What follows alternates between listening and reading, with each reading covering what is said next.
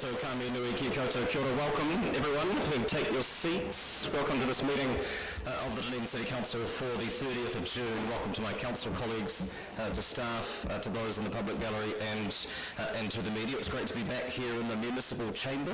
Felt like we were just getting going this training before we were all of us locked out by COVID-19, an experience that our next speaker is all too familiar with. Leading a meeting today, the new theme of our names here in the Auckland, very reverend Dr. Tony Curtis. Kia ora. Let us pray.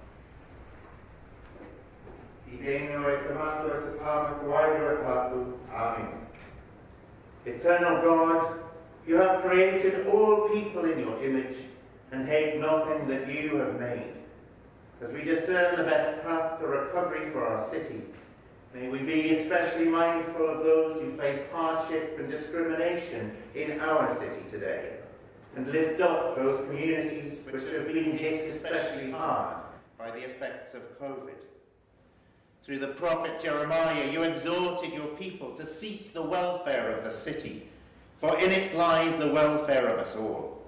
And through the revelation to St. John, you have shown us the vision of a city that is to come, where all are honoured, and the peace and prosperity for which we long are realised.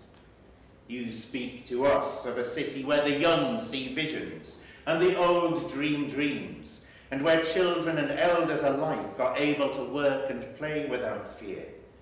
Give us a bold vision, led by your Spirit, to shape the future of our city of Otipoti, Dunedin, as a place of belonging and hope for all your people. And we ask this through the power of the one who was and is to come, the servant and ruler of all, Jesus Christ our Lord. Amen. John.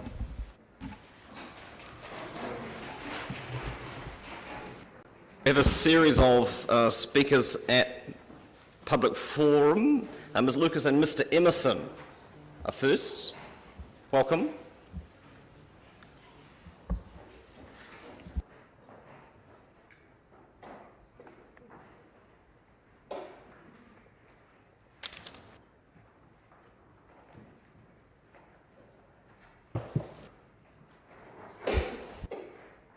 You just push the button on your microphone and get nice and close to it. The next 5 minutes are all yours. The one with the microphone with a line struck through it.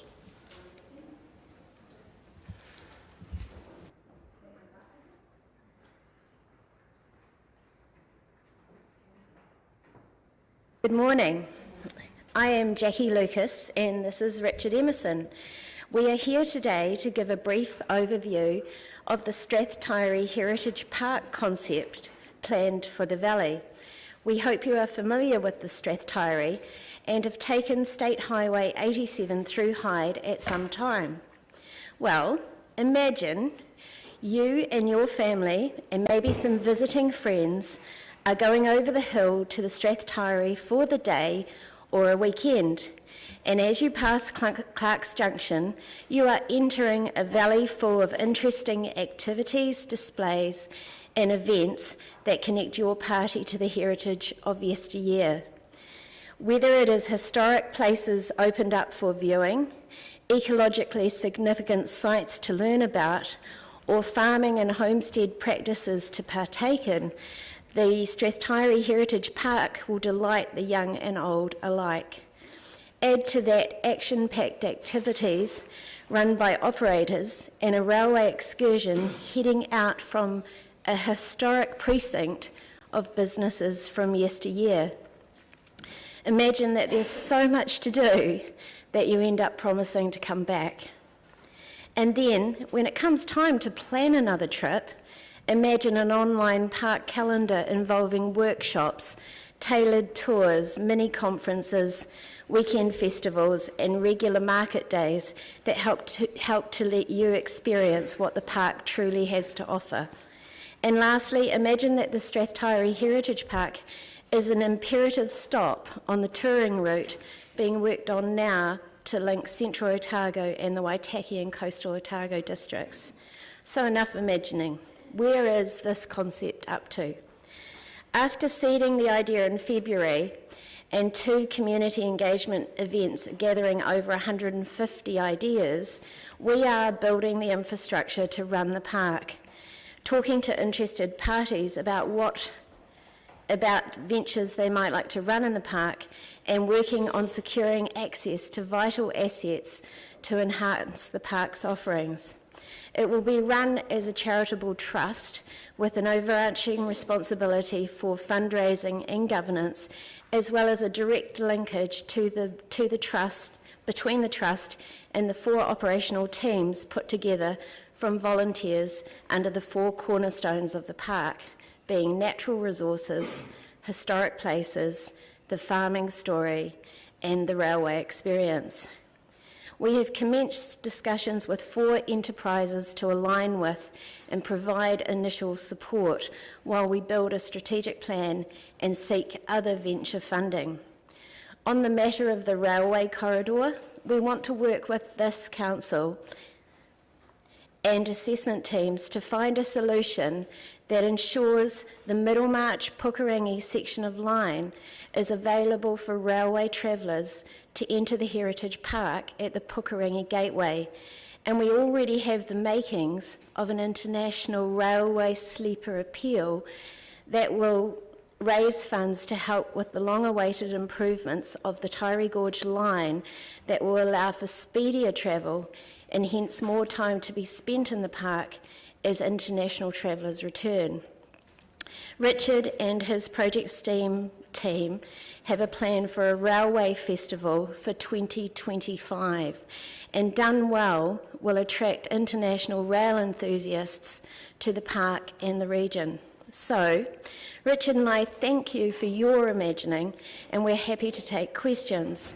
But lastly, there is an open invitation for councillors and senior staff to an on-site briefing next time you're in the vicinity, so everyone can become more familiar with this venture. Take us up on this when you get a chance. Maybe have a look at us on Facebook, and there is a Strathtyre Friends of the Strathtyre Heritage Park group as well.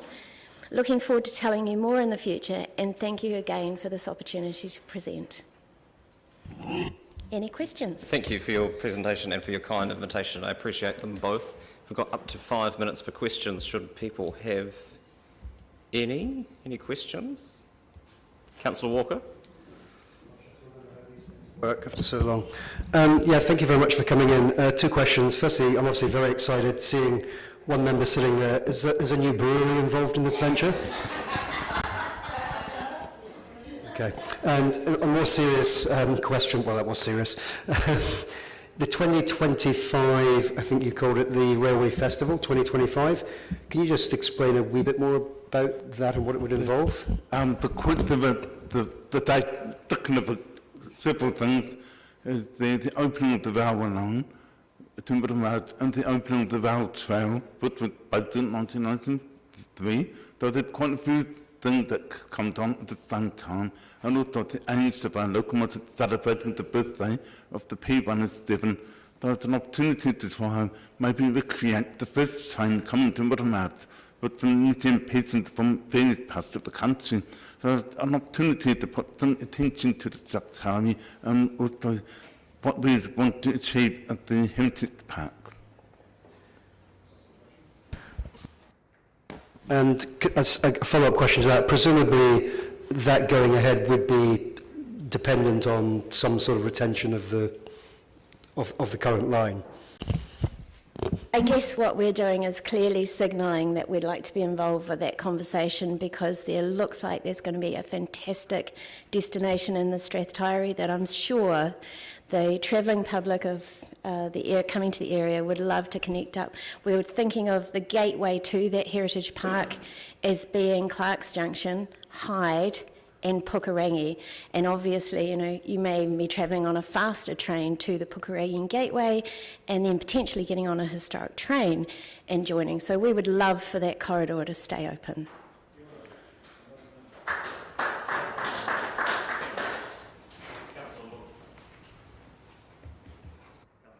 Councillor Lord, I'll speak up.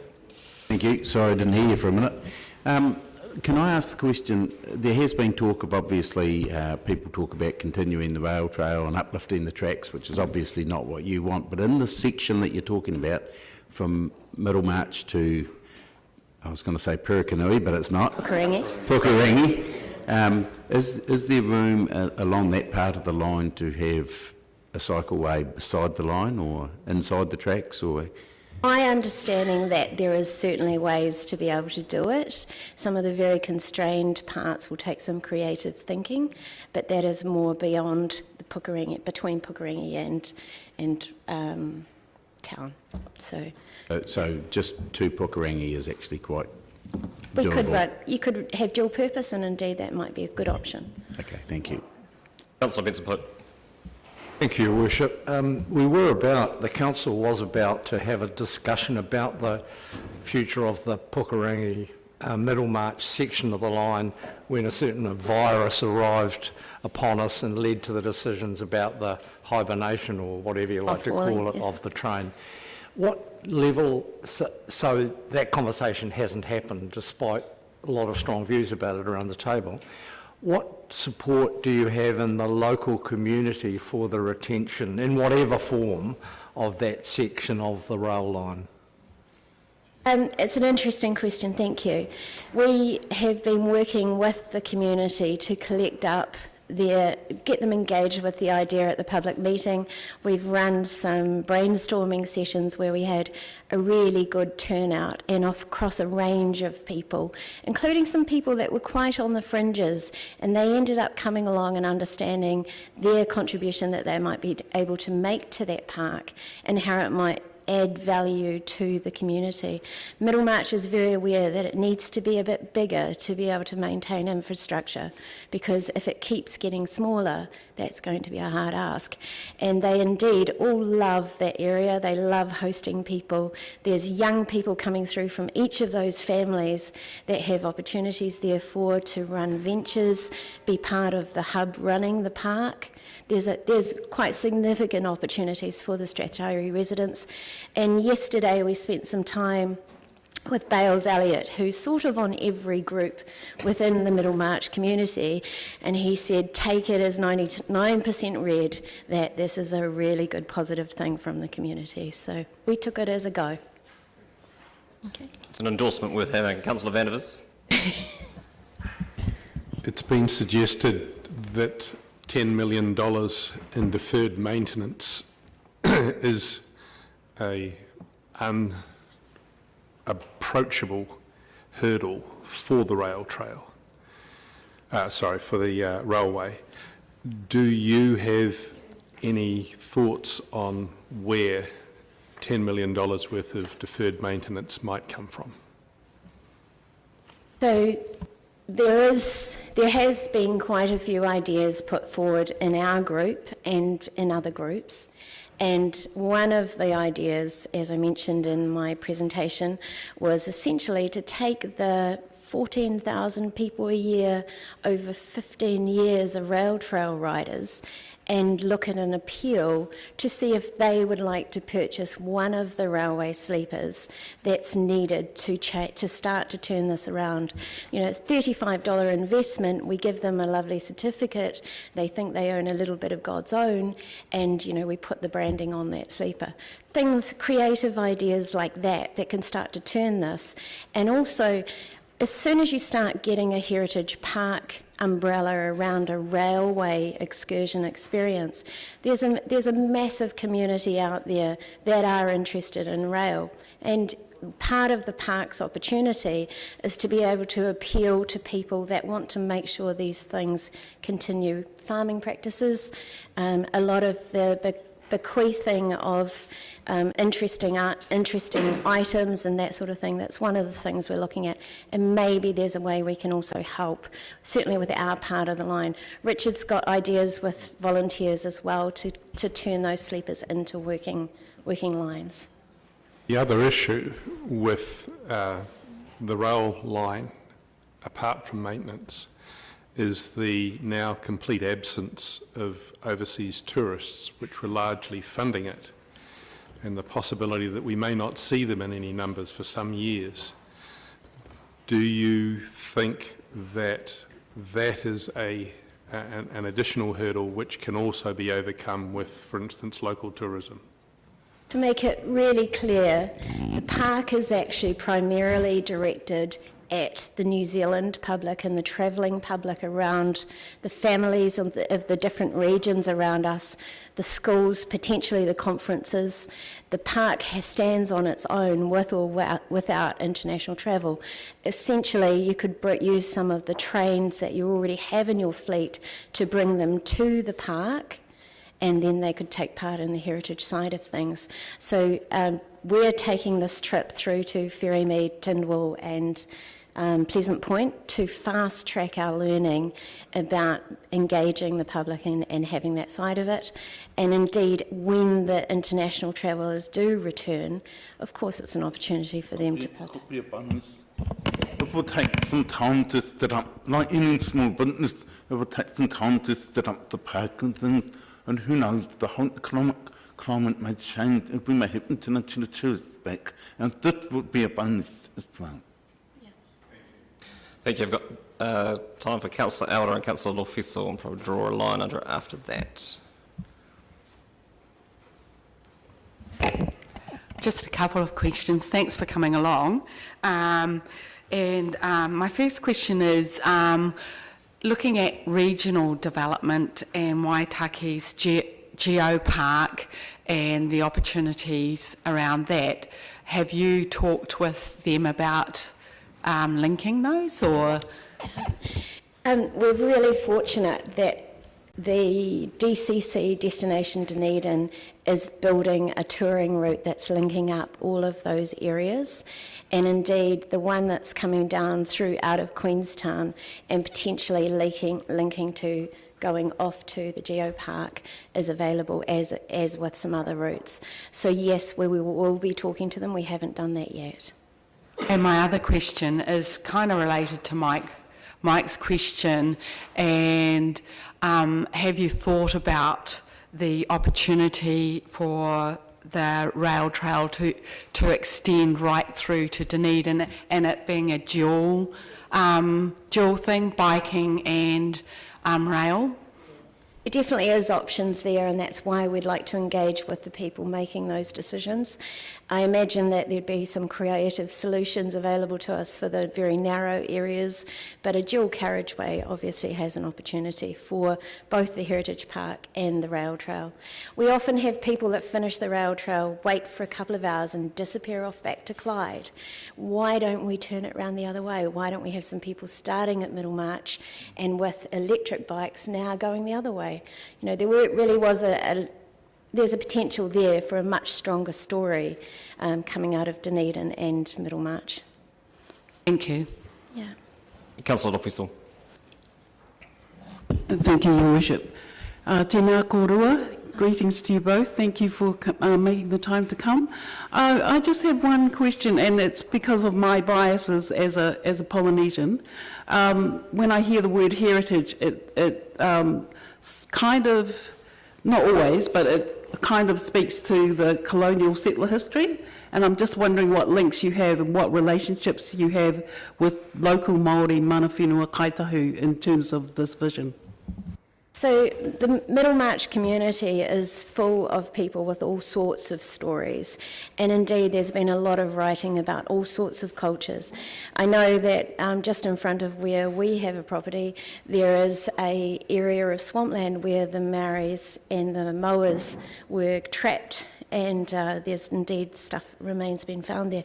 So of course that would be one of the opportunities that we have to increase that understanding of that culture and that background. And we indeed do want to work with anybody who's got heritage, however, whenever.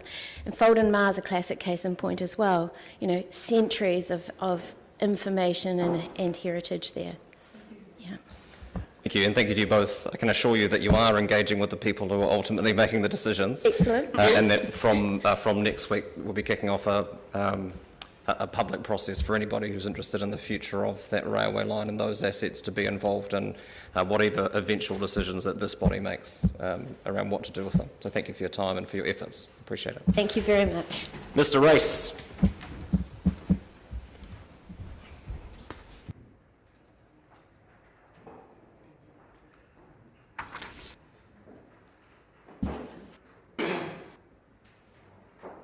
Welcome, sir.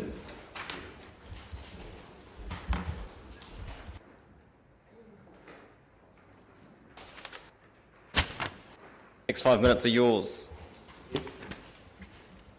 Thanks for the opportunity to speak to you. I'm here representing Urban Access Dunedin, which is a group that was formed earlier in the year for the purpose of engaging with the various authorities to ensure that access within Dunedin and the city itself works for all users. Our mission statement is, through a commitment to engage with local authorities, we will work with and provide representation on behalf of the public to ensure transportation decisions do not necessarily hinder access within the city. Our key objectives are to ensure that there is an elimination of unnecessary barriers to mobility within the city, support all road users, to ensure ease of access within the city, recognise the value that tourists and tourism bring to the city, to ensure public transport aligns with the needs of the users, to ensure the city's unique retail structure is retained, and to ensure there's enough public parking to support city retailers and businesses. Our prime purpose is one of engagement, as we've got a lot of experience in our team relating to motoring with 3 former NZAA district councillors, retailers, professional practitioners, highway project management and tourist business owners. Now that doesn't mean that we're pro-car, but then we're not anti-car either. Our main concerns are that we don't see that the city has a long-term vision on what it should look like in the future. And if the city had adopted a plan such as, for the want of a better name, Vision 2050, to consider what aspects that the city should have insofar as transport and mobility planning over the next 30 years, then all projects should be aligned with that vision. So it's more than just a 10-year plan. Projects such as the George Street upgrade, the new Dunedin Hospital redevelopment and the future needs for State Highway 1 would then be all part of this wider vision. What we don't want to see is a repeat of what happened with the Caversham section of the motorway, where initially it was far too small and had to be redesigned, and we had that in a very smaller way with having to redo that small section of the cycleway from Portsmouth Drive to Andersons Bay Road, where it needed to be done again, and that obviously costs a lot of money.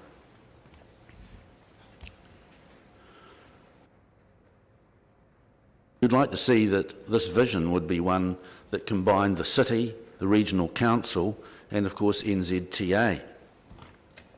We're all in this together. Climate change would be a consideration, but it would not be the sole driver.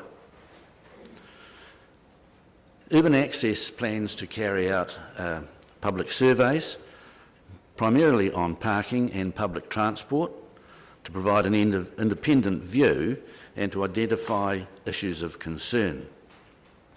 There's no ideology behind this, it's just a desire to get the view of the public. Now, some of our members have worked with council and council staff before on advisory groups, particularly the cycleways, and we believe that we have a broad experience that we can bring to the table. We're aware that the city is looking to develop an advisory group specifically for the George Street project, and we'd welcome the opportunity to be part of that process.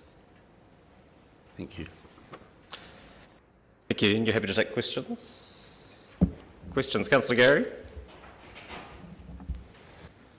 Thank you, Your Worship.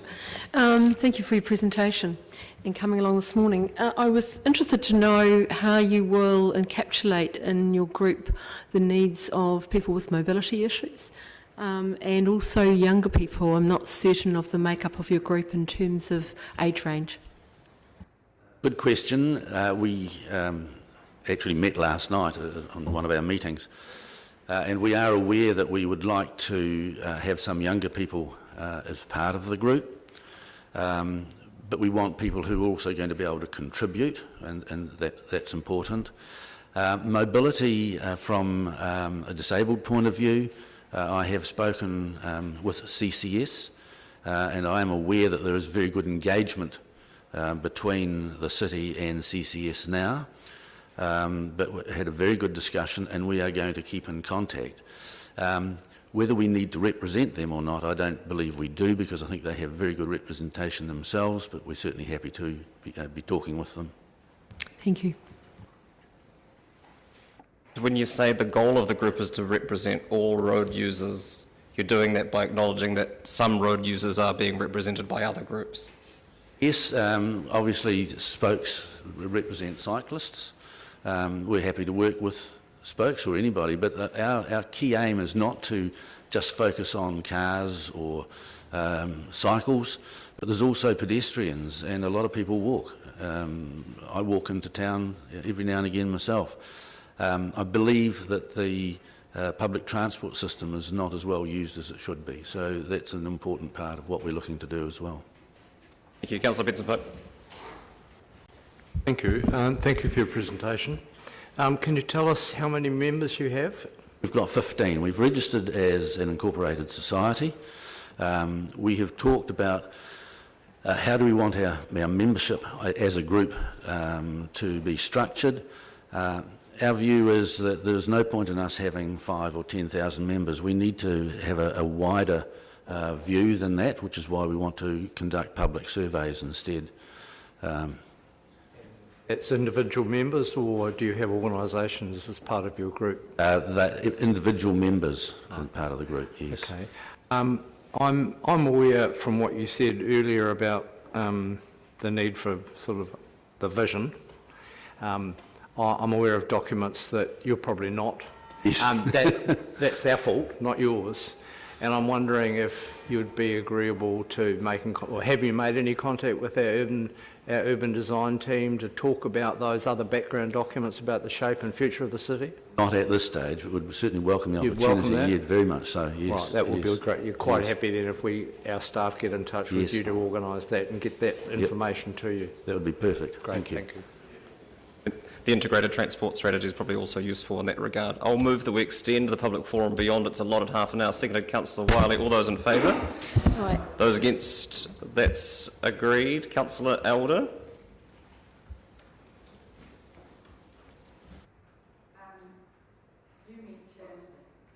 Here we go. You mentioned that you were going to work with all users. Can you just sort of elaborate on that and tell us a bit more about that? Primarily, we want to see the city function no matter how people get into the city, whether they are by car, by cycle, by public transport. We want to see the city working for everybody and not just purely for any one particular group. Cycleways, for instance, was an issue that I had a lot to do with involvement in the Automobile Association. The purpose of cycleways is obviously to keep people safe. Now, the same thing applies to pedestrians as well. And so we're not taking a view from one group or another. We just want the city to be able to be designed to work for everybody. So my next question is looking at, say, the whole big picture of Central City upgrade. You're not fixed on one idea, but rather wanting to look at the big picture. Certainly, I'm aware of the first retail plan that's been presented for that. I have my own personal views on that. From my perspective, I wouldn't have any objection to George Street being a complete pedestrian mall, providing there's alternative facilities for people to get into the city, and if it's by car, then there has to be adequate parking made available for them. On the other hand, I wouldn't object to parking being eliminated from George Street and the wider footpaths used for better landscaping, whatever. But again, if more parking is required as a result of that, we'd like to see that as well. So totally open on what the plan might be, providing whatever is done works. So, and whatever is done is a more integrated plan that looks at the whole area and how it works. Is that what you're saying? Definitely. Okay, thank you. Councillor Houlihan and then Councillor Barker. Thank you.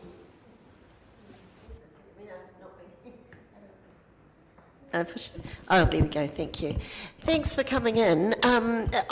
From what you're saying, it sounds like if you're on our advisory group for the CBD, you would also bring other business interests too for the CBD, not just transport, I believe. Isn't that the case?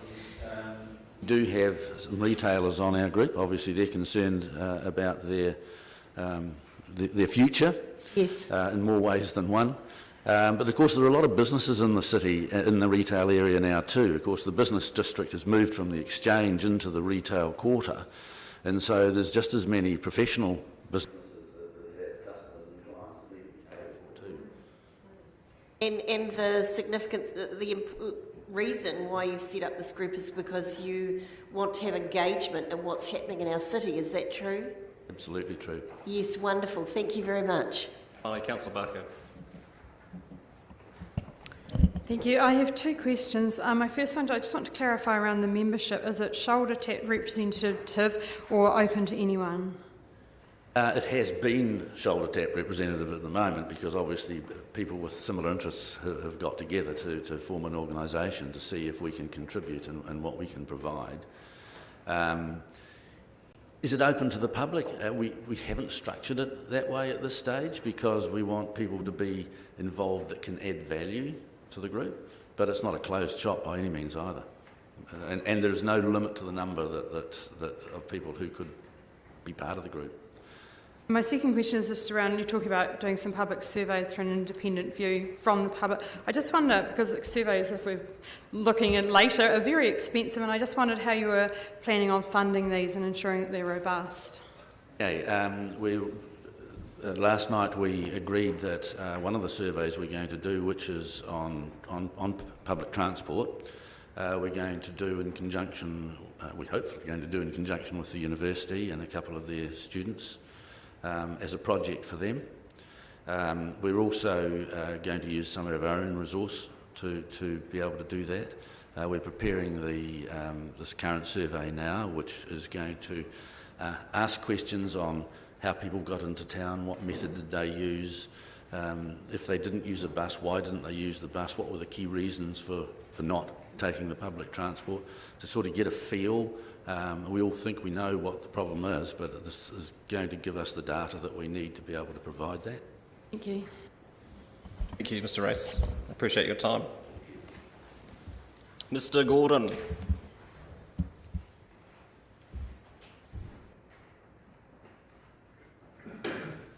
Welcome, Neil. We're all yours.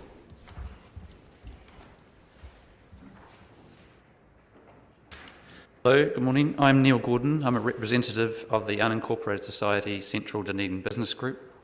We are a grouping of 40 financial members, being the voice of the independent owner-operated businesses that operate in the Dunedin CBD area, retail area. We wish to be represented on the Central City Plan Advisory Group.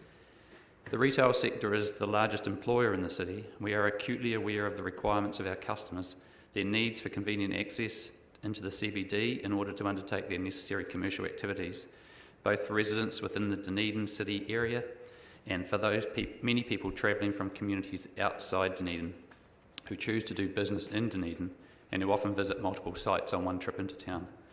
We propose that Jack Crawford, an optometrist, and myself, an accountant and retailer, be our representatives on this advisory group. Thank you for your time and consideration. Very brief. I appreciate that. You've got a big day. You don't want to muck around. Thanks, Neil. And just so you're aware, it's not on the papers, but my intention when we get to that item is to amend the terms of reference to allow for representation from any formal group of retailers in the area. And so it's not up to us to appoint you. You can appoint your own people. But just a question around when you talk about retail being the largest employer in the city, do you mean the centre city? Yes. All right, that's fine. Thank you. Yes. Councillor Benson-Pope. Thanks for your interest and desire to be involved. You're personally located in Albion Lane. Yes. I don't know if you're aware of this, but there have been some conversations between council staff and elected members and the operators of the Centre City New World in terms of the importance of that link from George Street through Albion Lane to their premises. And they even at one point mooted that they might be interested in making a financial contribution to the further improvement of that area. Do you think that's a conversation that we should continue to pursue? I've been waiting patiently since 1997 for that canopy to be finished. And now it's got that it actually needs to be upgraded because it's pretty dated. Some of us can remember the toing and froing over the canopy and what we could and couldn't do at the time. The other issue that it's always going to be part of whatever design we have in the central city, George Street or elsewhere, are the challenges around activating the spaces. What role, if any, do you see for people like yourself who are retail operators in those areas in helping to put together activities and other performances and so on to make those spaces even more attractive, irrespective of how they look, yes, to attract footfall? From my experience, because we have an area outside the shop which is a public space, and we've encouraged buskers to use that. We haven't had any formal performances as such. We haven't run a gig. Well, actually, we have run a couple of gigs in the past outside where we've paid the buskers to effectively perform at the time we wanted them to. But that space becomes a bit tricky at times when certain people use the space and scare some other people. Very enigmatic. Can I? When you say we, you mean your operation or a wider group? The group in the lane. All right. So I'd be correct in assuming that whatever we end up with, you think there is a significant role both in organising and funding groups of retailers and owners organising and funding things that will help to activate the streets and make them more attractive. It's difficult because there are certain days that it's not desirable to sit out in our public space outside our shop. I know that, and there are others when it is. Yeah. So it's finding that balance between access and enhancement. And appropriate groups of users, by the way. Yes. Thank you. Councillor Houlihan, then Councillor O'Malley.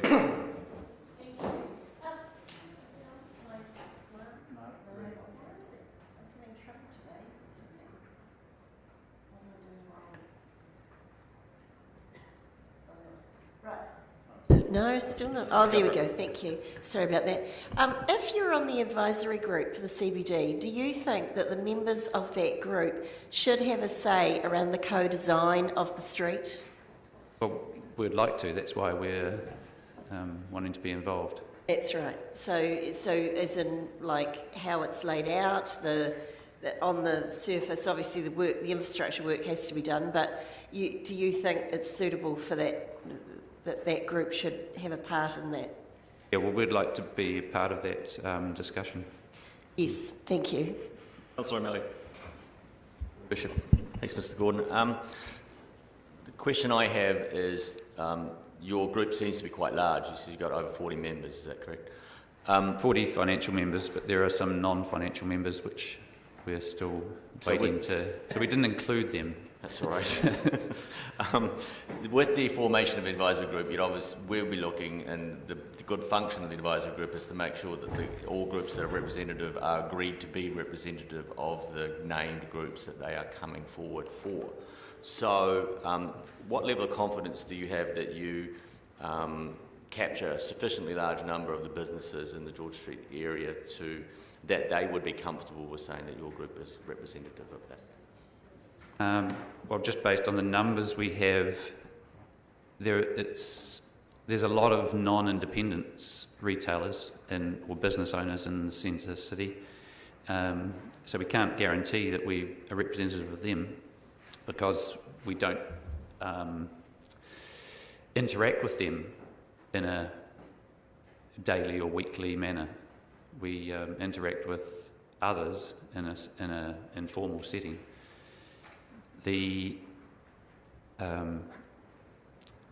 Well, we hope we're representative because we keep communication lines open and we talk frequently. Good enough for me. Yeah. Councillor Elder, and then Councillor Benson-Pope. Just a question I asked Mr. Race and am asking the Central Dunedin Business Group is about the planning around the whole area and the openness to look at all options rather than having a precluded option, etc. So what's the thoughts around the openness to looking at a number of options and working together with the whole advisory group on a bigger picture? That's why we want a reasonably large group, so it's fairly diverse, but we're hopefully all there to protect the business interests which operate inside the district, the business district. And we've all made commitments to be in that district, and we don't want to run the risk of less customers and then having to move into other areas which may or may not be supportive of business.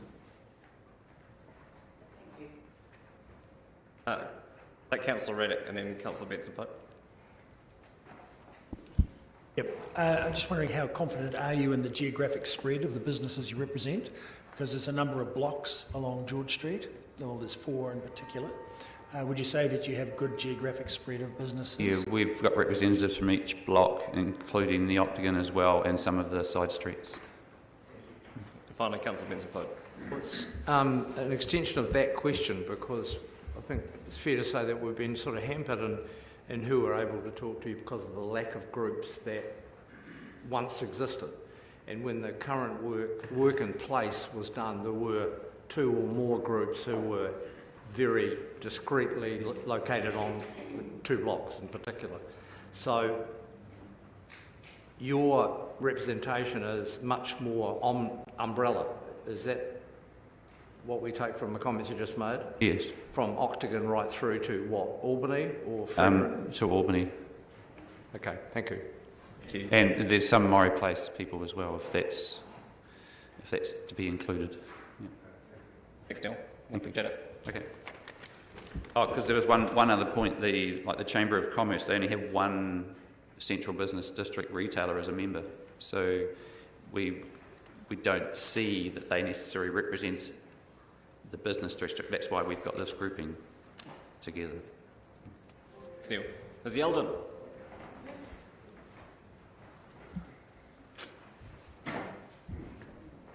And Mr. Thompson.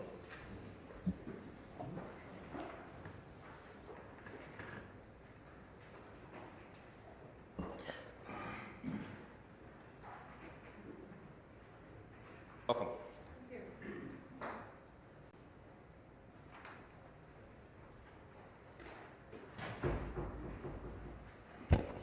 To do my usual thing and stand. Thank you, Mayor Hawkins. Next 5 minutes are all Okay, yours. so please take my written submission as read, and I'm willing to answer questions. I want to say that I'm very impressed with how well Public Forum is going, and also I refer to Councillor Fuso saying I come here to keep you honest.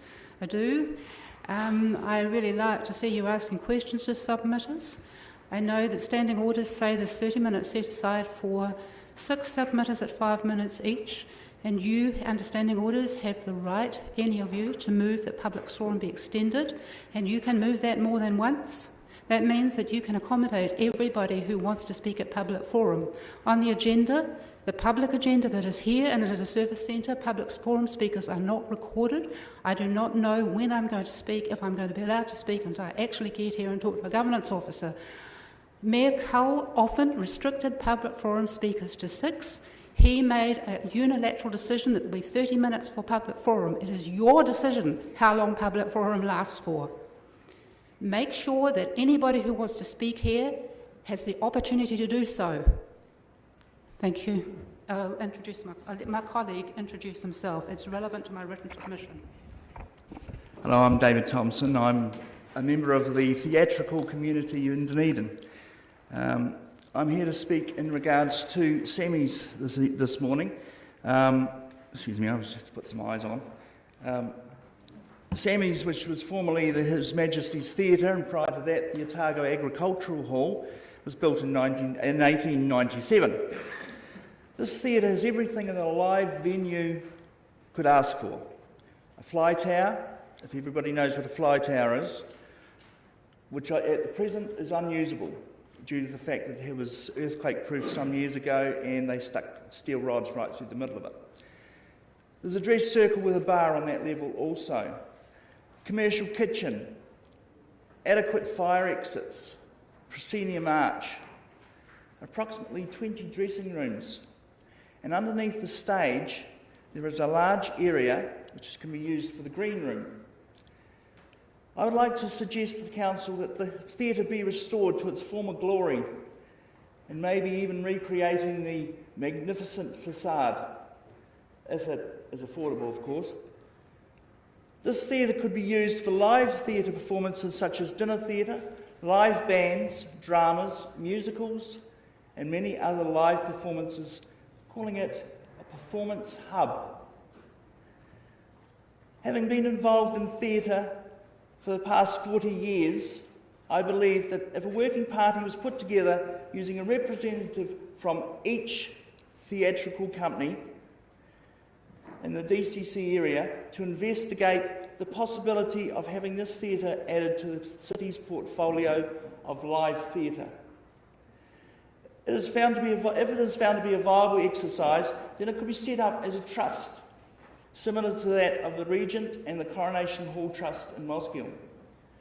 With the support of the DCC, I would be more than happy to be part of this working party. As this theatre was built in the Heritage Precinct, theatre people I have spoken to say that this is a good opportunity to bring back live theatre into a magnificent setting. The cost of the upgrade, I couldn't honestly say. It wouldn't be cheap. But the amount would probably be in the vicinity of between 20 and 30 million. If you want to put together a good theatre with modern technology. The theatre is already owned by the DCC and they've had ownership since 2017. I would like to see something done with this theatre before it deteriorates anymore after 3 years of sitting idle doing absolutely nothing. Thank you for the time. Thank you, Mr Thompson. And you may or may not be aware that there's an ongoing piece of work that Council are leading around the future provision of performing arts venues in particular, and while it's taking longer than many of us would like, the idea is that will feed into our long-term plan process next year, which is when we set budgets for the next 10-year period. So that would be the point at which we'd have the conversation about what or where and how much and those sorts of things. Can I just add to that, if you wouldn't mind? Yeah, go for it. I know that there was a review done about theatre in the Dunedin area. I was fortunate to meet the actual people that came over from Australia to do this review. When I asked them what theatres they'd been to, they said they'd been to the Globe, and at the time I think Fortune Theatre was still running. They'd been to the Fortune, and they'd seen the Regent Theatre. That's all there is. But there's more than 3 theatres in Dunedin. There are up to 10 theatre companies in Dunedin. and they saw 3.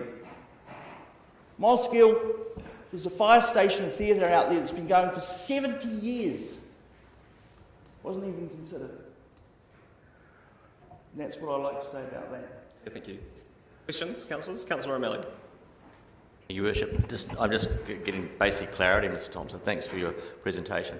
Are you offering to basically form a Sammy's or the Theatre Restoration Trust, and that you would see a benefit for a good outcome if there was a community involvement around theatre-based activities that a trust was associated with, that would work with the council on the development of a restoration of the Sammy's building? I can see that as a benefit. If the council was happy for a working party to be set up, we'd have to work alongside each other, but there is a lot of theatre people out there that have got a lot of knowledge in the makings of how theatre should work, and how the different aspects of theatre is. I mean, to put a fly tower in, there's only 2 theatres that I know of that's got a fly tower in Dunedin. Now, fly tower is something that all theatre groups would love to have, because it means they can fly things in. But there's only 2 that have it. One is the Regent and the other is Sammy's. But at this stage, Sammy's fly tower is non-existent. So it could be redone, it could be upgraded, but there is a lot of work that obviously has to be done, like earthquake proofing and other things that, you know, is necessary to be done. Thank you. Councillor Houlihan. Thank you. Oh, good, I'm on. Thank you for your report. Yeah, I was gutted when the Fortune closed, and I want to see something as well, so I'm with you on that. Do you have any concerns around Sammy's with access? What way? In the fact that it's on that one way where it's positioned, some people are saying it's a bit difficult to get to. Do you have any concerns about that? I think something like that could be looked at. Could be something that we would look at as part of the working party, working group, as to how we could fix the access. Right. If there was something in South Dunedin, would you also consider that? If a theatre was built similar to what we are asking for, then yes, I certainly would. Councillor Houlihan, I'd just like to add that fire safety needs to be considered with Sammy's. Well, fire would have to be considered with any building, yes. I would imagine. Yeah. And did you have any engagement? It sounds like you chatted to the people that did the report, but did you have any engagement for them, you know, actually doing the report? Like, was there? Not really. At the time I was up at the Globe Theatre for something else, and we sort of got chatting about it. They told me who they were, and I at the time I was involved with the fire station theatre at Mosgiel, and I said, "Have you been out and seen what's in Mosgiel?" "No, where's that?" So, right, and I mean, you're saying you've had a lot of years of experience in the theatre. Do you believe, or I mean, it might be something you can't answer, but that group that did the research, do you think they engaged enough with the theatre and arts people in our city? I think perhaps they might have engaged with what we would call professional theatre. There are a lot of amateur theatres around Dunedin. The only difference between amateur and professional theatre is one gets paid, the other doesn't.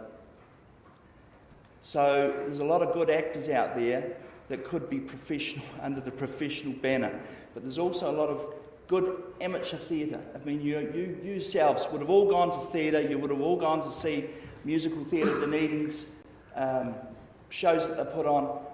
They're excellent theatre groups, but they're all amateur. Thank you.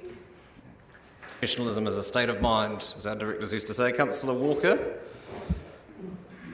Thank you, Ms Yalden, and thank you, Mr Thompson, for the obvious passion of your presentation. You have focused very much on theatre, and I ask this question as somebody who's probably spent too many nights in Sammy's at various gigs, but would you not agree that bands and musicians within New Zealand and indeed from across the world are absolutely crying out for a venue of this size in Dunedin. Absolutely, absolutely. This theatre could be used for anything in the theatrical world that you could possibly want. You could use it for live bands. You could use it for housing if you wanted to. You could call it a housing hall, you know, on a Sunday afternoon, and you want to have housing. You could use it for that. But it's a beautiful theatre inside. I was in there probably in my youth, probably about 30, maybe 40 years ago. And in its day, it was beautiful. It's got a beautiful proscenium arch. You look at the region, it's very similar to the way the region's been done. And I believe that given the work that can be done to it and funding to go with it, I believe that we can put together another theatre as good as the region. Councillor Reddick. Thank you, Mr. Thompson. Have you done any research on, the demand for attendance at such theatres? Because, as you say, we've got 10 already. How many more do we need? Just one more, or do we think more than that? And what's the attendance and cost effectiveness of these theatres and cost viability? 10 is the theatre groups that I know of. That doesn't include all the theatres. There is only really 2 theatres of this size, and one of them, of course, is the Regent, the other one is Sammy's. So therefore, in Dunedin, we only have one theatre of this seating capacity.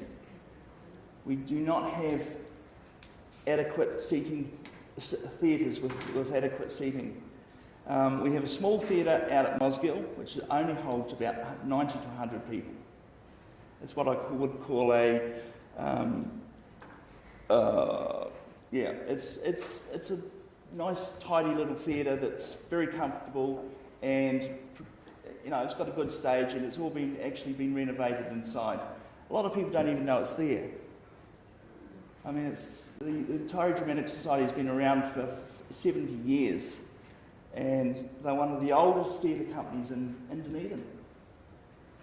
But just getting back to theatres, there's only the Regent and Sammy's that have actually got good wheelchair access, because they're on ground level, and Regent, of course, have put their lifts in. But the likes of Mayfair Theatre, how many people have been to the Mayfair, and how many people that can't get up the stairs if they're in a wheelchair? So those people can't go to the theatre. So again, you've got the Mayfair, you've got the Playhouse Theatre down the North End. Again, same situation. You've got stairs. Every theatre's got stairs. Sammy's hasn't got stairs. It's straight in. It's level ground. So that's why we need to have a second theatre of this size for seating capacity. And there is a demand for it. There's a demand in the fact that theatre groups need to be able to put their performances into a theatre and be able to encourage audiences of that size. Thank you, Mr. Thompson and Ms. Yeldon, for your presentation. I just wanted to check whether you're aware of how Council widely interacts with theatre through the grants schemes that we have. Yes, I do know how the grant system works, because I was Treasurer for the Taieri Dramatic for 15 years, and I've just been made Treasurer up at the Globe Theatre. You're well aware of how we understand the groups that are there. My question is around how widely you've discussed, it sort of segues from Councillor Raddick's question, how widely you have discussed your view around refurbishment of Sammy's. I've only sort of talked to different ones in the theatre groups as to what was there before and what is there now. Obviously, it's been sitting for 3 years. I don't know what it's like inside. I've never actually been able to go in and have a look. I'd love to do that. I'd love to go in and actually look right through the whole place to see what is there and what can be fixed and what can be done to make it workable again. Thank you. Thank you. Thank you both for your presentation and for your time. Thank you for your time. Item 3 into the meeting proper, apologies. There are none. Thank you everyone for being here today and facilitating our photo this morning. I appreciate that. Confirmation of the agenda. I'll move that Council confirm the agenda with the following alteration in regard to Standing Order 21.4, that option C be adopted in relation to moving and seconding and speaking to amendments. Seconded Councillor Gary. All those in favour? Aye. Those against? That's agreed. Declarations of interest. Any amendments to be made to the interests register? In that case, I'll move that Council notes the elected members' interest register, confirms the proposed management plan for and notes the proposed management plan for the executive leadership team. Seconded Councillor Staines. All those in favour? Aye. Those against? That's agreed. Item 6, confirmation of minutes. I'll move that the Council confirms the public part of the minutes of the extraordinary Council meeting held on the 6th of April 2020 as a correct record. Seconded Councillor Staines. All those in favour? Aye. Those against? That's agreed. I'll move that Council confirms the public part of the minutes of the ordinary Council meeting held on the 4th of May 2020 as a correct record with the following error corrected. The time frame for extending the statements of intent was correct in the report but incorrect in the recommendation, as it read 31 May and should have read 31 July. The resolution that was passed reflected the recommendation but contained an error. So that item 6, Mayor's Report J, approves extending the timeframes for council-controlled organisations to finalise their statements of intent by 1 month to 31 July 2020. Seconded Councillor Gary. Any discussion? I'll put it. All those in favour? Aye. Those against? That's agreed. I'll move that Council confirm the public part of the minutes of the ordinary Council meetings held on the 25th of May and the 8th of June as a correct record. Seconded Councillor Staines. All those in favour? Aye. Those against? That's agreed. I'll move that Council confirm the public part of the minutes of the ordinary Council annual plan deliberations meeting held on the 27th of May as a correct record. Seconded Councillor Staines. All those in favour? Those against? That's agreed. Minutes of committees, Planning and Environment Committee, Councillor Benson-Pope. Thank you, Worship. I move the Council notes the minutes of the Planning and Environment Committee meeting held on 11 February 2020. Thank you. Seconded Councillor Walker. All those in favour? Aye. Those against? That's agreed.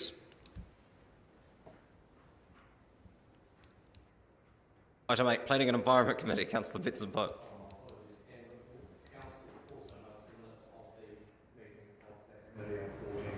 Seconded Councillor Walker. All those in favour? Aye. Those against? That's agreed. Item 9, Economic Development Committee, Councillor Staines. I'll move that Council notes the minutes of the Economic Development Committee meeting held on the 9th of March 2020. Seconded Councillor Elder. All those in favour? Aye. Those against? That's agreed. Item 10, Finance and Council Controlled Organisations Committee, Councillor Lord. Yes, Worship, I'd like to move that we note the minutes of the Finance and Council Controlled Organisations Committee meeting held on the 9th of March 2020, item 10, and also on the 15th of June, item 11. Thank you. Seconded Councillor Hall. All those in favour? Aye. Those against? That's agreed. Infrastructure Services Committee, Councillor O'Malley. Your Worship, I'd like to move that the Council notes the minutes of the Infrastructure Services Committee meeting held on the 12th of May 2020. Seconded Councillor Rack. Those in favour? Aye. Those against? That's agreed. Grants Subcommittee, Councillor Gary. I'd like to move that Council notes the minutes of the Grants Subcommittee meeting held on the 18th of March 2020 and B, approves the following Part B item of the minutes of the Grants Subcommittee meeting held on the 18th of March 2020 and C, takes Part C items of the minutes of the Grants Subcommittee held on Wednesday the 18th of March 2020 in the non-public part of the meeting. You seconded Councillor Lofiso. Any discussion? All those in favour? Aye. Those against? That's agreed. Audit and Risk Subcommittee, Councillor Lord. I'd like to move that Council notes the minutes of the Audit and Risk Subcommittee meeting held on the 19th of December 2019 and that they take the Part C items of the meeting of the Audit and Risk Subcommittee held on Thursday the 19th in the non-public part of the meeting. And I'd also like to recommend that the Council notes the minutes of the Audit and Risk Committee held on the 13th of February 2020 and take the Part C items of that meeting also held in the non-public part of the meeting. Thank you. Seconded, Councillor Hall. All those in favour? Aye. Those against? That's agreed. Item 8, minutes of community boards. Mosgiel Tairi Community Board, Councillor Houlihan. Thank you. I'd like to move that the Council notes the minutes of the Mosgiel Tairi Community Board meeting held on 5th of February 2020. Thank you. Seconded, Councillor Elder. All those in favour? Aye. Those against? That's agreed. Otago Peninsula Community Board, Councillor Wiley. Your Worship, I'd like to move that that Council notes the minutes of the Otago Peninsula Community Board meeting held on 23rd of January 2020 and also notes the minutes of the Otago Peninsula Community Board meeting held on the 12th of March 2020. You seconded, Councillor Raddick. All those in favour? Aye. Aye. Those against? That's agreed. Saddle Hill Community Board, Councillor Raddick. Thank you. I'd like to move that the minutes of the Saddle Hill Community Board meeting held on the 23rd of January 2020 and also the meeting held on the 12th of March 2020 be noted. Thank you. Seconded, Councillor O'Malley. Those in favour? Aye. Those against? That's agreed. Strathtyre Community Board, Councillor Lord. Yeah, I'd like to move that Council notes the minutes of the Strathtyre Community Board meeting held on the 12th of March and also the one on the 23rd of January. You seconded, Councillor Raddick. All those in favour? Aye. Those against? That's agreed. And finally, Waikawati Coast Community Board, Councillor O'Malley. Worship, I'd like to move that the Council notes the minutes of the Waikawati Coast Community Board meeting held on the 22nd of January 2020. You seconded, Councillor Raddick. All those in favour? Aye. Aye. Those against? That's agreed, and we're caught up with the minutes. Thank you. Part A, reports. Item 24, adoption of the 10-year plan 2018 to 2028 amendment. Ms Graham and Mr Logie.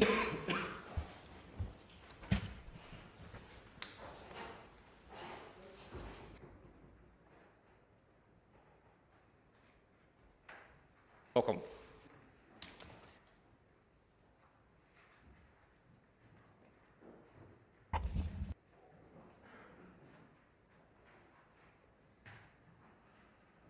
Anything from either of you by way of opening? Are you happy to take the report as read? Happy to take it as read, Your Worship. Perfect. Questions, councillors?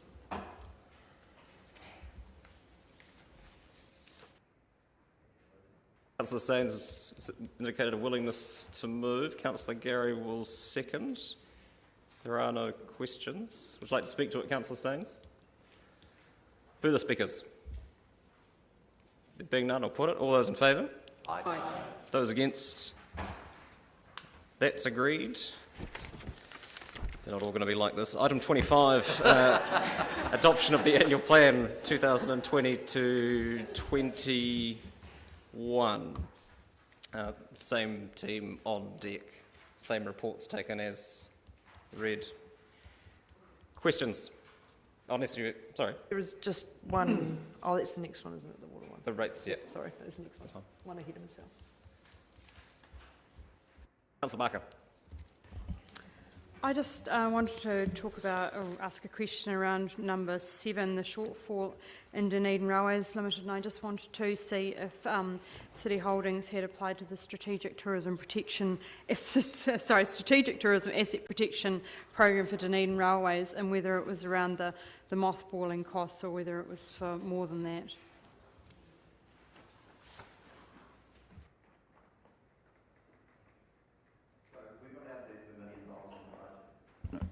We've allowed $1 million in the budget for the mothballing costs. I'm unclear as to what DCHL are doing in terms of that process, but we can certainly ask them. Actually, I'm aware. So they have applied, but it's for the costs of the work now for the investigations into what next for Dunedin Railways. So Dunedin Railways and all of the assets. There were some restrictions. So we'd been asked, for example, could they apply for upgrading the tracks, for upgrading the bridges. There were a whole series of things around hard asset maintenance that were not able to be applied for. So what they've applied for is the cost for the studies into the relative economic benefits of the city for the various options for Dunedin Rail going forward. Councillor Vandervis. The problem potentially of there being an unbalanced budget has been raised. If the anticipated post-COVID shortfall of minus 10% in revenue actually happens, will we then be in an unbalanced budget situation?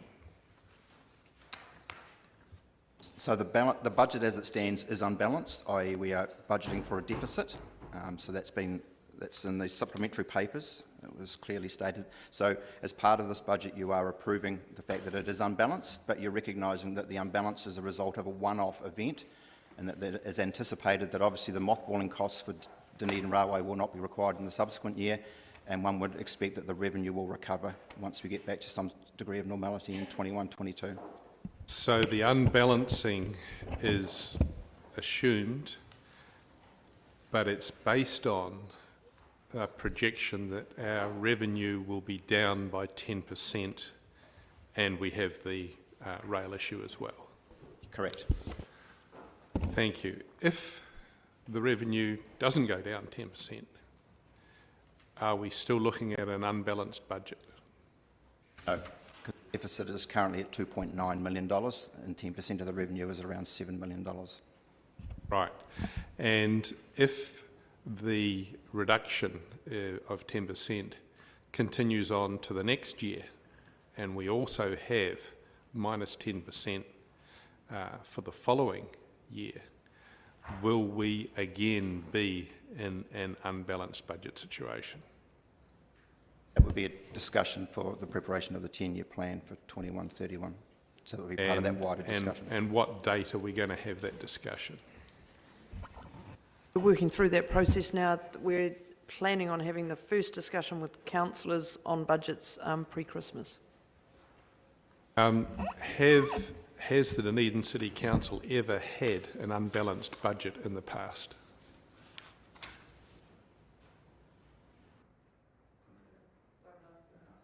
I would suggest it's unlikely. So we do try to aim to have a balanced budget. We have discussed it with the auditor, and this is a process that a number of councils are choosing to opt for this year because of COVID and because of the projected shortfall in revenue. Do you know which other councils are having an unbalanced budget this year? No, but I've been in discussions with a number of CEs, and this has been talked about fairly widely around the sector as one of the mechanisms for dealing with the expected shortfall. But you don't know of any other councils that are proposing an unbalanced budget at this point? I know some that are planning so, but that through chief executive discussions, I wouldn't be willing to put that on video. Okay, so it hasn't been made public yet, to your knowledge, of any other councils having an unbalanced budget at this stage? I'd be surprised if some of it isn't in public, given that it's the 30th of June. I just can't tell you which ones. Okay, thank you. Thank you. Councillor Lord's indicated a willingness to move in due course. Questions though? Councillor Walker? Yeah, thank you. My questions were also around Section 100 of the Local Government Act regarding the unbalanced budget, and the CEO has answered the second question as to whether or not other councils have decided to take on Part 2 of Section 100. In the first part, when it says we are allowed under Section 100 Part 2 to have an unbalanced budget, where I think it says financially prudent to do so. Are they the words? I think so. Where is the line on that? Or is that a really hard question to answer? So again, I'll just reiterate what I said before. The reason why we've got the unbalanced budget is these one-off things, the mothballing costs and the things. So therefore, a financially prudent person would assume that all things being equal and things correct in the subsequent year, then it's financially prudent to do it in this 1 year. It's a one-off type issue. Councillor Elder. Just a question, and that is the post-COVID-19 and the government putting out funds for all sorts of things. Is there the opportunity to actually apply for funds we looked at the feasibility study for, say, what to do with the Tyree Gorge, for example. Could there be funds available that we could apply for that actually could help us recover some of those losses, so to speak? Yes, we're applying where we're able. You'll have seen recently we've applied for money for community hall upgrades, for example. So yes, we are. That's great, thank you. No further questions. It's been moved, Councillor Lord. Seconded, Councillor Gary. Councillor Hall had actually put his hand up, but he's gone. It's difficult to do when he's not in the room, though. Yeah. We haven't evolved to proxy voting quite yet. Would you like to speak to it, Councillor Lord? Oh, well, look, all I'll just say is this is what it is. This COVID is a very unique event, and it's and the mothballing of the rail was something that we didn't anticipate, and was hard to do anything different. So, yeah, I'm happy to move this as it is. Any further speakers? Councillor Vandevers. I believe that this, in my view, is simply a COVID-blind annual plan. The mothballing of the rail is just a $1 million red herring in the scheme of things. What we have done post-COVID is essentially what we've done in the past anyway, pre-COVID. That is to say, charged ahead with the same 6.5% rates increase, knocked it back a bit with a few million chopped off, as usually happens from council budgets, and that there is no real recognition of the absolutely fundamental and substantial change that COVID has wrought for us and for the rest of the world. Mr. Logie's, I think, very optimistic suggestion when he says that when things correct next year, I don't believe is appropriate in the situation where we are looking for the first time as a country at having hundreds of thousands unemployed instead of tens of thousands, and thousands of businesses going to the wall, as has never happened before in this country. For us to continue with a similar kind of annual plan as we have in the past, to, for the first time, in my experience, to be adopting an unbalanced budget, to me, under these circumstances, adopting an unbalanced budget is something that only unbalanced people can do. We have a situation... Point of order, Your Worship. 25.25 is about disrespectfulness, and I consider that to be disrespectful. Yeah, I'm inclined to agree. So, Councillor Vandevers, I'd ask if you could apologise and withdraw from referring to your colleagues as being unbalanced. Well, they haven't agreed to it yet, but I will withdraw, noting that it is simply my opinion. And your opinion is disrespectful, so if you could apologise and withdraw, thank you. I do apologise for making that public. Carry on. The borrowing to meet operational shortfall is what underpins an unbalanced budget.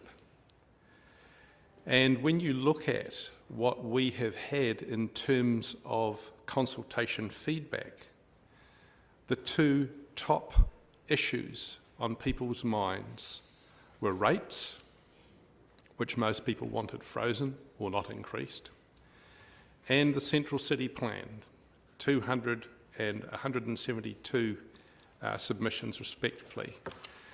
And by far most people regarding the Central City Plan wanted it deferred or simply got rid of. And that includes every single one of the chairs of our community boards.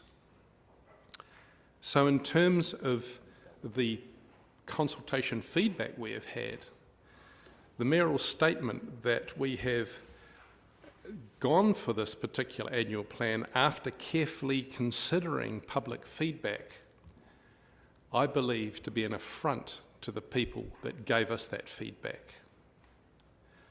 I don't see any careful consideration of public feedback here at all. If we had done what I believe to be the importantly necessary thing to do, and that is to not be COVID blind, to not carry on as before with $60 million for George Street to the Exchange, with $20 million for improving the look of things around the university. If we had pulled back to a zero rates increase and recognised that actually the public didn't want us to go ahead with these super expensive capital plans, then that would be an annual plan that I think A, could have been balanced, and B, I could have happily voted for. We have no budget for the enormous looming cost of the new landfill in this annual plan. Just no budget there. We have no effective diversion of 80% of our waste to landfill, the trade waste. We have no annual plan balance here that possibly is sustainable in any sense of the word sustainable. I can't vote for an annual plan that is unsustainable, that is unbalanced, and that is COVID blind. Thank you. Yeah, thank you. Just, I would say that the reason there's no money to cover the landfill in the annual plan is that we're not doing it in the next 12 months, and we're here to sign off the budgets for the next 12-month period. I also take some issue with your assertion that all community board chairs supported your opinion. That certainly isn't the case, and it isn't my recollection of that. A number of them did, but it certainly wasn't universally supported by the community board chairs. Would you like to let me know which Certainly one not didn't? West Harbour Community Board, no. Councillor Gary. Thank you, Your Worship. Have we ever had an unbalanced budget? No, not to our knowledge. Have we ever experienced a global pandemic before? No, most definitely not. And have we chosen to invest in our city in this annual plan? Yes, we have. And have we, throughout our decision making, made considered and careful decisions given all the information before us, which our community doesn't necessarily have, but they elected us to make decisions based on all of the information before us? Yes, we have. And in my view, we have held the tiller very steady and on course in really stormy waters. And I'm proud of what we have managed to deliver, listening to our community and around the hardship experienced by sections in our community, but continuing to invest in our city and looking forward. And I take great exception to the comment made earlier by my colleague. Thank you, Your Worship. I guess we, like us in the room, have never seen a global pandemic, but I would remind that the Council has seen the 1918 influenza pandemic. And therefore to say that never in our history before we've ever faced this would imply that you don't go beyond 1918 in your history, or the Great Depression of the 1930s. Mr Logie, when was asked about the unbalancing of this year's budget, are we doing an unbalanced budget this year? And I pulled up the Local Government Act because I've got nothing else better to do at the moment. It does allow us to do this in very specific circumstances. And in this annual plan, in this year, we have decided that the circumstances are unusual. If this was to persist, then we would not be talking about a temporary issue, and we would address it, and we will address it in the next time we set our budget, which is when we set the long-term plan.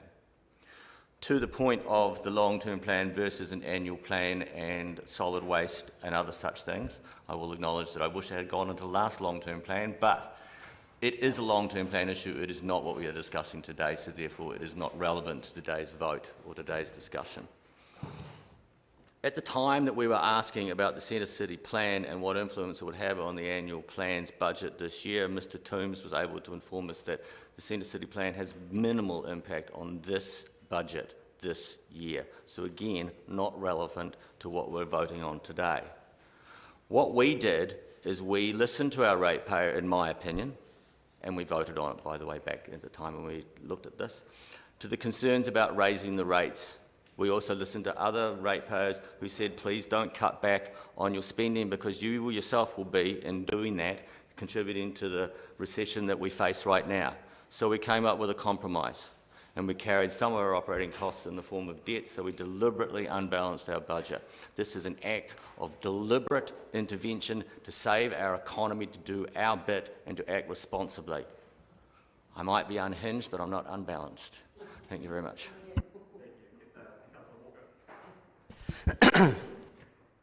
Yeah, thank you, Your Worship. I also just want to reiterate what the two previous speakers have said, and I also couldn't disagree with Councillor van der Vos more, actually.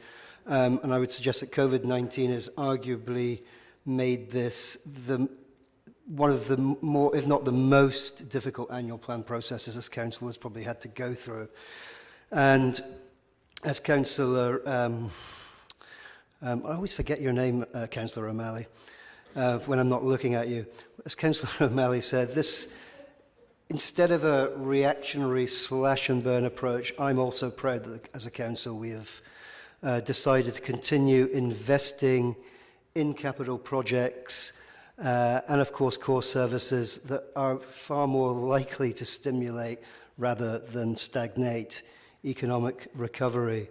And of course, in a time of crisis, the job of weighing up investment to stimulate growth, I guess, against belt tightening to mitigate the financial stresses felt by many, I'd imagine was tremendously difficult for staff and not an easy one to make. And as I mentioned earlier, Section 100 of the LGA does require us to endeavour to get a balanced budget. But again, as I mentioned, Part 2 of that section of the LGA does allow us to look at an unbalanced budget when it is financially prudent to do so. So I would say that a 4.1% instead of 6.5% rates increase, increased borrowing, of course, thankfully the 950,000 COVID recovery funds to support economic and social well-being, and the continued investments in capital projects is definitely, in my mind, something that gives us the best opportunity to mitigate what are going to be some heartfelt impacts on our most vulnerable residents, but while at the same time laying the foundations for hopefully a more sustainable long-term recovery. As Mr. Logie has stated, and fingers crossed, let's hope so, the operating shortfall for 2021 is expected to recover in future years. So in my mind, setting this unbalanced budget in the context of COVID-19 is financially prudent and presents us with the most logical and realistic balance, which again is always hard, between managing the financial pressures on those current ratepayers, and again, as it states in the Local Government Act, not unduly impacting ratepayers down the line at some point hence. Thank you. Thank you. Yes, I wasn't going to speak on this, but after Councillor van der Vos made his comments, I felt I had to. I just feel you can disagree, I disagree often, but there's no need to be unfair about it. I felt the comments saying that people, i.e. the councillors were unbalanced is absolutely unfair. I know he apologised for that. I also feel the comment saying that the council, or if I've understood this correctly, correct me if I'm wrong, which I'm sure you will, COVID blind, those comments to me infer that the council didn't do anything proactively to help or to look at the situation. I absolutely disagree with that. And I think when our CEO leaves this building, when she retires, she can hold her head high and know that she did a really good job in looking after the staff and the people. So I take offence with these comments, and I'm sick of them all the time. I really think it's too much. And I wanted a lower rate, there's no doubt about it. I definitely did. I agree with Councillor van der Vis there. However, we made a compromise. I agreed that it was more beneficial for people, because it's the people in the end we have to think of, to have the $950,000 COVID fund. And I think that's really important. So I want it on the record that the council and our CEO particularly did take care, and she cared for the people.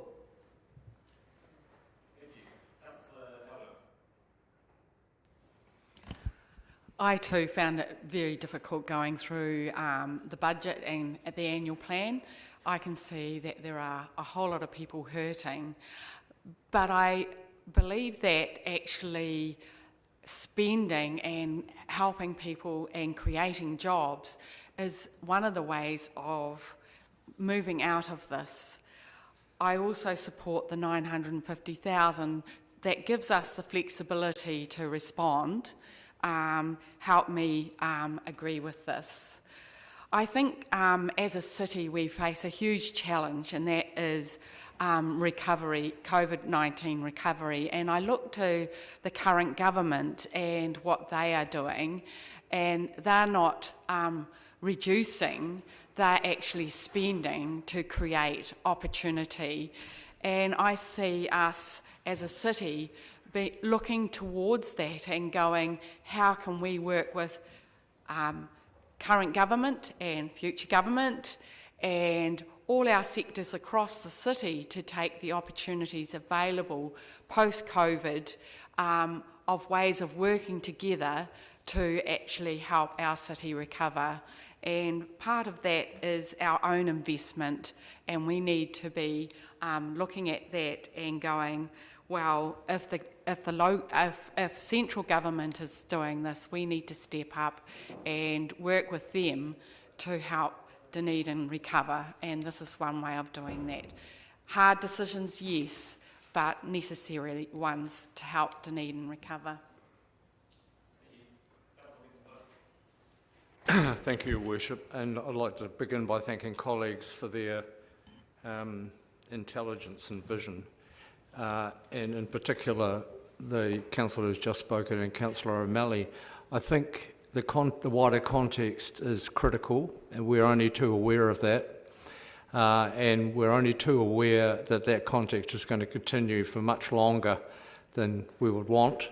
And the current dynamic of certain lobby groups in the community demanding that the borders open immediately, while in the next breath they complain about government not managing quarantine New Zealanders coming home, is going to demonstrate how difficult that's going to be. And we know that we've got a lot of tourism operators who were hanging their hats on some sort of bubble with our Australian friends. Well, it doesn't look as though that's going to eventuate. So it makes it even more, in the short term anyway, it makes it more important, even more important, that we mirror, as councillors have suggested, the extraordinary leadership that we've seen from government. I would say that, and I will say it again and again, because we should all thank our lucky stars that we happen to live in this country and had a government that was prepared to bite the bullet, not just take decisive action about what it was going to do and when, but to back it with huge amounts of money. And that leadership, I'm sure, will continue. And it's been interesting to see who would have thought that any government would put the literally hundreds of millions of dollars into... This debate and discussion is on our annual plan, not central government. I believe Councillor Benson Pope imagines he's back in Parliament.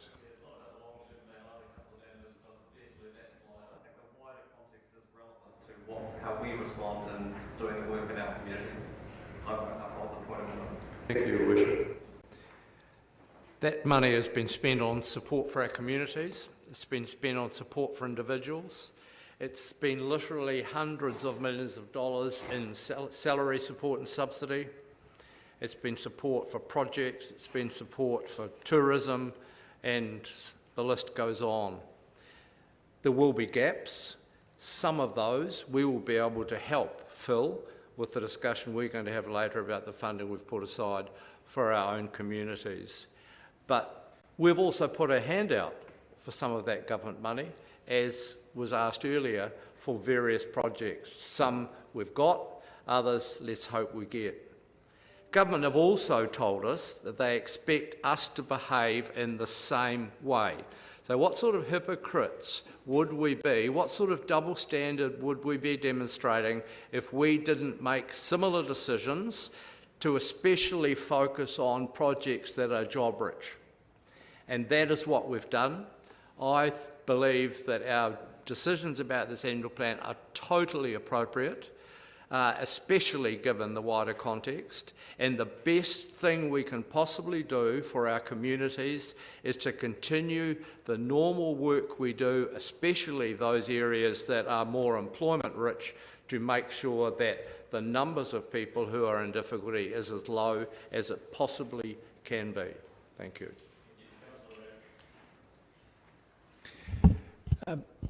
I too have a strong level of discomfort about an unbalanced budget. However, we're in a very extraordinary times, and I think it's important to reflect what the government attitude of spending money in our community to create jobs, and I agree with Councillor Benson-Pope that focusing on job-rich initiatives and partnerships with the community to help create jobs in our community is critically important at this time. And the one thing I am sure of with this budget is we will almost certainly not end up in the position that is forecast, because we're facing so much change.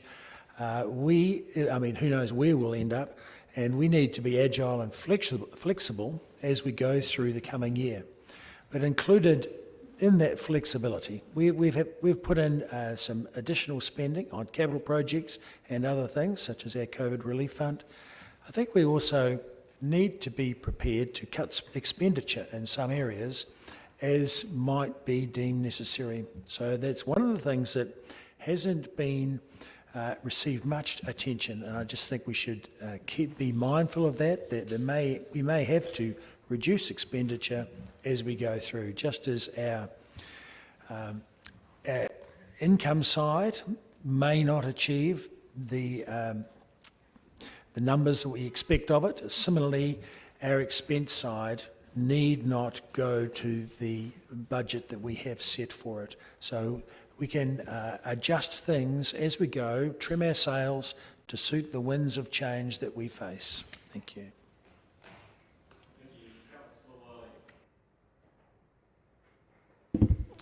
Thank you, Your Worship. I think when we started this process back at the end of January, nobody could foresee what we were going to be doing now and what we would be talking about. Everything looked pretty straightforward. Everything looked pretty reasonable. And to be honest, we would still have comments from Councillor van der Vis not happy with where we were going. When we go through the deliberations we went through on May the 27th and listen to all the impacts and the views and the representations we had, I think overall this is a good outcome. It's not a great outcome, it's not a fabulous outcome, but it's a good outcome. The key thing that I looked at and I talked about at the time, there's going to be solid spending investing in the city. A lot of this is about investing in capital expenditure, 125.9 million.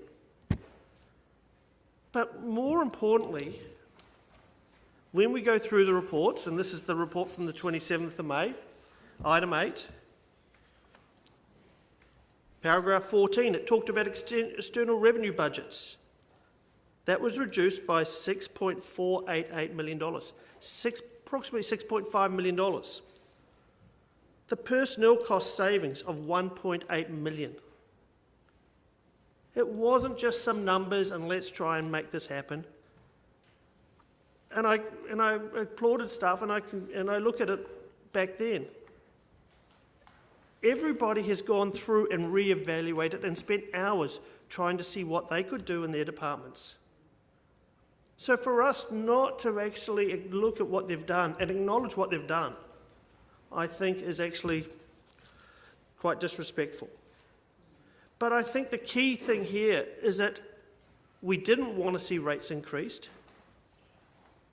4.1%, which we're going to address soon, is what it is. And we talked about that at the time. But the key thing is we've got to keep driving the city forward. We've got to do everything we can to keep businesses moving, people employed, people having incomes coming in.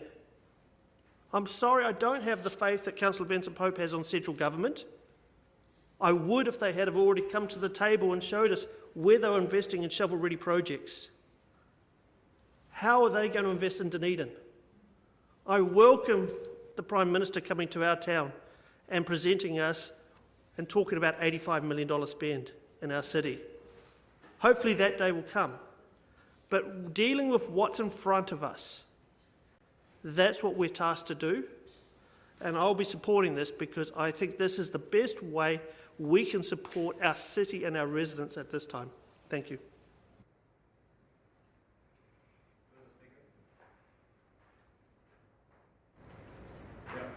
I'm entirely comfortable with this and we'll support it. The provision that exists, uncharacteristically, sorry. The provision that exists for us to run an unbalanced budget it's not designed to be something that you can lean on an ongoing basis. It's designed to deal with the extraordinary circumstances, the likes of which we find ourselves in now. And the alternative to us not doing this would be either to hike up rates significantly or to make significant cuts to the services that this council offers our community. And to do either of those in the name of people who are struggling in our community, I think is counterproductive. The rates, because obviously, that's additional cost that needs to be borne on a fortnightly or quarterly basis. Cuts to council services because the people who are being invoked in order to justify those sorts of budget cuts are the people who are also reliant on our libraries and our parks and our community facilities and community grants and all of the things that would be first against the wall if we were to run a slash and burn budget to get to a balanced budget. So in the circumstances, and this is a compromise, as has been noted, this is the best path for us for the next 12 months. This is only a budget for the next 12 months, and hopefully by the time we get to consider our financial strategy and our long-term plan, we'll have a greater degree of certainty of the wider context in terms of making decisions around our budgets for the next 10 years. And finally, I just want to add my voice to the chorus suggesting that this is the absolute worst time for government to shrink. That would be a surefire way of us to contribute to the pain in our community and staying the course with our work program and the services that we offer our community is what we can do to help ensure that we come out the other side of this as strong as possible. And the signals from government have been pretty blunt about their expectation of local government were we to be accessing the kinds of funds for the kinds of projects that we around the table all want to. They don't see that as propping up local government so that we can come up with a lower rates rise for our community. It's to augment the work that we're already doing to support greater investment in initiatives that will create not just employment outcomes, but certainly employment outcomes for our community at a time when we most need that. Councillor Lord, your right of reply. Straight in front of you. Yeah. No, look, I think it's probably been well said by everyone around the table. I think the choice that we've made to have an unbalanced budget is partly because of the fact that we've never had lower interest rates. We've had the message from central government that we should keep spending, and we've got a very ambitious CapEx program that was the 18 to 28, but in this year in particular will be over $100 million, and I think that's very, very important that we continue to spend that. And I won't go on any more than that, except to say that everyone is right. Jobs stimulated by central government and local government at a time like this is important. As for whether we're balanced or not, I don't know, but I know Councillor Hall and myself are both very level people. We can tell we're level because our bubble's in the middle.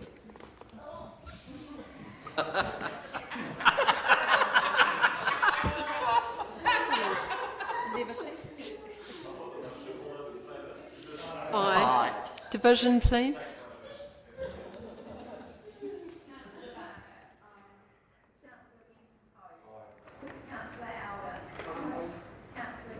Aye. Councillor Hall. Aye. Councillor Houlihan. Aye. Councillor Lefiso. Aye. Councillor Lord. Aye. Councillor O'Malley. Aye. Councillor Raddick. Aye. Councillor Staines. Aye. Councillor Vandervis. Aye. Councillor Walker. Aye. Councillor Wiley. Yes. Your Worship. Aye. Carried 14-1. Thank you. Item 26, setting of rates for the 2020/21 year. The recommendations have changed to be as per the order paper with the amendments on the screen, or screens as they now are. Would you like to speak to this, Mr. Logie? It might be helpful. I can speak with the... there is one change, councillors. A table was omitted from the resolution. So on page 75 of your agenda, date for payments of rates, there needed to be dates for the water billing. And so a table has been included in addition to that. Lynn needs to scroll up. There it is. So that's an addition that was omitted from the many pages of rates resolution. Thank you, and everyone has this in hard copy now, it looks like. That's fine, thank you. Nothing further from staff. Questions, councillors? Councillor Vandervis?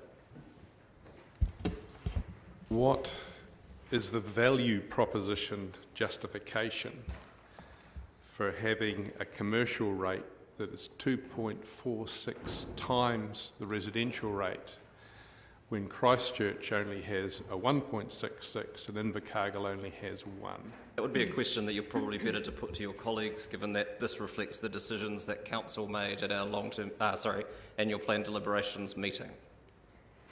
And my opportunity to do that would be when, Your Worship? Speaking to this motion, when we get to debate.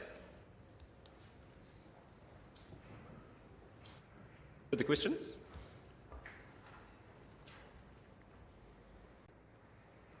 None? Someone like to move Councillor Hall, the recommendations per the order paper plus this amendment. Seconded Councillor Gary. Would you like to speak to it, Councillor Hall? Councillor Vandervis. I keep a picture, a lovely old photograph of the South Seas exhibition 1926 on my wall of my office at home to remind me of how great Dunedin has been in the past, and I believe still could be in the future. We have, however, since 1926 and that incredible peak of commercial activity in Dunedin, when over 3 million people paid to go and see what most of the businesses in Dunedin were doing and put up in that exhibition. We have since that peak been steadily losing businesses, especially in the last perhaps 20 to 50 years. We've been losing businesses and we've been losing government department heads as well, that being largely political. It's the loss of businesses and the better circumstances that competing cities like Invercargill and Christchurch offer that I believe need to be looked at and simply not accepted as this is what we did last year and let's do it again. By charging businesses 2.46 times what a residential person pays, when Christchurch and Invercargill do not do this, in Christchurch's case, to nothing like the same extent, basically puts a rates imposition on a steadily reducing number of businesses in Dunedin and gives them an incentive to go to these other centres where the differential is less. The differential is compounded if you look at our page 57 of our agenda with an even more dramatic differential for the stadium, which only has 0.0609 cents in the dollar as its rate. This being a commercial premise, which we supply a lot of commercial services to, not just massive power supplies and water, but the road that we had to run around it, because they aren't paying a commercial rate, the other remaining commercial premises, businesses in Dunedin, essentially end up paying that for them. So we really aren't looking, I don't believe, at, when we strike these rates, at giving value for whatever services we supply. And we're not looking hard enough at how to encourage businesses to stay here or even to come back here. The movement that we have recently agreed to regarding the community services rate, there has been a lot of talk about how that will help homeowners with low value properties, and those properties have gone up tremendously in value. And it's a very nice thing to be able to help people with properties at the lower end of the scale. But they still own those properties. They've had a massive increase in the value of them. And the change in the community services rate has been heralded as being a real positive for them, without noting really who else is paying. And again, it falls largely on the commercial sector and other sectors. So in terms of striking these particular rates, I don't believe that we have an equity value rationale for doing it. I don't believe that there is a long-term vision, as Invercargill has had, for attracting businesses and having a low commercial category.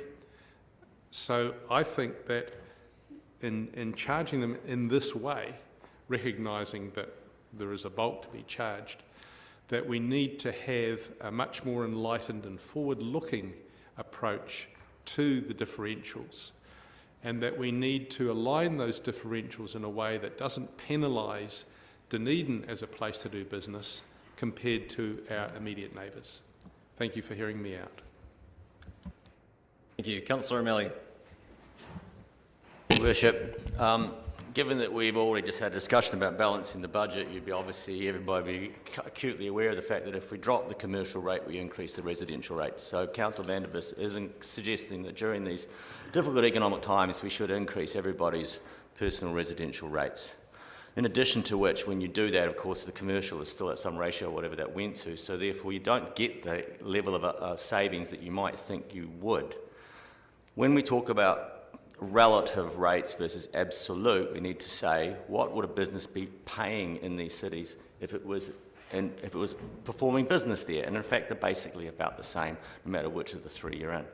Really, what Councillor Van der Vis is trying to say is, quite nicely say, I'm pro-business, and forgetting that he actually wants to be anti-residential, because it is not... Point of order. Point of order, Councillor Van der Vis. The claim that I'm trying to be anti-residential is completely untrue, unfounded, and based on the supposition that I approved the overall amount of rates that is to be taken, and I plainly didn't in the previous item. I think the supposition is based on the fact that if you're advocating for the differential for commercial properties to go down, that will be transferred to residential properties. So I don't think it's a particularly long bow to draw. I won't uphold It'll the only point be of order. transferred, Your Worship, if we accept the ongoing massive rates demand, which I have Councillor tried to Vandervis, get reduced. Councillor Vandervis, you've spoken, and I'm not upholding the point of order.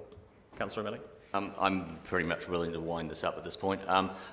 Effectively, then, you're either going to move it onto residential rates or you're going to slash the budget so greatly that the services and the capital projects we plan to go forward are basically just going to be thrown in the dumpster. So either one way or the other, it's catastrophic for the general ratepayer if we go in this direction in an unconsidered manner. We will come and look at these in the future, and then I think at that point we need to have that discussion. Throwing in the dumpster is pretty low down the waste hierarchy, Councillor O'Malley. Councillor Gary.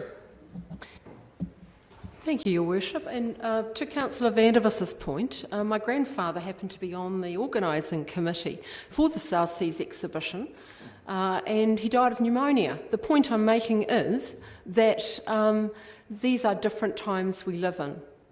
And this idea that, you know, once Dunedin was great and we're somehow not going down the path of making it great again is absurd and has awfully concerning echoes to another place. And so the point I make is that we made a considered decision on how we would handle this change in the rate around lower value, then becoming higher value residential properties. To suggest that this is anti-business in some way is simply not true. We're going to be talking some months down the track around how Grow Dunedin partners are doing their work at the moment around how we might support businesses. Today we're going to be looking at a COVID response around social wellbeing objectives. And we haven't forgotten the businesses. There are a number of mechanisms around which we can help them. So to suggest that, you know, we're going to destroy how we encourage businesses, I simply don't see that at all. There are different mechanisms by which we can support businesses and do already attract businesses to this city. Thank you. Further speakers? Councillor Wiley. Thank you, Your Worship. I guess, you know, again, setting of rates is always the difficulty, as we've talked about in the previous item. And when we look at the debate we had around setting the rates previously, I just want to go back to a comment I made. And it was around the commercial rates. And the fact being that when you pay a commercial rate, that is pre-tax. That is a business expense. When we pay residential rates, that comes out of your mum and dad's pockets. That comes out of my pockets and my wife's pockets. That's after-tax dollars. And I want to refocus on that, because right now what we're focusing on is how much money can we leave in our families' pockets to spend on their families, on their homes, trying to keep things together. And when we look at this makeup of the rates, again, I think this is a good way to go.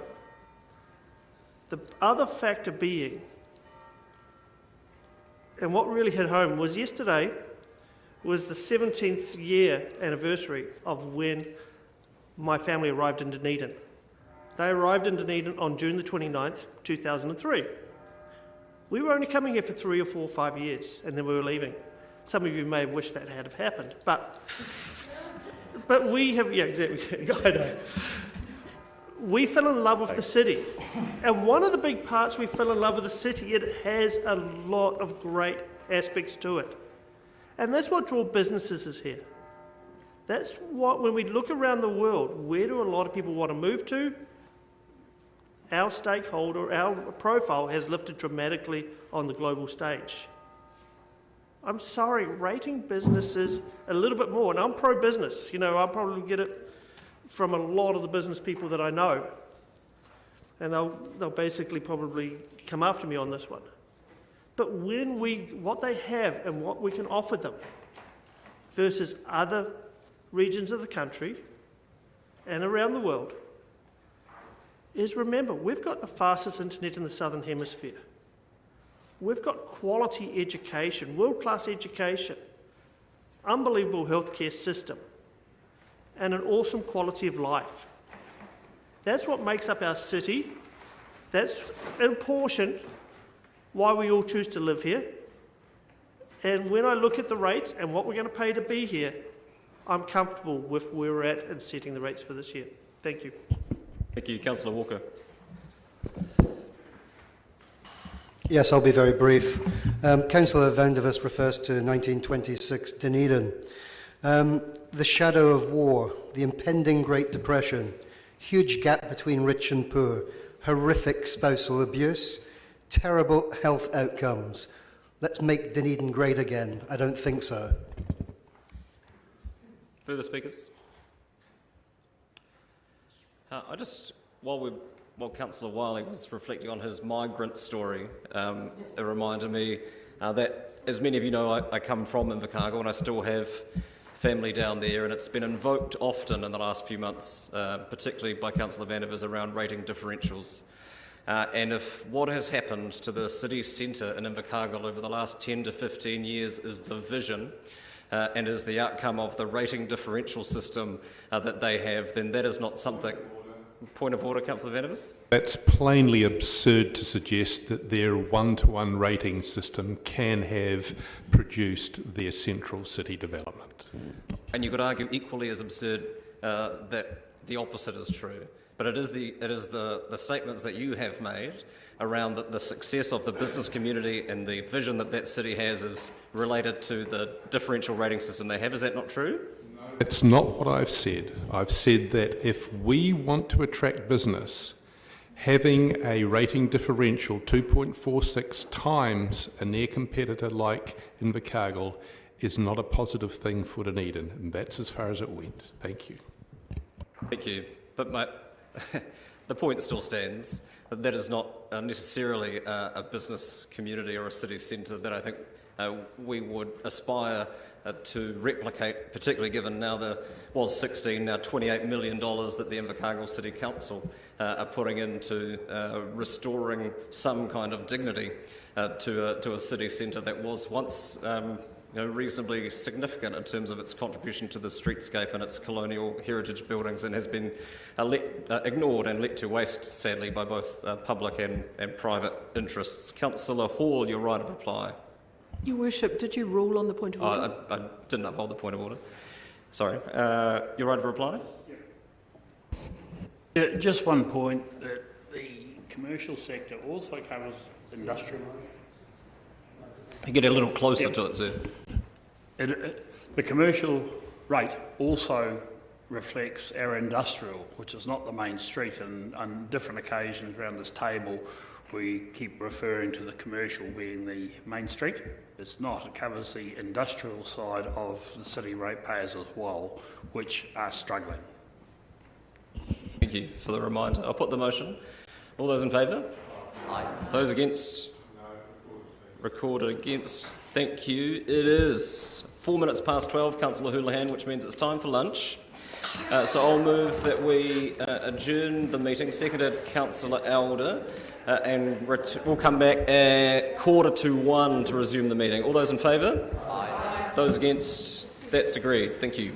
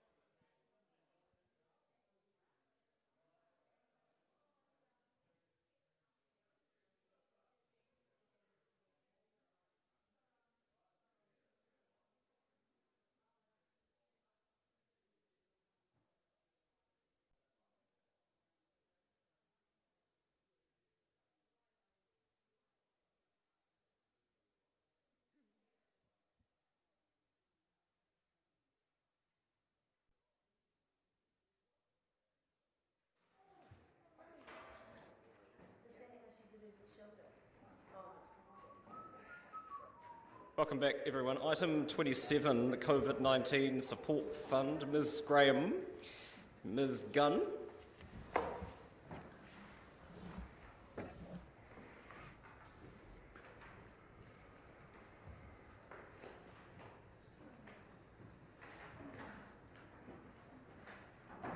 Any opening comments from either of you? No, Your Worship. We're happy to take the report as read and answer questions. That's fine, thank you. Councillor Van der Vis. Regarding the need for the fund, do you accept that the effects of COVID are going to be felt much more strongly considerably later this year? I'm thinking October, November. So in our work with the community, obviously there already has been an impact. I think that is somewhat invisible at times because there are some businesses that have lost 1 or 2 people, so we see a very small number of large redundancies in the city, but on top of that, a much larger layer of 1 and 2 layoffs, or very small numbers of layoffs. So we're seeing hardship now in talking with the community sector. I think everyone in that sector has agreed, which is in part why this report only asks for a percentage of the funding allocated, that once the government subsidies are finished and there is further decisions by businesses across the board, that there would likely be further implications. What level those implications are, nobody in the social sector certainly, or government sector that we have spoken to can tell us. So to refine the question a wee bit, you mentioned the subsidies coming off and there's already some hardship now, but do you accept that the hardship is going to be much greater later on in the year? Yeah, I do think it will be harder as time goes on. I don't even think just later in the year, potentially. But I mean, I don't have a crystal ball, so I can't tell you to what extent we will see impacts from COVID-19. Thank you. Councillor Benson-Pope.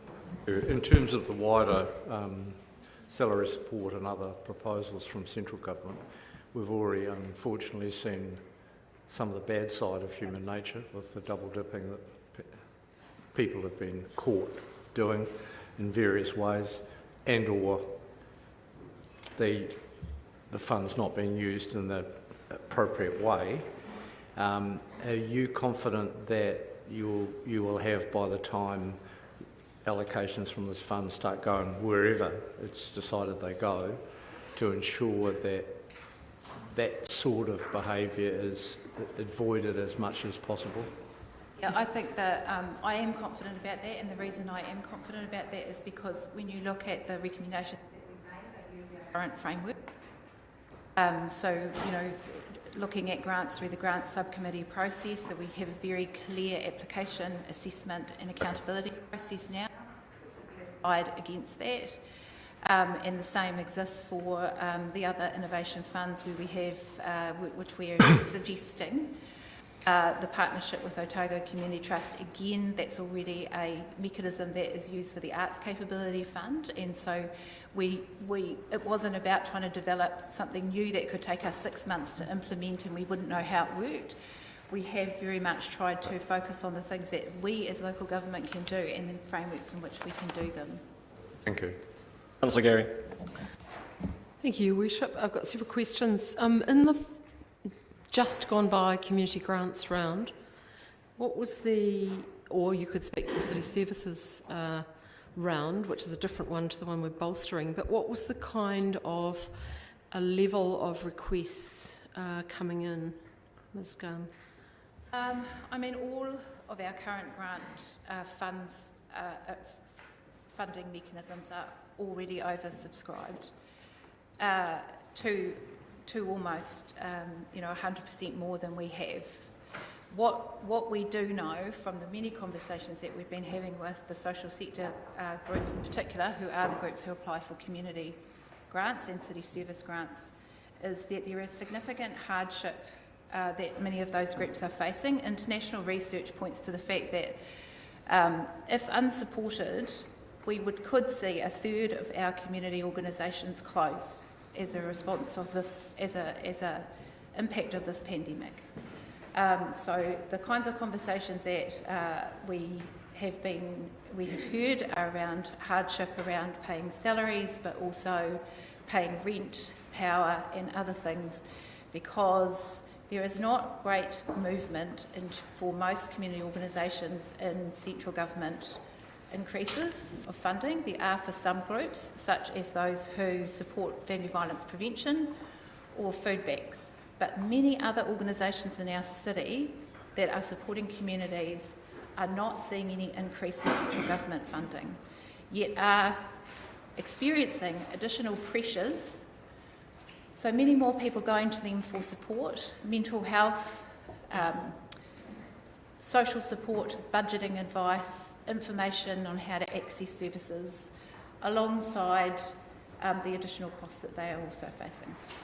So my next question is around some of the organisations likely to be able to access these funds and the work they do. What was the experience of just reflecting back on the experience of the community development team and those who are working with the welfare line for civil defence, in terms of the work that some of those core agencies did in helping us as a city respond to COVID, the load they carried? I think there was considerable work done by community agencies across the city. Our team met via Zoom with around about 60 community organisations throughout lockdown, who were all providing high levels of service to their community. They included place-based groups, significant providers like Age Concern, who I have to say, as an example, Outbound called around about 10,000 older people across the city to see what help they needed, and we're supporting people with social work they had never seen before. They're just one example, but many other social service organisations were doing exactly the same thing through COVID. Organisations like social services, so many of the faith-based social service agencies, alongside place-based community groups who previously had been more sort of networked, looking at holistic community development, but suddenly put in place of having to respond to support people's daily resilience, if you like. So there was a significant pieces of work done by groups across the city, including Māori Pacific providers, migrant groups. We talk about civil defence response, and we certainly were part of that in the welfare response, but if the community groups had not responded in the way they had, we would not be seeing the level of resilience that we would have seen a much higher need for civil defence without those organisations. So thank you for that. My final question is around the model that's been recommended going through current pathways, which has logic in it. But I just wondered what your comment would be about using that model as opposed to the one they've used in Queenstown, which is a totally, another scenario entirely, where they've got a hub. Would you like to comment on? Could you comment on that? Sorry, can I ask if you could speak more directly into the microphone? It's sort of cutting in and out as it's directional. No, it's fine. Do you mean the funding recommended here using our current framework? Yes, versus a purpose hub like they've got in Queenstown. I think, to be honest, I think the Queenstown, Dunedin and Queenstown are almost entirely different parts of the spectrum at this minute in time. I mean, there's over 3,000 migrants in Queenstown who until recently were not covered by any government policy. The need there is quite significant because of that high migrant population. I think here the other aspect I'd say is that Queenstown tends to have itinerant services that come into Queenstown rather than being located in Queenstown all of the time, whereas Dunedin has very well established services across the city that exist here. And so I think the models sit fit the different locations. Thank you. Thank you. I should point out that Councillor Staines has said he's prepared to move the recommendations. We'll carry on with questions though. Councillor Barker.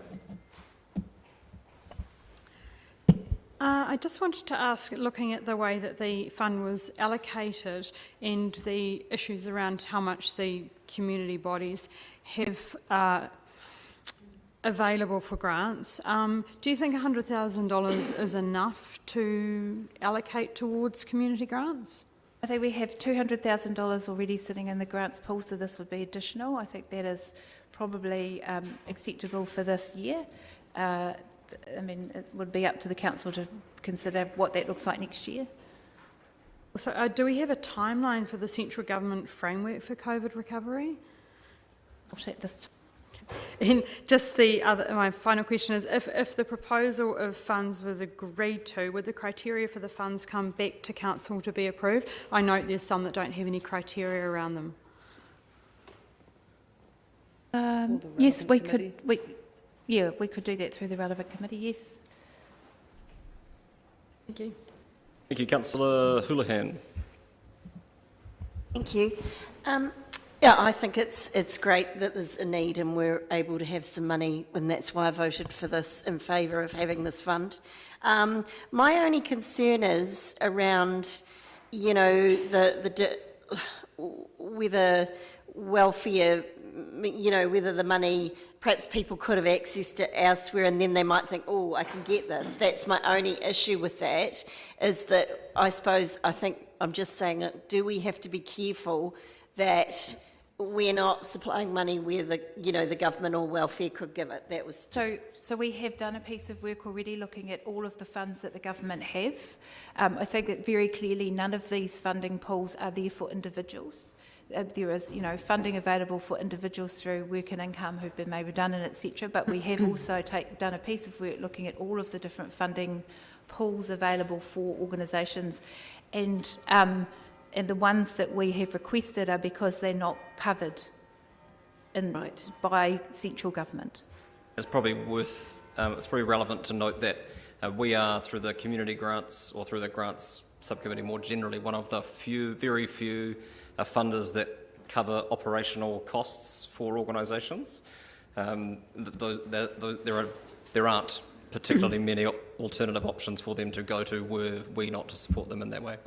That's good. Okay, thank you. Councillor Walker. Yeah, thank you for the report. Just a question around the Consumer Electricity Fund, which is currently 180,000 per annum. Is that regularly fully subscribed to? It is definitely fully subscribed, and we have had some conversations about need with the budget advisory services that administer that, and they believe that any increase would be well utilised. And another question is around the sports fund, where it suggests that'll be, I guess, the fund, if we approve this, will be delegated to the regional sports organisations to administer. I guess it's quite a hard question, but how do we have any oversight in terms of how that may trickle down? We would develop some criteria and bring them back, but it's to cover the gaps that government aren't funding. Councillor O'Malley. Thank you, Worship. I'm looking at point 7 as it relates also to Part C of the resolution. So Part C of the resolution said social wellbeing and economic development objectives as part of the distribution of the fund. And then point 7, you were allocating 435 to social wellbeing today. And then it's proposed that a review of the allocation of the fund is undertaken in the next 3 months.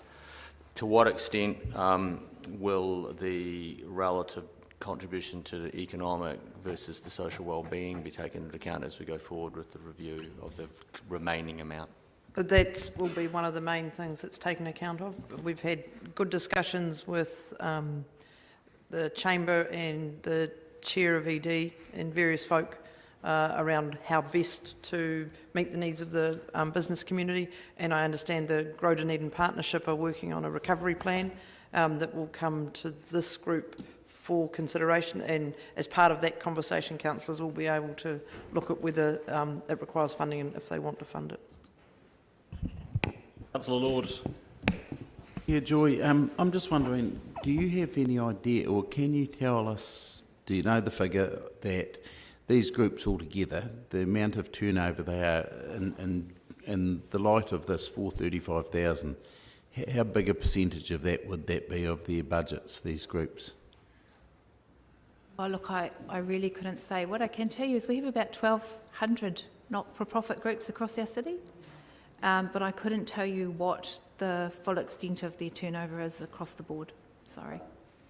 But it is anticipated that 435,000 would make a significant impact, or?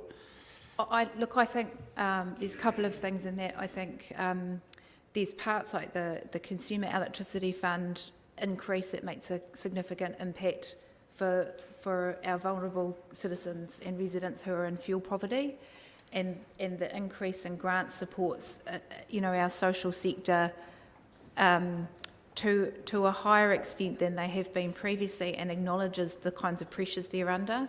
I think anything that the council had given additionally would have been appreciated, but I do think in the way that we want to administer this work through the frameworks too, we will be able to see through an accountability framework the output, if you like, or the outcome of some of this investment. Thank you. Councillor Elder.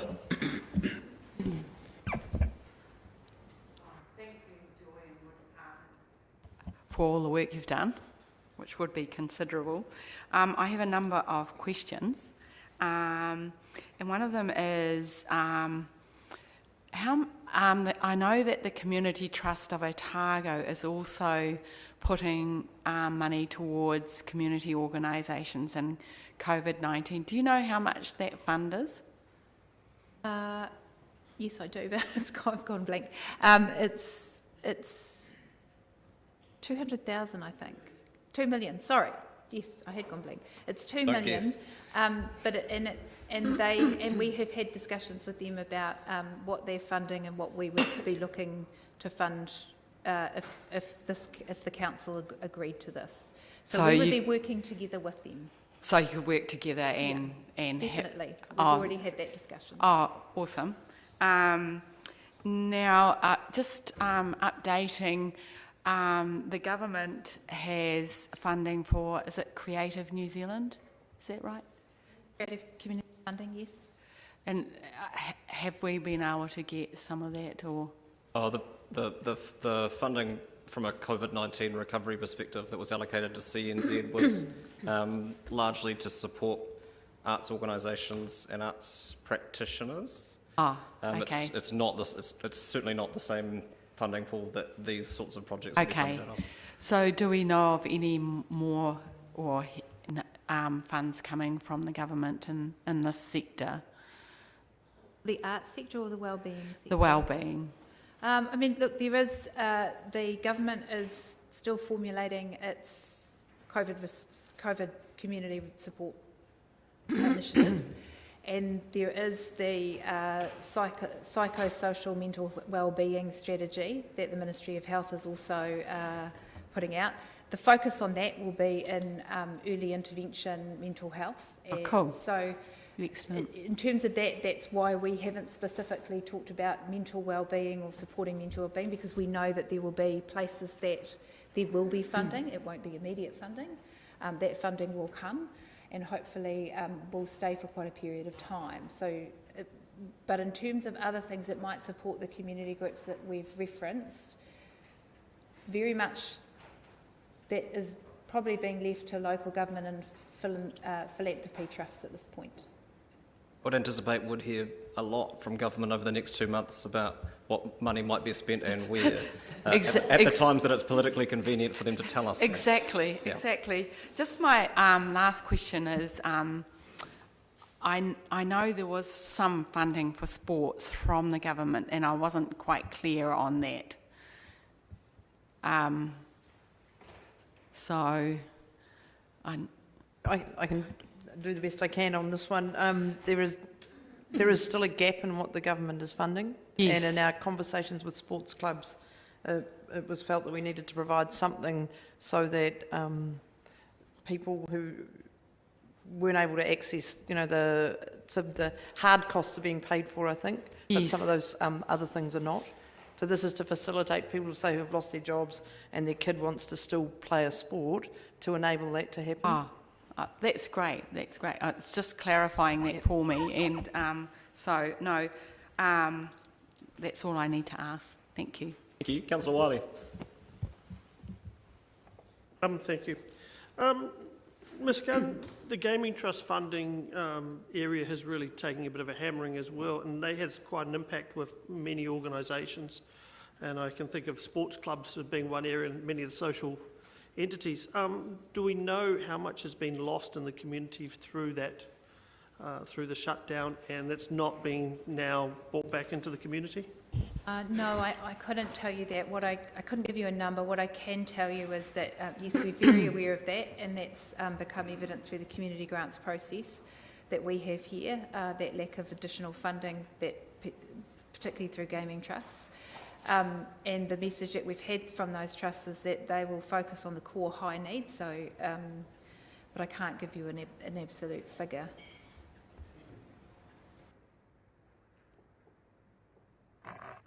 No further questions. Councillor Staines. You're prepared to move the recommendations. Seconded, Councillor Lawfuso. Thank you, Worship. I have to say, when I first saw the proposals, I had some concerns. But it came to me that when your house is on fire, you don't stand there watching it burn while considering how you can rebuild it. So this funding addresses the burning issues that our community has, the issues that we need to deal with now and not wait until organisations, community NGOs and other organisations have failed. In a way, we are using this money to help extinguish the fire, and then we have to move on to looking at rebuilding our community. So in holding back $515,000 from the $950,000 in our plan, we will have a resource that we can use strategically to address both economic and social issues that, as been pointed out, will arise over the coming months. We have not seen the worst yet. It also enables us to seek co-funders and organisations who can work with us on getting the very best outcomes for our community. So the second tranche of funding gives us that opportunity to engage with those organisations in our community who can contribute to a recovery, both socially and economically. The Grow Dunedin Partnership commenced development of a COVID-19 recovery framework in the week before lockdown. We realised that this was going to have a significant impact on our city. It also realised that there would need to be a coordinated approach. For us to recover from something as big as this, it's not a group of people around a table who will achieve that. It's getting your community, both business and NGOs, into the equation so that we approach this in a carefully thought out way. After all, we're spending our ratepayers' money for something that is really, really important, probably more so than some of the things we have in our long-term plan. This is about getting the very best value for money for that money, which we, in a time of difficulty, we are asking our ratepayers to give us. So in the coming weeks, we will have an opportunity to present to Council the Grow Dunedin Partnerships Framework for Recovery. Interestingly, and it's caused some debate around the partnership, it shows half of the key areas, over half of the key areas, are socially related. And it recognises that economic well-being and social well-being are linked inextricably. So initially I thought this isn't the right way to go. I've changed my mind. I think, having considered it, there are things we need to do right now, not in 3 months' time. And we have a balance here that enables us to do that, and then to have a reasonable fund which we can use to gear and use in a strategic way to help us get the best outcome from our recovery processes. So I would urge you to vote for this. Thank you. Councillor Wiley.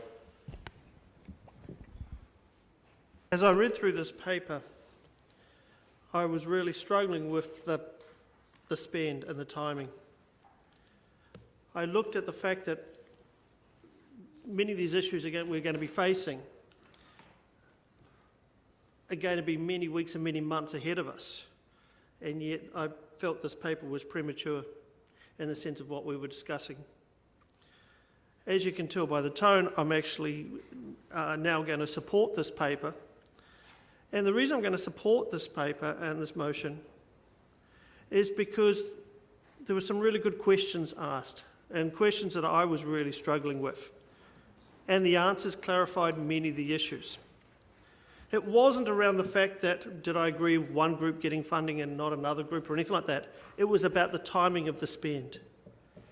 I looked at the fact that we are trying to really work out where the need is the most at the moment, where I actually think we're going to have huge challenges later in the year and even early into next year. Again, this is a fund, 950,000, through to June 30th next year. And that's the hard part. We're trying to work out where we can best get the funding. So it's the full, as it says in our paper, we're likely to be further need in the future. The full scope and nature of what that need will be is not known at this time. And I really struggled with that part. So hopefully by the 29th of September, when we look at the council meeting, we have a lot more information in front of us. I still don't think we'll know the full need at that point, but we'll actually have a better indication of what government is doing and what some other organisations might be doing too. And I think when you look at different areas around the country, there's some really good groups popping up, some people giving back and setting up trusts and assisting community groups. And I think at this time it would be a great, and I'm going to digress just a moment, so excuse me. When I look at what has happened with the Wakatipu Trust that's been established from some high wealth people that are giving back into the community and making a difference, there could be a combination of where some of our high net wealth people could actually also contribute to our community and partnership with this fund or Otago Community Trust or others and say, let's give back to the community at this time. So I will support this, but again, I struggle with the timing, but I can live with that now, having heard the answers. But yeah, this is a start, and again, I love the analogy of the fire. I just wish we had a bigger hose. Options presented in the previous papers. Councillor Gary. Thank you, Your Worship. I couldn't easily follow that. I want to acknowledge what Councillor Staines said in terms of making the link between economic development and social well-being, because I do believe they are very closely linked. And I want to start by thanking the community development team and the Aratoi teams led by Ms Gunn and Mr Dixon, who did a lot of work right through lockdown and as we came out to be tuned in, highly tuned in to the needs of the community. And of course we all understand it's evolved, but we as an organisation received very positive feedback throughout that time, and there were very strong relationships already with community groups, but those were affirmed during that time because of the work the staff were doing. So when staff came back with this report, I wasn't particularly surprised because I already knew from my work as chair of Grants Subcommittee that this was a good assessment of where things were up to for now. And I take the point that, you know, it's an evolving situation, but we really can't wait and the need can't wait. And I have confidence in those recommendations. I know there were folk in the community who perhaps would have liked to have seen a different model. I alluded to this in my questions, but I believe using established pathways in terms of kicking this off quickly is the way to go. And I'm also very confident about the highly effective nature of the organisations that we will see deliver these funds to the community. And I'm very confident about the accountability around that, and that those criteria, the ones that need to be established, will be robust. I have a view that not only is there a very decisive need in the community, a very definite need in the community, but also that the arts, and I want to mention my colleague Councillor Houlihan, who did look at a motion in the annual plan. I was looking at a motion that actually put up some of these things, but decided to wait on this report. And Councillor Houlihan in that motion was talking about the importance of the arts. I believe the arts will be pivotal for our recovery from a social perspective, for our mental health. People are at the moment out of kilter. They're off balance in a lot of different ways, not the kinds of ways that Councillor Vandervis was suggesting. But the arts are extremely important in our community, and I've been very struck by their resilience, and we've seen this coming through the arts grants. I've been listening very carefully to the networks through lockdown, as has Councillor Lafiso, and I have touched base with those networks in terms of this proposal, and we would all like to have more money to put into this pot, but it is, I believe, from the contact I've had, that this will in fact address some of the need. It will go some way to addressing the need in our community in a variety of ways. So I thank colleagues for the support with this, and I urge you to vote for it. We can get started in supporting our community through these extraordinary times. Thank you. Councillor Vandervis.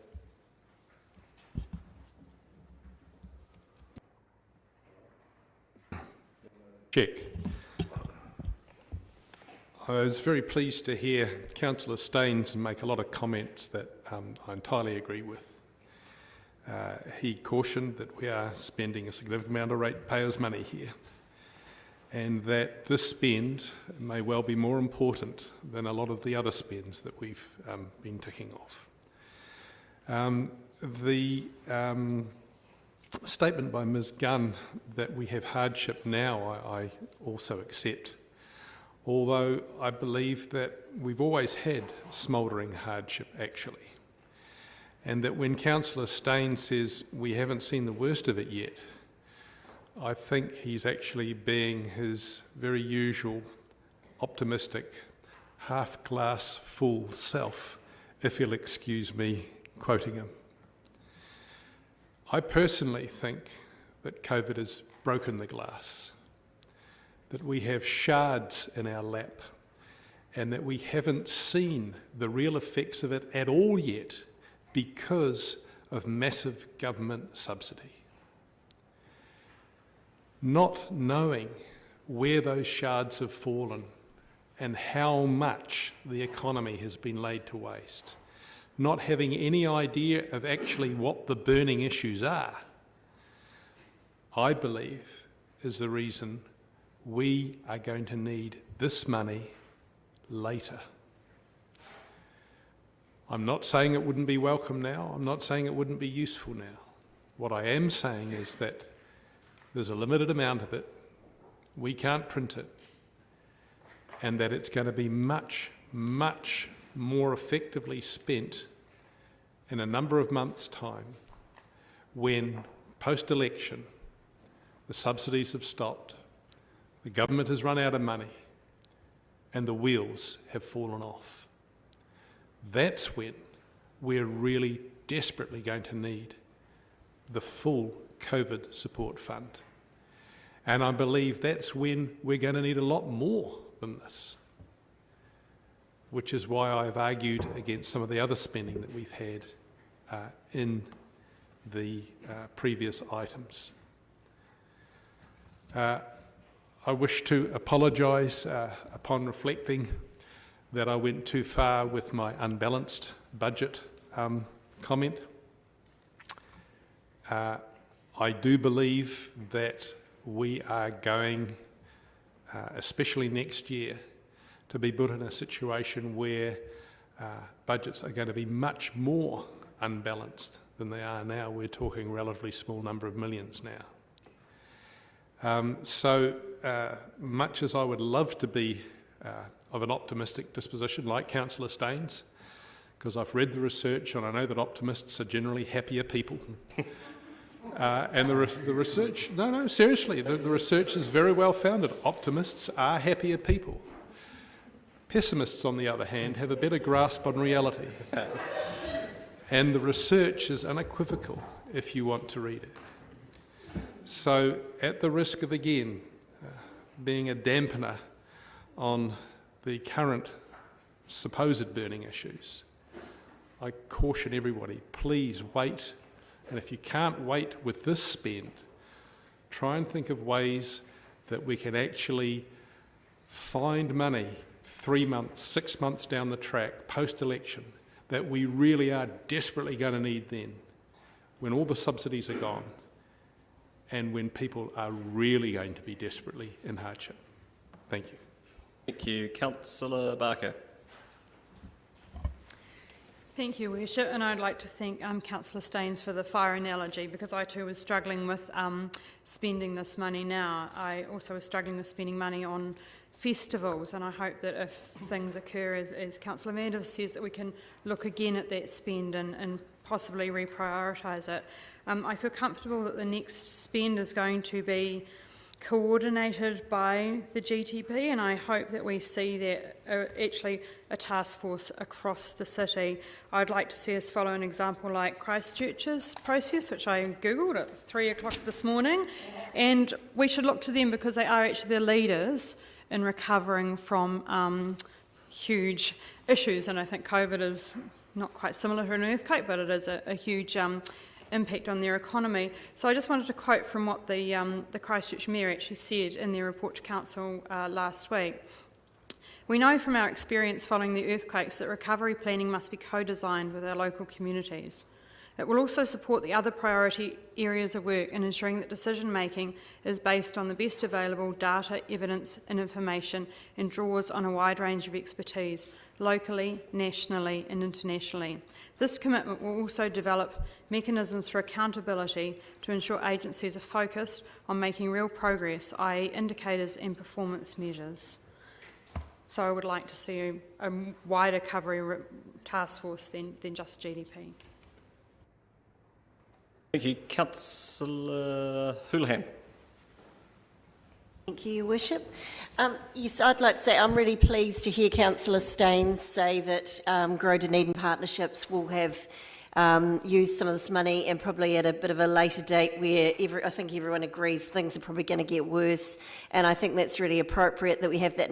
And I'm assuming and I hope that that money will go in to boost businesses and create jobs and help doing things like that in our city, which is great.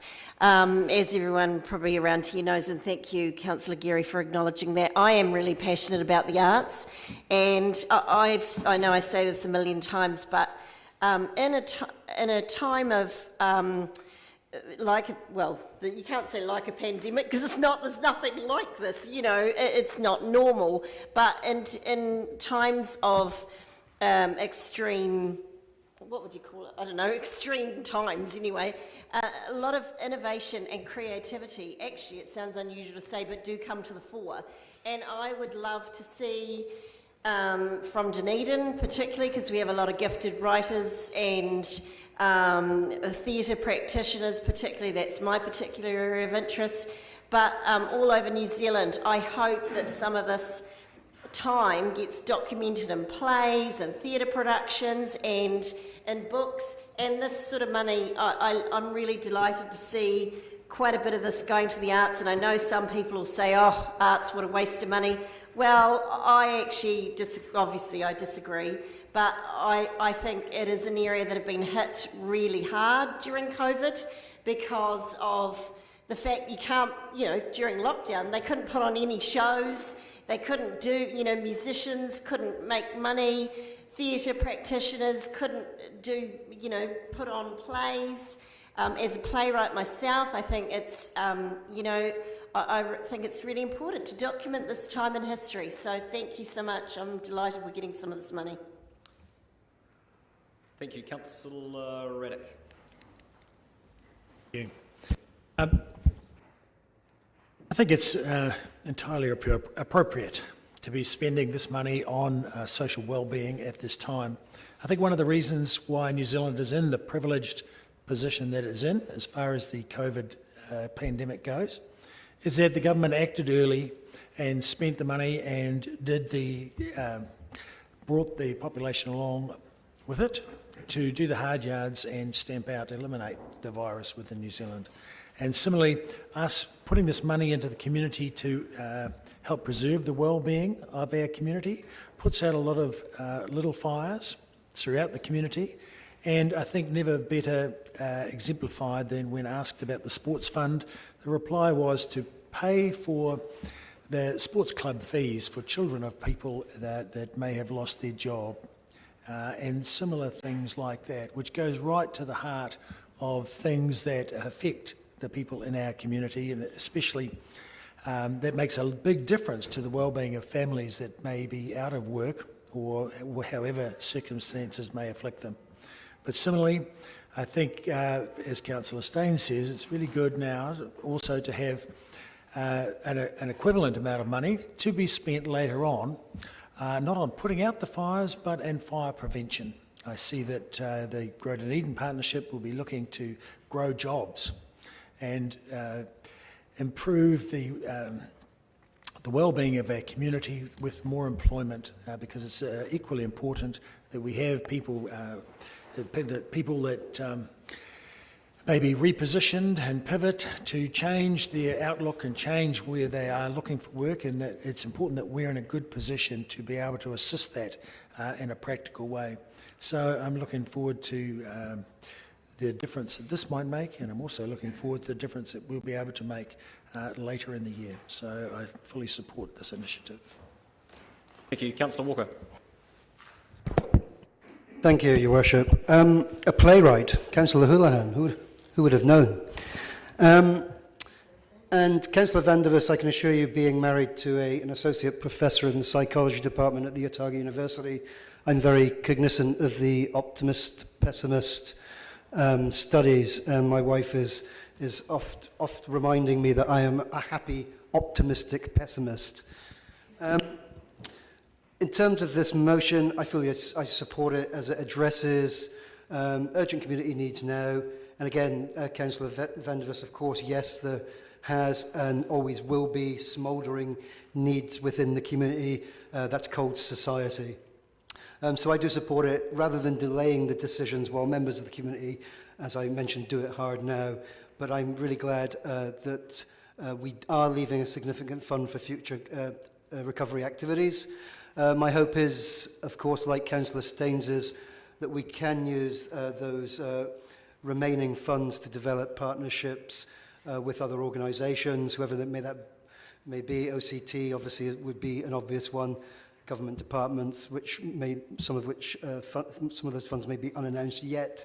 NGOs and the business organisations, etc., that does support or marries up with our money or in kind to, I guess, get better bang for our buck. I guess that's the basis of what we're trying to achieve. We do have urgent need at this point. That's why I support it. And I will once again steal Councillor Stains's mantra by saying, yes, let's begin to start putting that fire out now, with whatever size the hose may be. Thank you. Thank you. Councillor Lawfisel. Thank you, Your Worship. I'd just like to record again my heartfelt thanks and acknowledgement to all the staff, but particularly Ms. Gunn. I know that throughout this period she has had to cancel her wedding and deal with many challenges. So I just want to record aroha nui to you, Joy, for the challenges that you've endured and ensured that our people are taken care of despite your own very personal and familial challenges. So I hope your daughter gets well and stays well. So kia ora for that. And I also want to record publicly my thanks and acknowledgement of mana whenua businesses who supported their people and our people in our community, as well as Māori providers such as Te Hau Ora whānau services. I was approached during lockdown by Terry Lee Nyman, the General Manager of Te Hau Ora whānau services, acknowledging that our Pacific people were proud and humble and shy and hadn't approached anyone for assistance, and she made sure that she and her team rolled out much needed support for our communities and our whānau. And I just want to thank Councillor Staines as Chairman of the Economic Development Committee for your grace in acknowledging that how inextricably linked social wellbeing and economic wellbeing are, and we should always have had triple line accounting in terms of our economics. So I just want to thank you, Councillor Staines, for your aroha ki te tangata, for your love for the people. Thank you. Councillor O'Malley. Thank you, Bishop. Obviously, I'm going to support this too. I am noting that 46% of the fund has been allocated in this allocation, and that this is actually quite a small fund when it comes to having impact, and therefore, and I think, by the way, appropriately spent. I acknowledge the way it has been allocated at this point and the immediate need that has been served by this allocation. Perhaps as we go forward, we'll be looking at whether or not we can use this fund to leverage other money, which I think other people have indicated too, and that might be how the economic component of it rolls out. I want to touch on the uncertainty of COVID and the uncertainty of the economy as we go forward.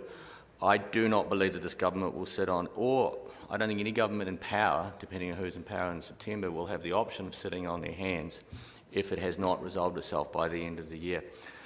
I made a rather bold comment in February, I believe it was, at a meeting where there were no cameras, that the industries who are making the vaccines will not be sitting on their hands, and they will be moving as fast as possible, and you should expect sometime around August that the first vaccine approved. So I just knew that AstraZeneca has been working on this, and I see an article where they have agreed to supply to the EU 400 million doses by the end of the year of a vaccine that they believe will be approved soon. It's in phase 2, phase 3 trials. So the uncertainty of COVID depends on our ability to get on top of it. Our economy probably depends on when our borders open up again, and that will depend on the appearance of a vaccine coming out. I don't think that that vaccine will be more than a year away. I would anticipate that by the end of this year it'll be starting to be in significant use, and then I think we'll start to see the economy start rising again. So the prediction that we are approaching the end of the world as we know it, I think, is a bit extreme, but we are obviously in tough times, and we need to make sure we look after those at this moment. We need to get everybody through this. As I've said before a number of times, we may have to make sure that this recession does not turn into a depression. And it may be that we have to reach into our coffers again at some point to make sure that we do what we can for our local community. But I do not believe that we will not get through this. I believe we will. And I am happy to support this step in making sure that we get there. Thank you. Councillor Elder. Thank you, Chair. Once again, I want to thank Joy for all her hard work, but also Chris for advocating for economic as well as social, because I think, again, what Chris said was it's inextricably linked.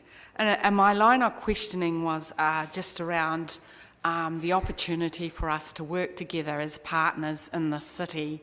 And it's really, really, really great to hear Joy say that they're working together with Community Trust, with the 2 million fund there, and looking at how they can work together to cover the gaps that might be in the system. It's great to hear also with Sport Otago that in fact those gaps again had been recognised through a coordinated approach where we're partnering with the other people in this city to make sure our city and our people are well looked after. And I agree with Andrew Wiley there in the sense of enabling people who cannot afford to send their young children to sport, that some of that funding would go to enabling access. And I am encouraged too by the allocation of funds to economic growth, because in fact I left a job helping people into employment because I recognise that employment is not just about money, it's about well-being, it's about relationships, it's about meaning and purpose. And so therefore I feel that this creates balance. I remember going to a gig at Forsyth Bar Stadium, and I've forgotten what it was a jolly good one, and seeing some of my ex-clients there and going, that income that they got from getting a job enabled them to access some of the riches and things we enjoy as full participants in the society. So I am looking forward to a strategic approach to the economic recovery, and I note that we will be working with the Polytech, the uni, we will be working with our businesses, we will be working with code and startups, and I think a strategic approach is what is needed. And there needs to be rich data and analytics to identify what the opportunities and threats are and how we might make the most of what's out there to grow Dunedin's jobs and economy in a hard time and support our current businesses as well. So I'm feeling happy about the balance here, and I believe it'll serve our whole city well as long as we all work together, and that's what I'm hearing, which is because it is a whole city response to COVID-19 and supporting one another. I'd like to add my thanks to staff for the work that they've done, not just in preparing this paper, but Ms Gunn and your team in particular, the work you've done over the last months, you and your team, in serving as a conduit between this organisation and the dozens and dozens and dozens of community organisations who are doing the work on the ground in our neighbourhoods, supporting people going through difficult times and feeding their concerns and their aspirations back into this organisation to inform what we have in front of us. And particularly thank Councillor Lofeso and Councillor Staines for their collaborative input into these conversations. There is quite clearly an immediate need in our community. There will also be a longer term need in our community, and we don't know. There are a large degree of both known unknowns and unknown unknowns as to how the scale of that and what it would look like and where that need will be. And so I think it's prudent for us to keep some of this in reserve for a discussion when we hopefully will have a clearer sense of what that need will look like. But this fund addresses our objectives around social well-being, around connectedness, and some of that is through sports and recreation, and some of that is through arts and culture, because those are the kinds of things that allow people the opportunity to continue to participate in their communities and to live meaningful lives. Festivals I mean, it's events and not festivals, but opportunities for people to be able to come together and celebrate being alive. And now that we're allowed to gather again in number, long may that continue, without having to necessarily have the disposable income to have access to those kinds of opportunities. But it is also about economic development. This isn't, there are projects being funded through here, whether it's the Māori and Pacifica Innovation and Development Funds or the work through, Boosted, supporting economic development outcomes as part of, that crossover with our social wellbeing objectives. And in the case of the Māori and Pacifica funds, there's been a lot of conversation around the table around leveraging the money that we have or co-investing with other partners, and we've done that in this case with the Otago Community Trust. And I certainly support further conversations both locally and nationally to use the balance in a way that has a greater impact. This is about what we can do now, and it was important that we didn't spend 6 months working through new funding criteria or new grants architecture.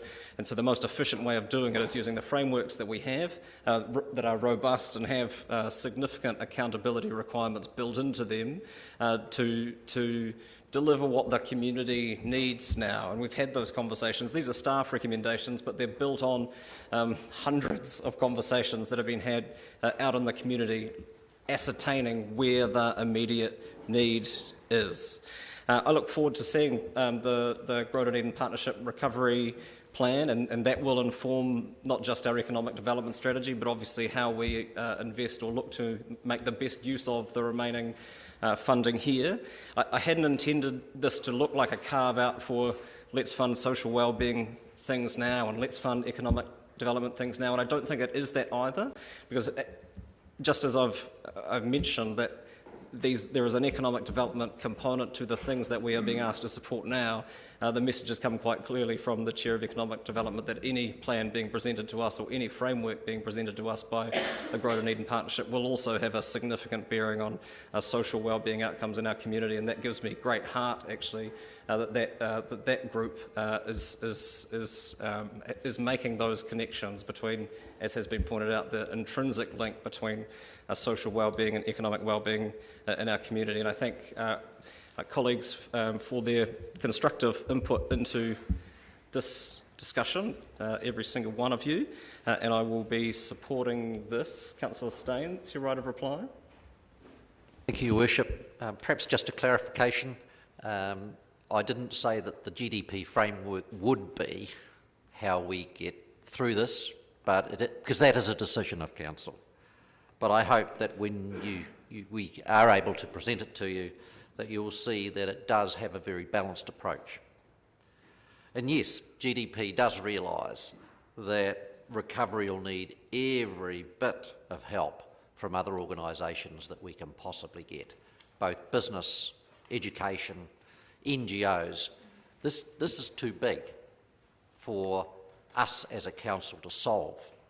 This is where, as a council, we have to show leadership and use the small amount of money that we have to actually stimulate activities that will give us a return way beyond those. For instance, an increase in the community events funding gives the possibility for communities to apply for some funds to do some work that will help their community recover. So the opportunities are there for people to get involved. And I guess the bottom line is we'll only get through this if we do it together. This needs us to rise up as a community, both business and social, in order to get the best outcome and get back to a more normal time. So please vote for this. Aye. Would it please? Agreed. Item 28.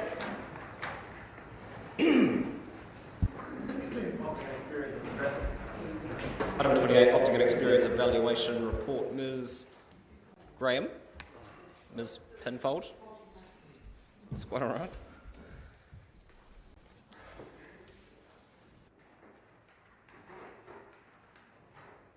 Welcome.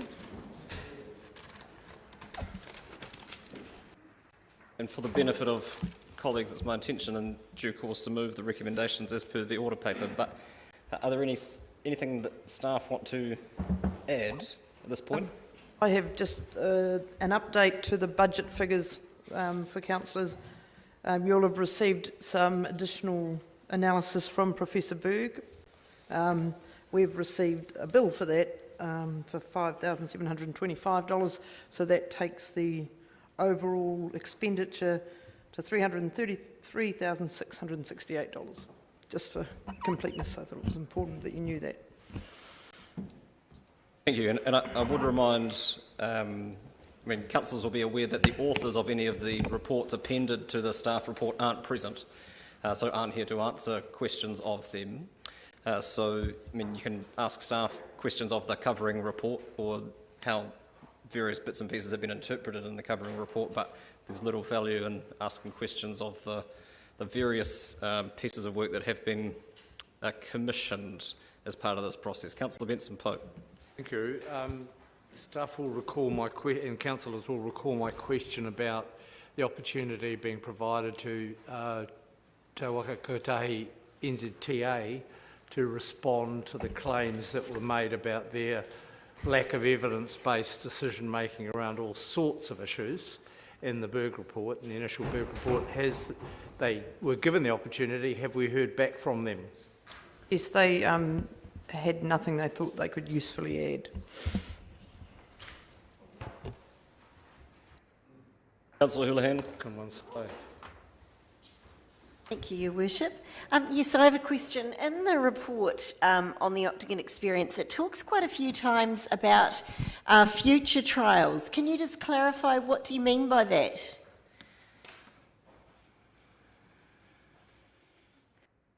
Are you planning more trials in the Octagon?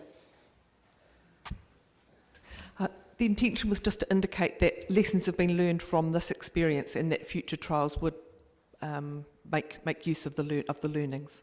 Yes, but there are none planned. Right. Okay. I just need to clarify that because I thought, given the negative responses we've had, I just didn't want businesses to get into panic. Are there other questions, councillor? That'll be all for now. Thank you. Thank you. Further questions? Councillor Raddick. The budget for this trial, I took it as being $75,000 a year to make a total of $150,000, is that right? And Correct. Does that include GST or not? Council doesn't pay GST.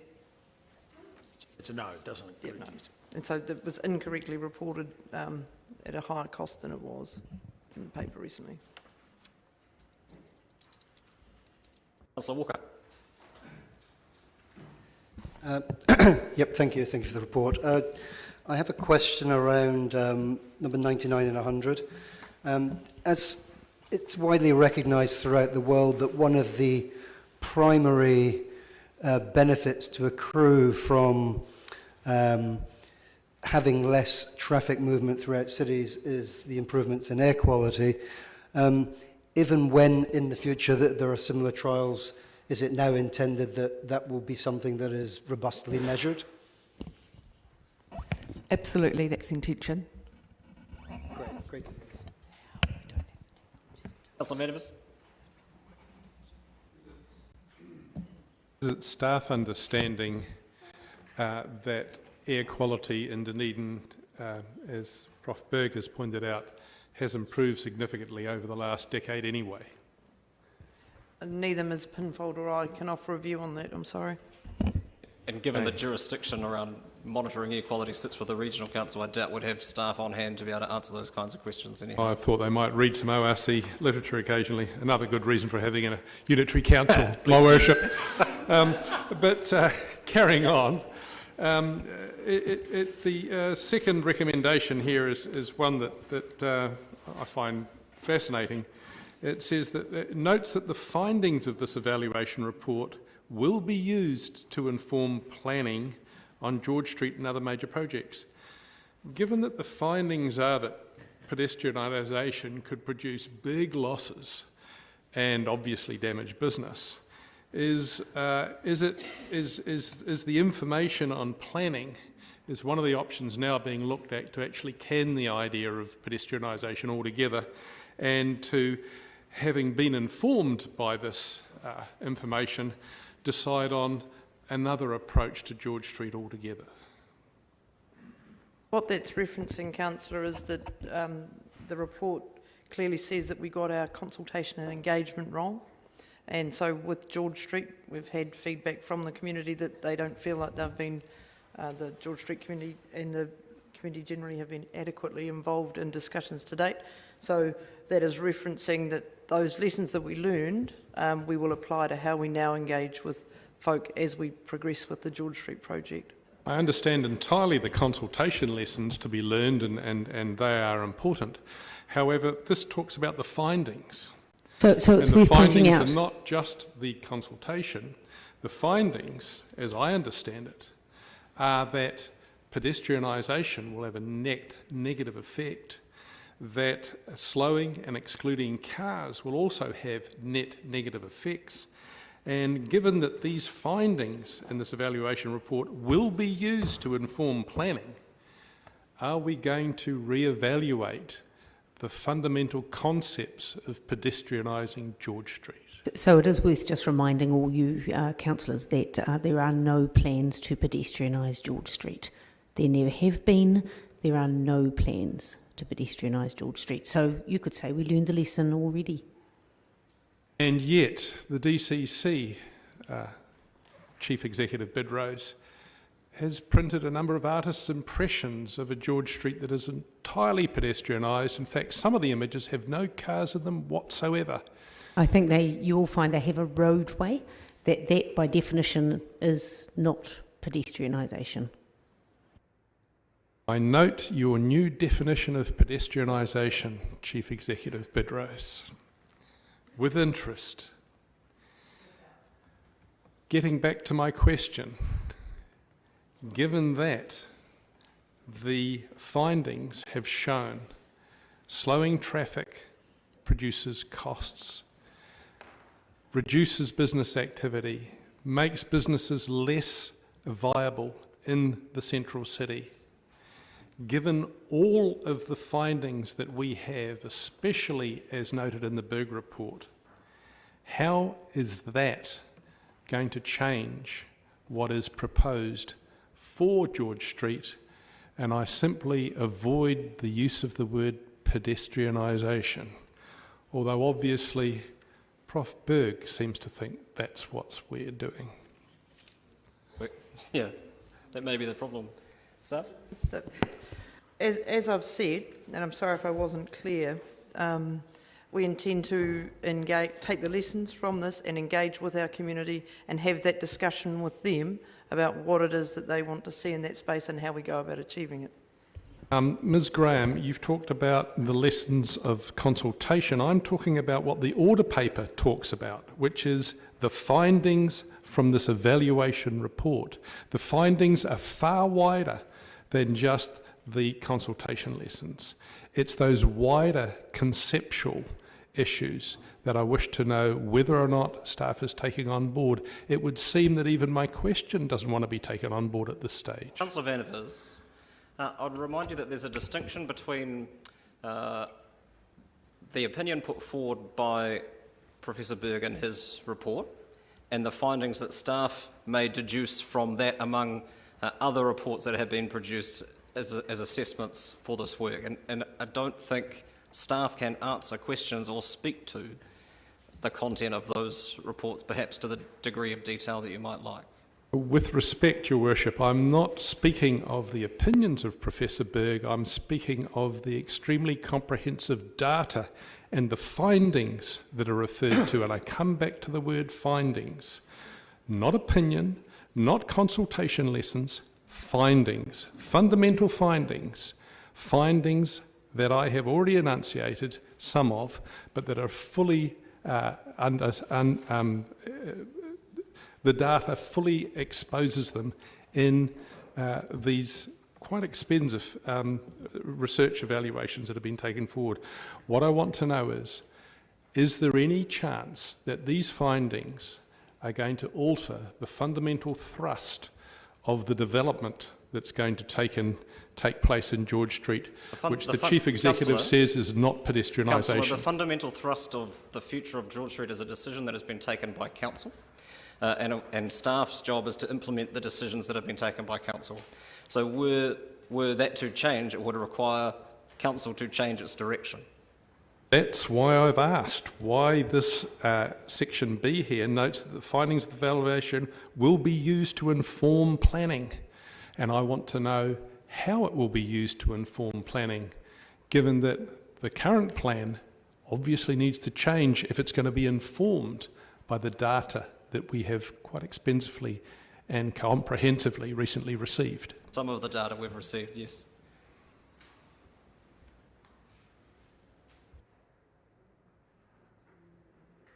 Staff feel they've addressed your questions. Do you have others? No, that one needs to resound as a Councillor not Barker. answered.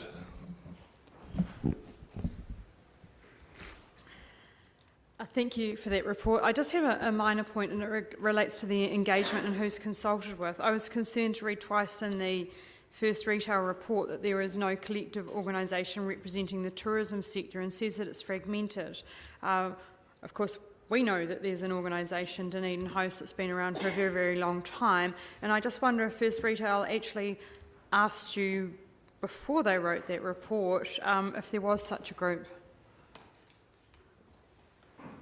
Staff certainly met with Dunedin Host, but we're actively engaged with them following the council meeting in December, if not before. But I'll let Nicola answer what First Retail were aware of. The First Retail have clarified that they are aware that there are umbrella organisations representing the tourist industry, but that there was difficulty getting alignment between the views. So on some topics there wasn't a single voice, and that's what they were really referring to. There isn't a single voice on all the tourism issues.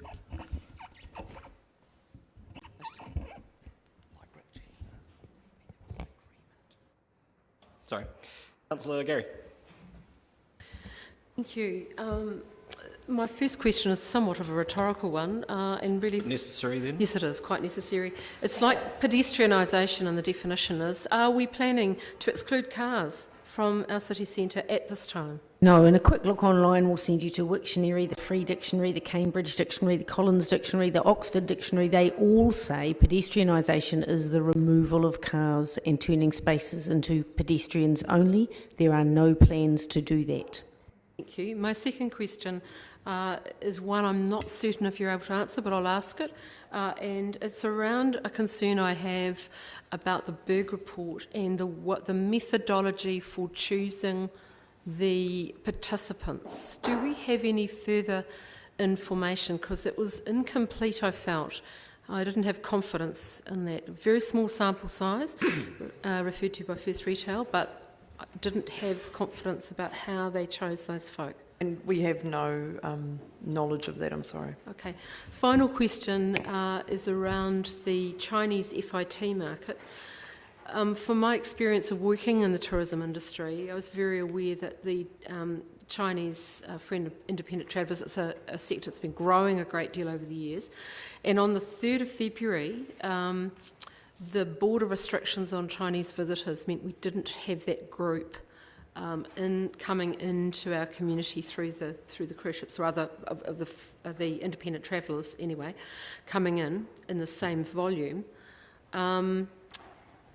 Australians don't tend to, the ones coming in on cruise ships, in my experience, don't tend to perhaps spend up quite so much. This matter about the Chinese FITs didn't seem to be covered in detail. I think it was touched on maybe a little bit, vaguely.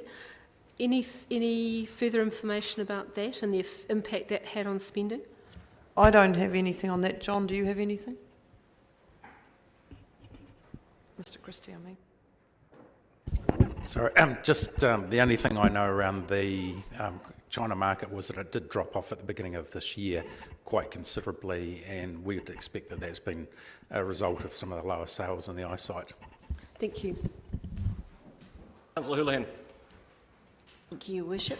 Can I ask, is Chris Wilkinson from Retail First respected in the industry with what he does in the area of his, these sort of reports?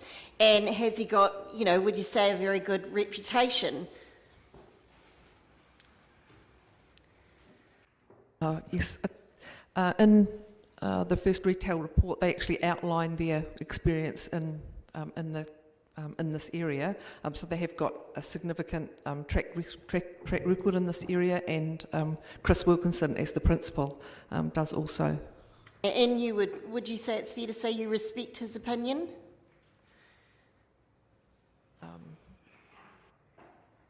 Personally, when we did our due diligence, when we procured the firm, so yes, we did enough due diligence to believe that they were appropriate people to be advising us. Okay, thank you, that's great. So Chris Wilkinson recommends that we need more engagement and that we need to learn from the Octagon experience and then use that, what we've learned, for the CBD in George Street. Would you agree with that?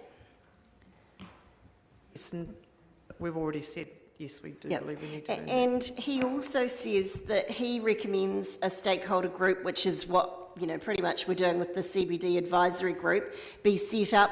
But he goes a step further and also says he wants that group to have co-design in the design of the street. And when I asked some of the CBD representatives there, they also said they'd like to be involved in the design of the street. Do you think that's fair and reasonable? At the moment, we have a council resolution around George Street, and a resolution that the detailed design work will now be progressed in consultation with stakeholders. Just following on from that, can I ask, at what point were you to go down, and co-design is a very particular practice, at what point would you do that? At what point of a project would you engage in a co-design model? I'm just looking round the corner and hoping Mr. Drew is there. Yes, he is. Because he may be able to answer that, because project management isn't... My understanding is that you would do it from the very beginning of the process. If you could use a microphone to...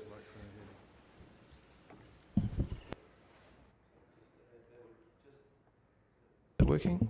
There. We're just about to hire a new comms and engagement person who will help us map out that process about how we engage with the community and then bring that back and incorporate it into the design. So in approximately a month, we would have had that process mapped out. Oh. But if we were to co-design the George Street project in the using that in the way it is defined, you would need to start the entire process again. My intent would be to manage that process within the bounds of what the resolutions of council are already. So we've been given a direction, and that'll be trying to understand how we can incorporate community feedback into that direction. Does that, if I clarify? Oh, sorry. For clarity, I wasn't talking about the situation we're currently in, but if you were to take any project, if you were to co-design a project, you would do it from the beginning. So a meaningful co-design process around George Street would require starting from the beginning. Absolutely, yeah, right back before concept design stage. Great, thank you. Sorry, Councillor, you can carry on with your question. Thank you. So at the moment, council has, I believe, correct me if I'm wrong, because I'm not 100% sure on all the processes, but the majority of councillors have agreed that we'll have one way for 2 blocks in the Golden Centre and the Farmers block for the design at the moment. Is that correct? Yes, I think so, but we're probably not the right two people to be talking about George Street necessarily. Right. The reason why I'm bringing that up is that Chris Wilkinson has emphasised the importance of engagement on the George Street project and not to make the same mistakes.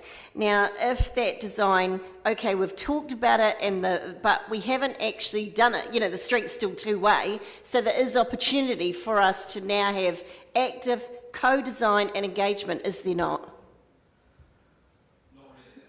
Not really? Why is that? Well, that was the point of my question to Mr. Drew. If you were to co-design the George Street project, you would need to start the entire process from the beginning. Well, anyone, without being rude, Your Worship, but anyone looking out the window, well, probably not from here, you can't quite see it from here, but, you know, is that George Street, everyone can see when you walk down the street, is two-way currently. I mean, we haven't actually done that work yet. And my understanding is that Chris Wilkinson, am I correct in saying this? He has made it very clear in his recommendations that they should be involved, that stakeholder group should be involved with co-design. Is that not correct?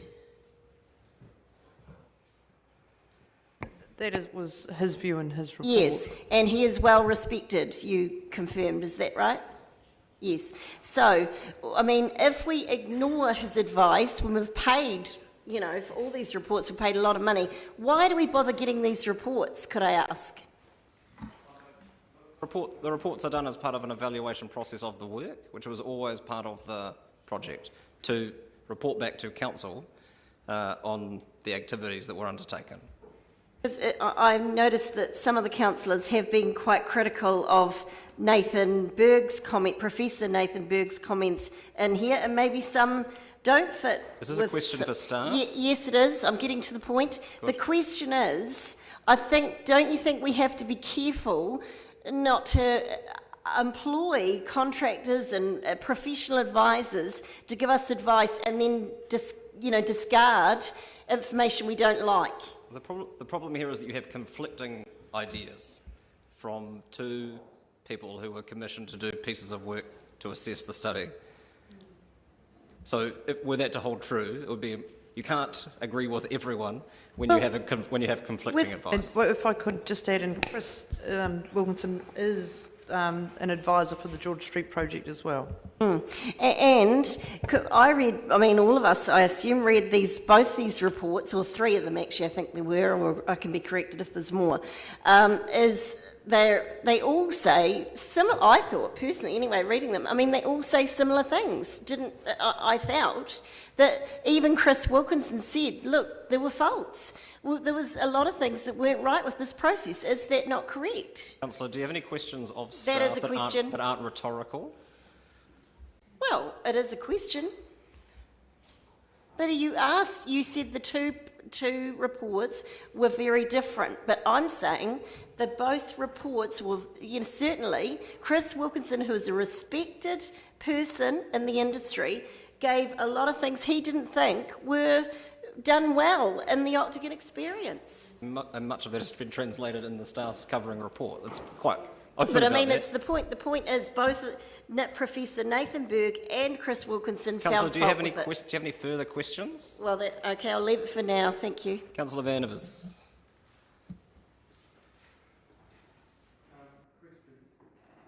Question for Chief Executive Bidrose. If we plan for a 25% use of cars in George Street as opposed to the 75% that we currently have, for instance, would that not be a 50% removal of cars from George Street? That's not what it is. That's not what you said. You said pedestrianisation. Hang on, sorry. No, I get that, but you're not going to... I haven't used the word pedestrianisation. This is a different question altogether. Councillor, you've asked a question. I'd like you to allow it to be answered. So the plan on George Street that came to councillors and that council signed off was to change the balance from being 75% car dominated and 25% for everything else to being 40% cars and 60% everything else. I can't remember the exact percentages, but it absolutely changes the balance so that cars, pedestrians, street signs, rubbish bins, public art, swales, all of which currently crowd onto a very small proportion of that gap between the two shop fronts, was to change the balance, but not to create pedestrianisation. Would that change of balance, whether it's 50, 40 or whatever percent removal of cars, would that change of balance not be characterised as a percentage removal of cars? It wouldn't be characterised as pedestrianisation.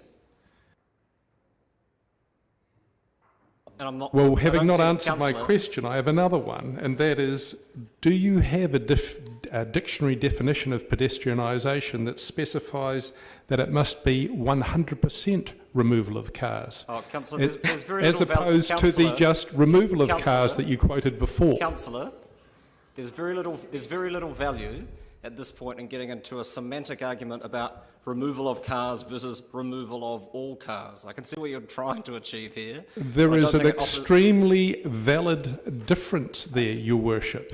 I'll just read some of the definitions. Oh, go for it. We've got all the time in the world. So, to restrict vehicle access to a street for exclusive use of pedestrians. To make an area into one where vehicles are not allowed to go. So, pedestrianisation of George Street is not about making George Street into a street where pedestrians are not allowed to go. You and a number of other people talk repeatedly that council is planning to pedestrianise George Street. Pedestrianisation, to convert a street into an area for the exclusive use of pedestrians. George Street is not being converted into exclusive use of pedestrians. Every definition says the same thing. You might wish it to be different because you keep saying pedestrianisation, but George Street is not being pedestrianised. If you bastardise the word, it doesn't make any sense to people. If you do seek to pedestrianise somewhere else, like that little slip lane, for example, on Vogel Street, that is pedestrianised where the sheep are.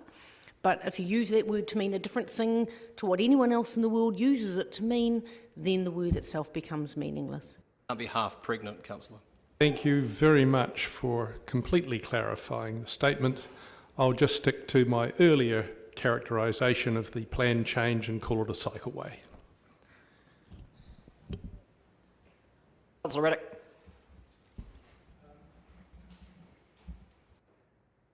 It's a question about the first retail report.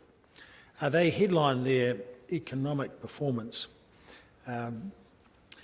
with January data, and there are only 4 or 5 days in January.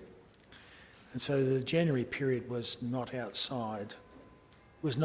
within the Octagon Experience timeframe. So my question is, how appropriate was it for First Retail to headline the economic performance with that figure? So the economic performance report from First Retail, page 131 in our minutes, in our agenda. The appropriateness is probably something for councillors to consider more so than staff, but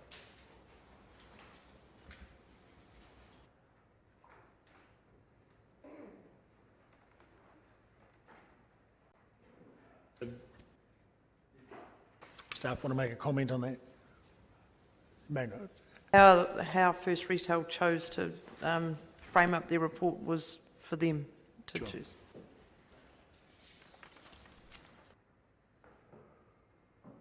Councillor, a pregnant pause. Councillor O'Malley, half pregnant pause. Can't have a half pause. Going to Part B, noting the findings of the evaluation report be used for future projects. I would note that one of the things that was kind of missing in the evaluation was significant baseline data in some of the endpoints that we're looking at. And I'm looking at points 80 through 95, which is page 29 through 32, which are really around pedestrian movement, cycle movement, vehicle movement. I'm pretty sure that we are covering vehicle movements, and I don't know if we'll get a nod from over there, but pedestrian movements and cycle movements, are we doing measurements now so that whenever we do anything in the future, we've got robust baseline data sets to use? Yes, it's one of the lessons we have learned. We identified it in the lessons learned, and we are actively going to get the necessary baseline data. It's pedestrian, cyclist, vehicles. Thanks, sir. Councillor Benson-Pope. Thank you, Your Worship. In matters of design, can you confirm that the Council has adopted the global design guideline for work of this kind, wherever it might be? Yes. Can you further confirm that the proposals that have are evolving, have evolved, come to this point, and have currently been approved by council, have been developed in line and comply with those guidelines. Yes. Thank you. Councillor Houlihan. Thank you. Could I ask a question of Simon Frew? Drew. Sorry, Drew. I know your name. Sorry, Simon. So, Simon, can I ask, in your opinion, is it possible for the design, for the CBD advisory group to be involved in the design? Yes. Thank you. So the first retail report talks about, the previous one, not this one, talks about mitigation measures. And so that's where there is a good opportunity for that involvement in the design. If I've read the report correctly, I could be wrong, but he said co-design. That's what I read, like around the whole design of that's how I took it. So is it possible for that group to be involved in that process, even though we've started some of those drawings, I assume is what it is? Could they still be involved with that? Yes. Thank you. That's what I wanted to know. Yeah, thank you. And that's the entire purpose of the Central City Advisory Group, which we will get to, I hope, on the agenda today. Councillor Wiley. Thank you, Worship.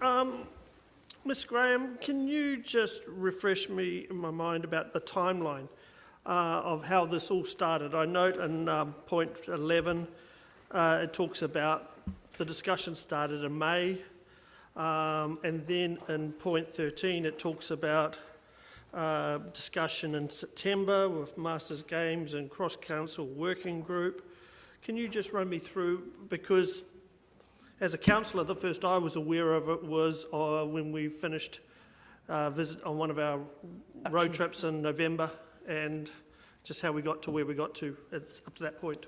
And the report notes that the communication with councillors was something that wasn't well handled, along with the engagement with the community. And so there was an approach, there was discussion with the various events that were coming to town. So we had the pre-existing council resolution to look at pedestrian trials in the Lower Octagon and Lower Stewart Street. Then there was the announcement of two reasonably significant events close together that coincided with the period we knew we were hosting the Masters Games. Discussion with the Masters Games folk about whether or not we might use the Octagon to host them and wrap that around the whole event, and then work done behind the scenes to see if that was possible. So that was between May and September. Then in September there were further discussions that ran straight up against the election, and so that was a challenging time. ELT had agreed that work be progressed to a point. We applied the same framework for consultation we would normally with our community, which just wasn't adequate for an event of that size and scale, and then advised councillors during induction of what was happening, and then had a further discussion with them at the December council meeting when there was the notice of motion. Were any councillors aware of this prior to November? Not that I'm aware of, but I can't speak for other folk, but I don't know. The people, the Masters Games folk may have been, of the high-level plans, I'm not sure, but I have no first-hand knowledge of that. I do recall reading the minutes of the Masters Games in November of the October meeting that it had been mentioned, but I was not on the Masters Games board at that time. So my next question with that is then, how did we go from the Ed Sheeran motion, which was a partial Octagon closure, to a full or 80% Octagon closure? And there's a little bit of talk about that, but I'm still, hang on, the motion of the council was this. And look, as the report highlights, that we didn't get that right. The Masters Games required an almost 100% footprint to accommodate what they needed in the area. And so the original plan was before the council meeting in December was the 100% closure for a period of time, and that was for what we believed was required to accommodate the Masters Games footprint and the emergency vehicle access and delivery vehicle access through the Octagon space. And so the Ed Sheeran was a smaller scale, and as the report says, for an event of the scale of the Octagon trials, we should have come back to council and we should have consulted differently. We didn't. Okay, thank you. You talk about engagement and how we could have done it better. I was present at one of the businesses that was engaged with by two senior staff. And as I've relayed to you before, I didn't consider that engagement. I considered that being told. Can you elaborate how you would see engagement being different, or how the engagement should have been done on this basis? I think it should have been a lot earlier. I think we shouldn't have gone out necessarily with a formed plan right from the get-go on our engagement continuum that we discussed yesterday. We probably should have looked to involve and collaborate rather than just inform. And again, looking at the timeline, I noted, for example, having attended the cruise pre-season meeting back in end of August, early September, I recall the group at the time being told there were no issues with the Octagon at that time. And then the issues that then evolved from that, and all of a sudden they went from Octagon closure, Toitu and things like that. And I'm going, how do we actually bring the tourism industry back on board and work with them, and especially now post-COVID on that basis? Because that to me was a huge problem, and to the point where we had to go and spend $35,000 or $34,000 on daffodils to try and encourage people to get to a bus. There was a lot of discussion about cruise drop-offs, and the cruise bus operators would have quite happily dropped the tourists on the one-way system. So they were happy to do that. That didn't suit everyone else, so it was about trying to negotiate a solution that worked for everyone. Are you saying they were happy to do that as an alternative to the Octagon carriageway? Just full stop as well. They were happy to do that. There was a lot. They were very difficult discussions, and they happened. And there was no agreement between the parties. And we certainly had some very heated meetings in the end to get to a solution where the Chamber, Economic Development, myself and many others were involved in trying to find something that worked for everyone. Okay. My final question around, I think with Councillor O'Malley's question about benchmark data. Have we started, did we do any say December benchmark data or anything along those lines, or cruise numbers? Because obviously we had a pretty active cruise season through December and early part of January. And we had no, that's one of the main findings, that we didn't have adequate baseline data. Thank you. As is outlined in the report, Councillor Vandervis.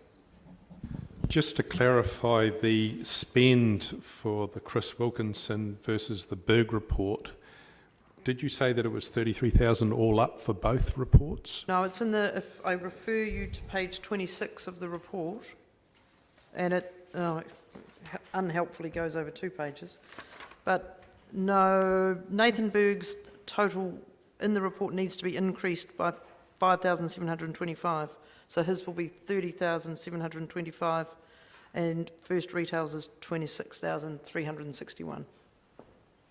Okay, so kind of similar. Thank you very much for that. I don't have any more questions, but I am happy to move the recommendations if and when we get to them. If they haven't been already. I'm happy for you to second it. It's fine. Oh, thank you. Councillor Raddick.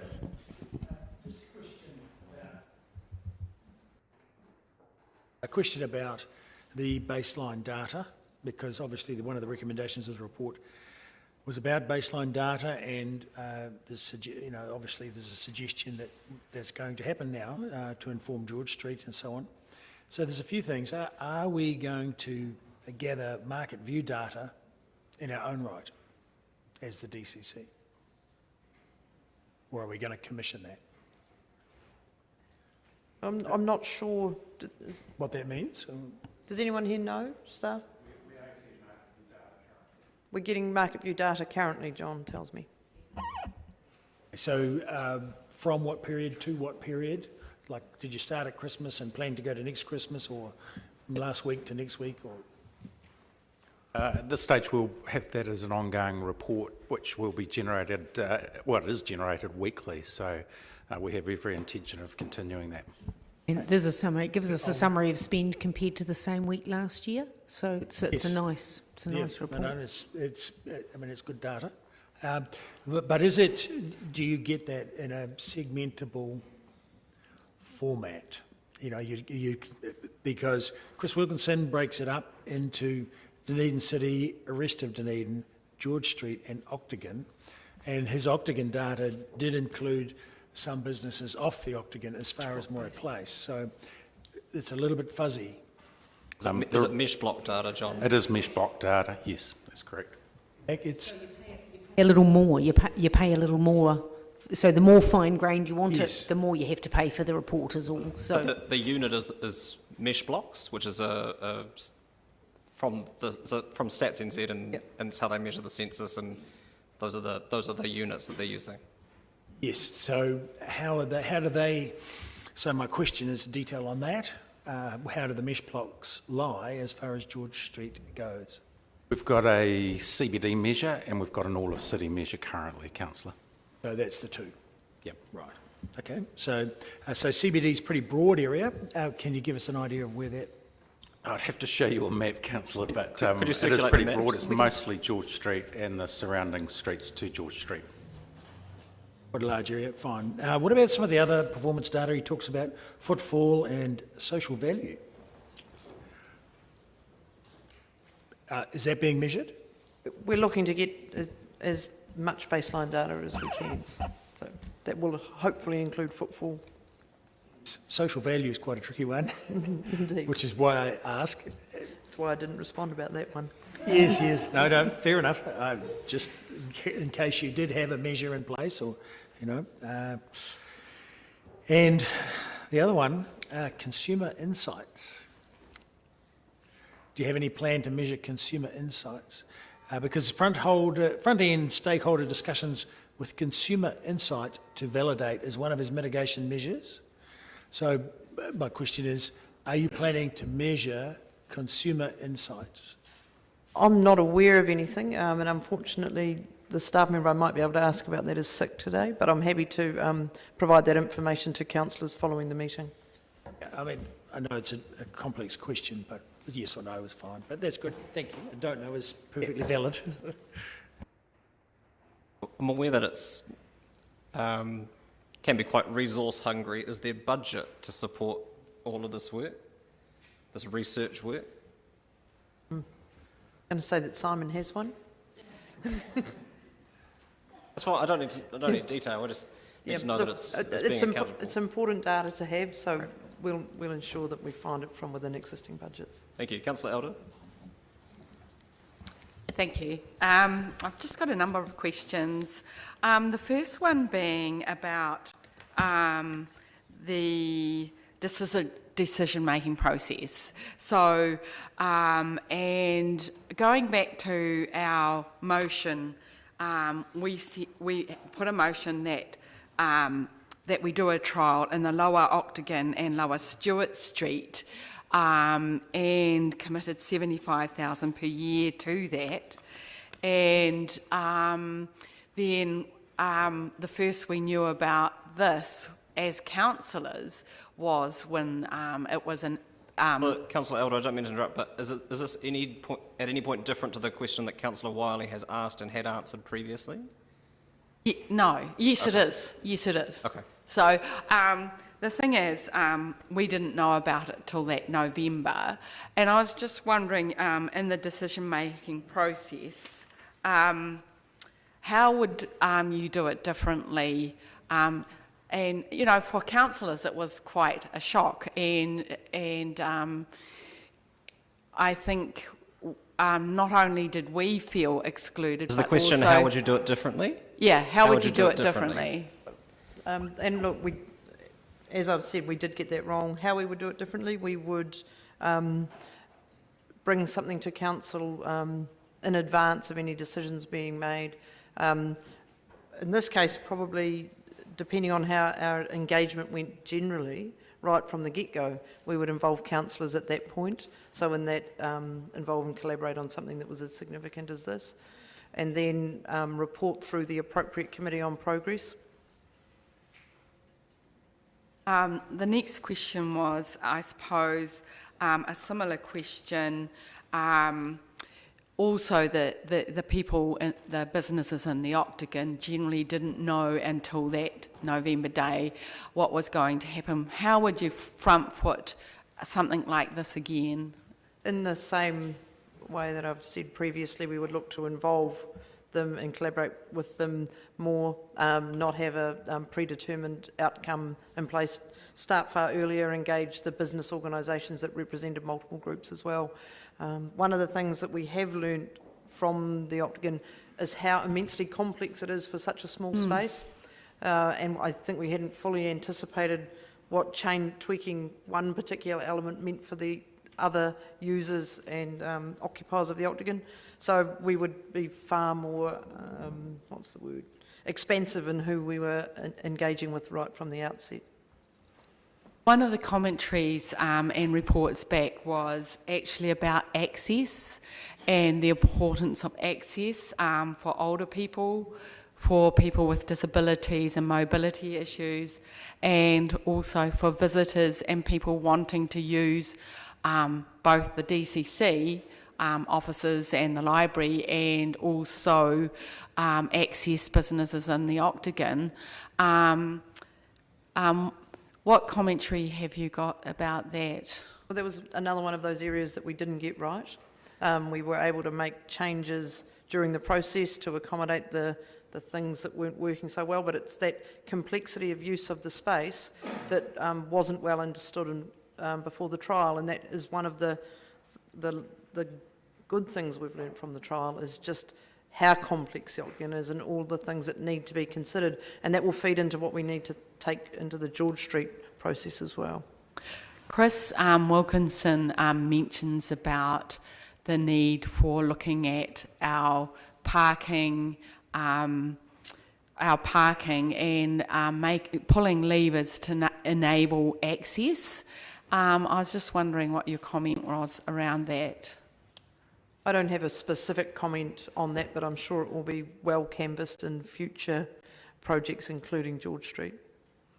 I have one more question, and that is, in your comment, is the comment of that all this information that has come out of this, and it's,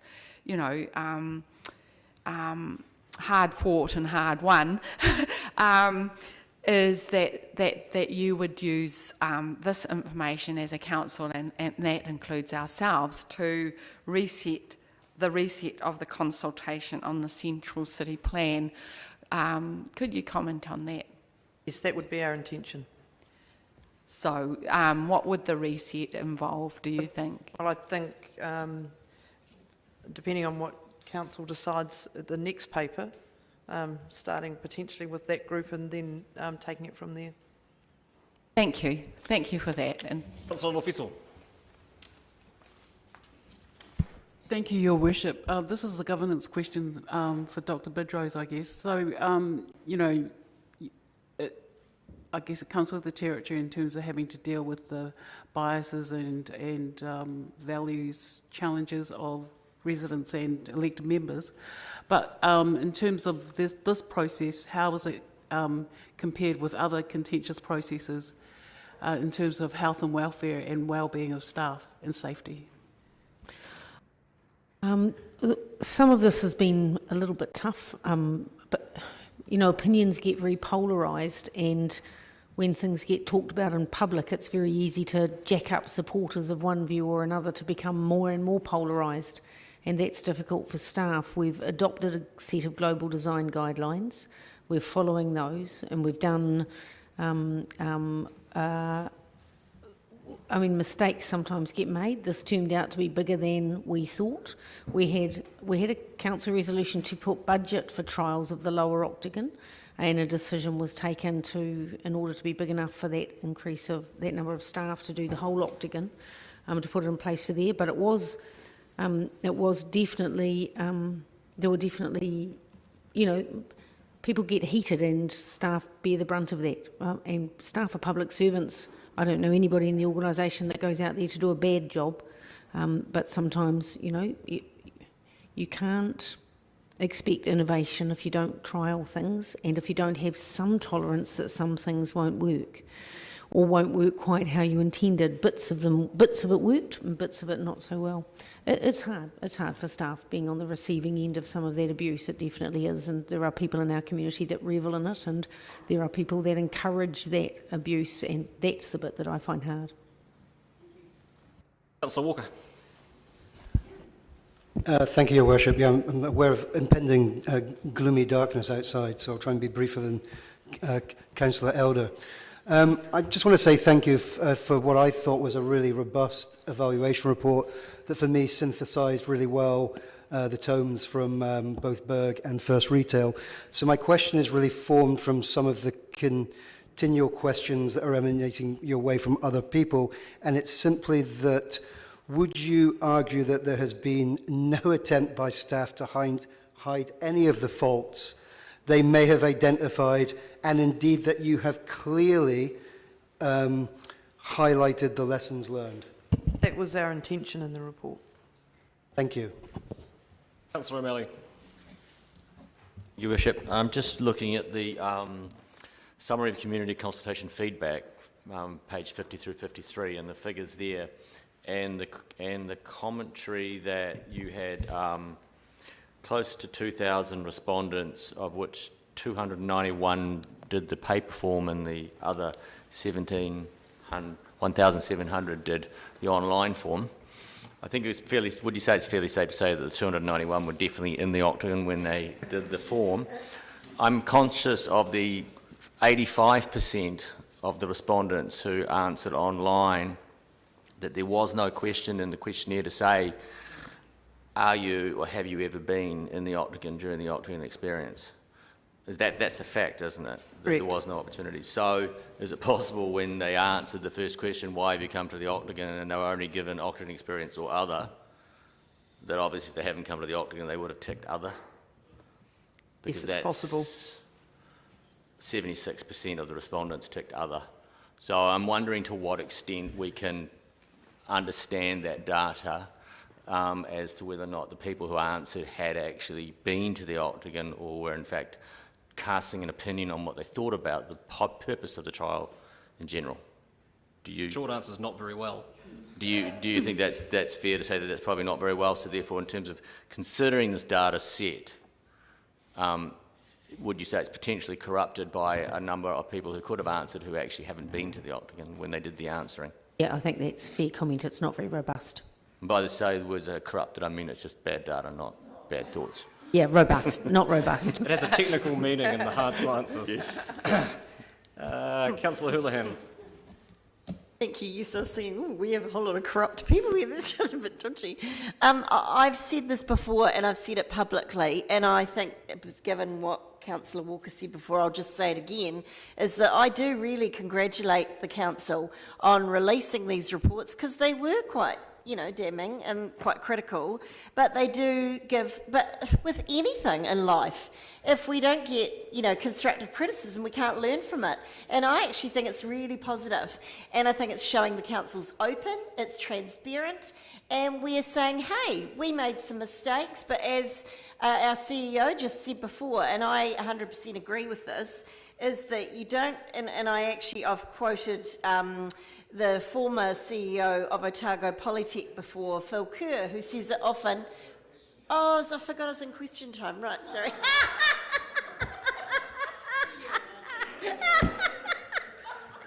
It's been a long day. I haven't had enough coffee.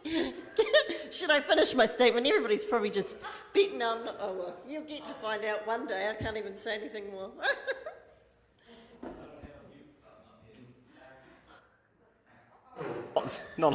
Not like the old Zoom days of yore. Councillor Barker, do you have a question? I have two questions Good. around the data, and I follow on from Councillor O'Malley talking about the amount of people that answered online, and I felt that was quite challenging to the robustness of the data. But I just wanted to clarify one piece that I felt was probably quite correct. I just wanted, following on from some comments around the validity of the data, can you confirm that the eyesight figures in Professor Berg's report were supplied via the eyesight and can be relied upon as factual and robust? Yes. Awesome. Number three, that was my third. So the extra $180,000 that was spent on this project, what department's budget did this come out of? A variety of budgets, so urban design, economic development and transport off the top of my head. Thank you.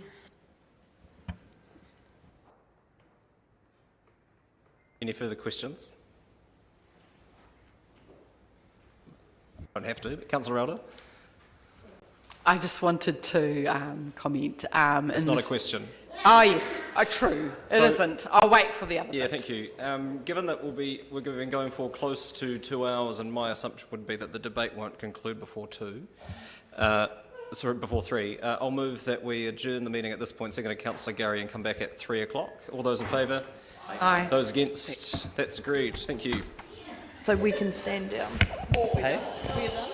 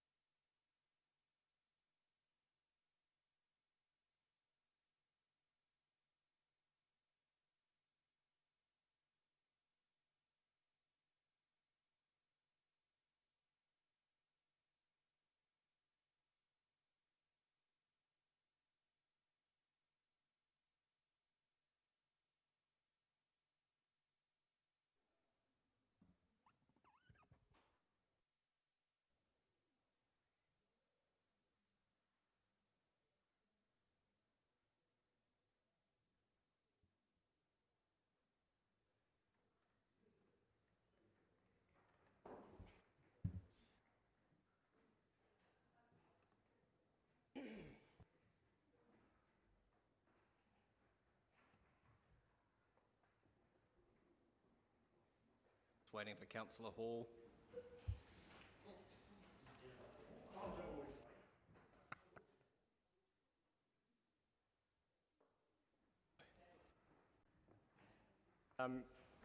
In the break, it would appear that I've lost the seconder of the motion. So if someone wants to second the motion, thank you, Councillor Staines. And speaking to it, at this point, there's not a lot more that needs to be said. Really, it seems obvious to me, and I think any honest reading of both the report, the staff report, and the attachments to it would come to the same conclusion, that the Octagon Experience was an overly ambitious project. Some things worked, some things didn't, some people liked it, and some people didn't. Plenty of how we did it doesn't bear repeating, and the real tragedy would be repeating it. And I think we are universally aware, as elected members and as staff, how important it is to make sure that that doesn't happen. But plenty of what we got out of it was exciting to see. We had people enjoying the space as a destination during the week.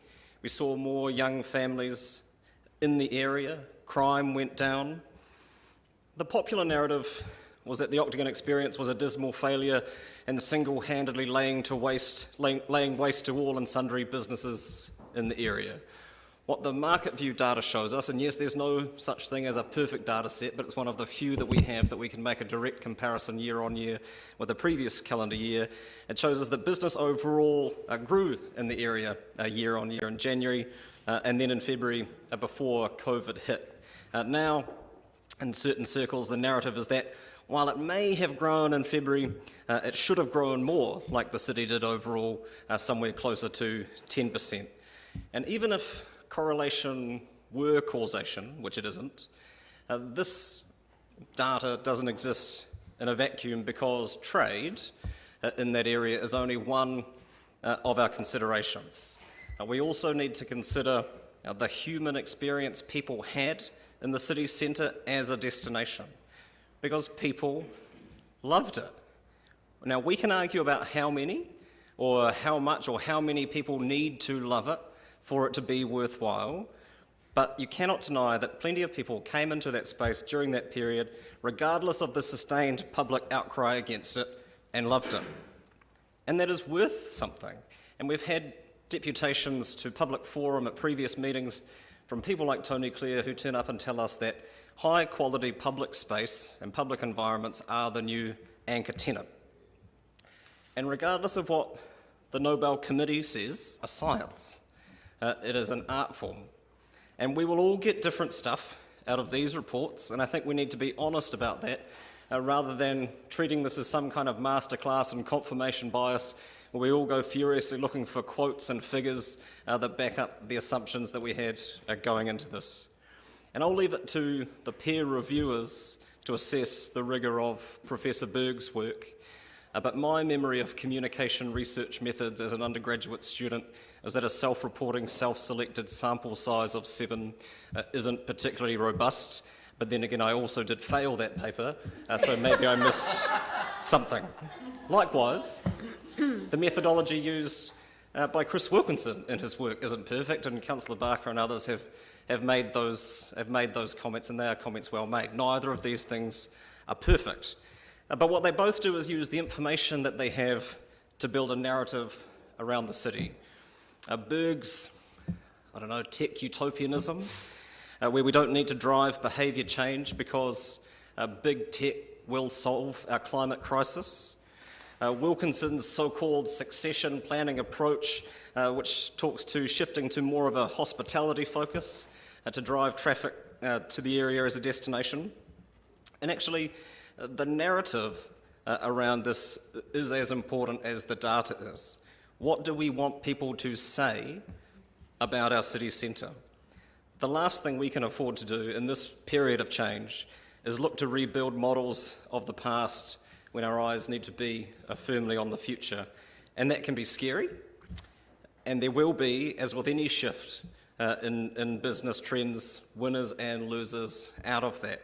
And I acknowledge that long-term benefits to the city overall will be small comfort to businesses who end up on the wrong end of that stick. But I think we can acknowledge both of those things, and we need to make sure that those people are supported and continue to be supported, not just the City Council, but MSD, the Otago Polytechnic, the Chamber of Commerce, helping people, whether it's shifting to other operating models or shifting into other lines of work. We need to support those who are doing it tough in this period of transition. Changing the balance of our streetscape and making sure there's still priority access for people who genuinely need it is a challenge that will require compromise. And yes, we still need to provide for parking, but it doesn't all need to be in prime downtown real estate. But let's have a grown-up conversation about how we find those balances and have those conversations and how we use the public realm to support our community, which will in turn support local business by making it more people-friendly. I'd like to thank staff for the frankness of the report. It is much appreciated, I think, not just by those in this room, but those in the wider community. And I'd really hope that we don't choose to use the discussion of it as an opportunity to see who can agree the most that staff did a bad job of putting this project together. They've been open and honest about the shortcomings of it, from a process point of view in particular, and to be perfectly frank, some of the vitriol that has been directed at them through this period, both in person and online, is surely enough flagellation already to satisfy any such urges that may exist in this room. So thank you again to staff for the work that they have done in bringing this to us. It's not easy, but it is incredibly important if we are to have the kinds of serious conversations we need to have around how our city centre functions for the foreseeable future. Further speakers, Councillor Barker.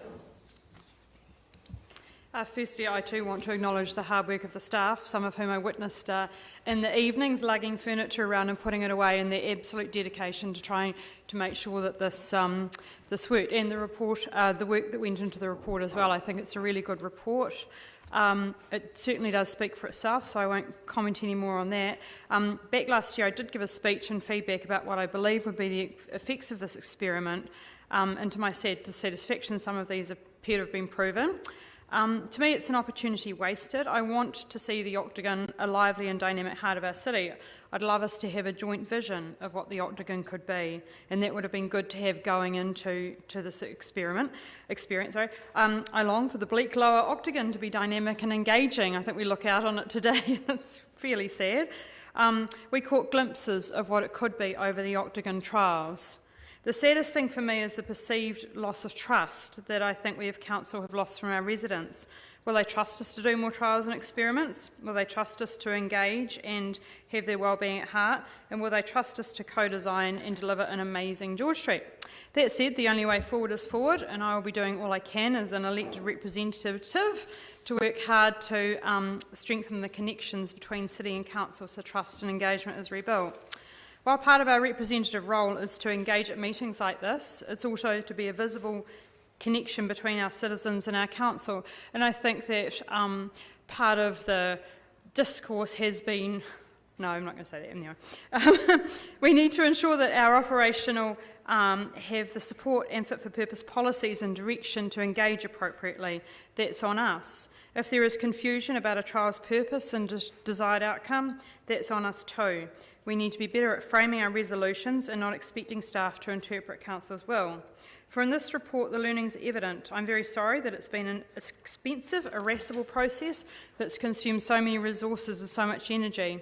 I'm so sorry to the businesses and people impacted by this experiment who felt so frustrated, hurt and unheard. We've read the letters in the paper, etc., and whose businesses apparently suffered.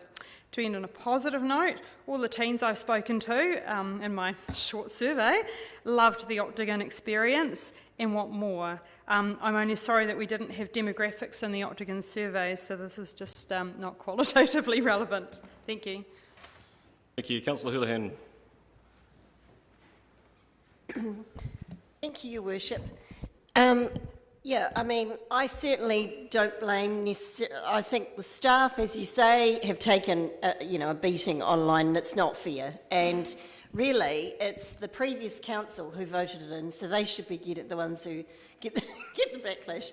But yeah, I mean, the thing is, with anything in life, we do not know if it's going to work out until we trial it. And so that has happened. As you all know from the records show, I didn't vote in favour of this. I had concerns that it would adversely affect business. Now, some debate whether these reports are correct or not. However, the reports certainly state that it looks like it hasn't been good for business. I am concerned that regularly through the council report on the Octagon experience, it refers to future trials. Now, I put the question I know to staff and they said, no, we're not planning any as yet, but the fact that it is mentioned many times does make me concerned, and I know staff don't think that the businesses in the Octagon are guinea pigs, but we do have to be careful that we don't treat them like that, because you know, these people are really hurting. We've had COVID, and a lot of them are just hanging on by a string. If we then say, oh, let's try this, let's try that, while it might be good for some people to trial, I think I would really urge against that. And, well, we have the report, you know, there's not a lot more we can do or say on this. It's been done. We can't change that. But what we can do is change and learn from this experience when we look at the CBD and George Street. And I really urge all this council to think about that when we vote later today on an advisory group and on the involvement that that group will have, because we want to learn from our experiences, and I think this has given us an opportunity to do that, and we need to, you know, I urge you to do that, because if we don't, it could be the end of some of these businesses, and we really deserve to give them the opportunity to thrive. Councillor Raddick. Thank you. Overall, this was an unpleasant experience for nearly all concerned, including staff, and I commend them for their open and honest review of what's gone on and frank answers to all our questions, and well done. And I agree with previous speakers that we do have to conduct the experiment to know how it goes. But overall, Octagon businesses suffered badly as a result, down 20% on where they should have been. January was mentioned, but that wasn't part of the experiment. You know, it wasn't part of the Octagon experience. It only started on the 27th of January. And as soon as it started, turnover fell, and it fell significantly through February compared to the rest of Dunedin. Livelihoods were lost as businesses shut up shop, jobs evaporated, and ordinary Dunedin people disliked the whole thing. They much preferred it when access opened up, when it came to the third phase. The Masters Games people resented being there. Tourist operators were upset by the messiness of it all, and the eyesight lost sales. And the ratepayers have to pay, as they were forced to. It's over $300,000 against a budget of $150. No wonder there was a public outcry. However, on the bright side, some lessons were learned, and these lessons, as said, should very much inform all future work on the Central City Plan. Firstly, Council needed accurate baseline data from the outset to validate results, and hence I've asked about that, and I'm gratified to hear that we will be getting some data ongoing. We should be able to readily adapt the format and delivery in response to impact or risk. Stakeholders should have been included in the design thinking to empower advocates. And we know that every time traffic has been restricted in the Octagon or along George Street, business revenues have fallen. We also know that cars bring business, and the data shows that the closer to the Octagon, the worse business was during this experiment. Quoting Chris Wilkinson of First Retail, early sector and stakeholder specific engagement, the prioritisation of social outcomes and the involvement of all parties in co-designing solutions and collaborative enablement would have reduced potential for factions to dominate the discussion, especially perhaps those factions that seek to obscure the facts with pretty pictures. He also said, any discussions on improvements to the area must be weighted equally on economic, environmental and social sustainability outcomes in order for changes to fully benefit this community. So, moving on and quoting behavioural economist Professor Nathan Berg, who is the DCC Chair of Entrepreneurship at Otago, he said, one of the key unknowns is the risk that people living outside the CBD may choose to stop visiting the CBD or visit less frequently, as automobile access becomes more costly and inconvenient in terms of time and money. Thus, addressing the economic angle. On the environmental aspect, he said, cities elsewhere that have achieved substantial environmental gains did so by improving their network and fleet efficiencies, not by deliberately causing new inefficiencies. And on the subject of social sustainability outcomes, he said, the costs of switching modes of transport are unevenly imposed on those in the lower deciles of the income distribution, on the elderly and on those with chronic illnesses. So, councillors, I implore you, let us achieve better economic, environmental and social outcomes by including all parties in co-designing the solutions for George Street and the Central City Plan as we move forward. Councillor, I didn't want to interrupt the flow of your speech, but who were you referring to when you suggested that people were obscuring the facts with pretty pictures? Mr. Wilkinson, I hope not.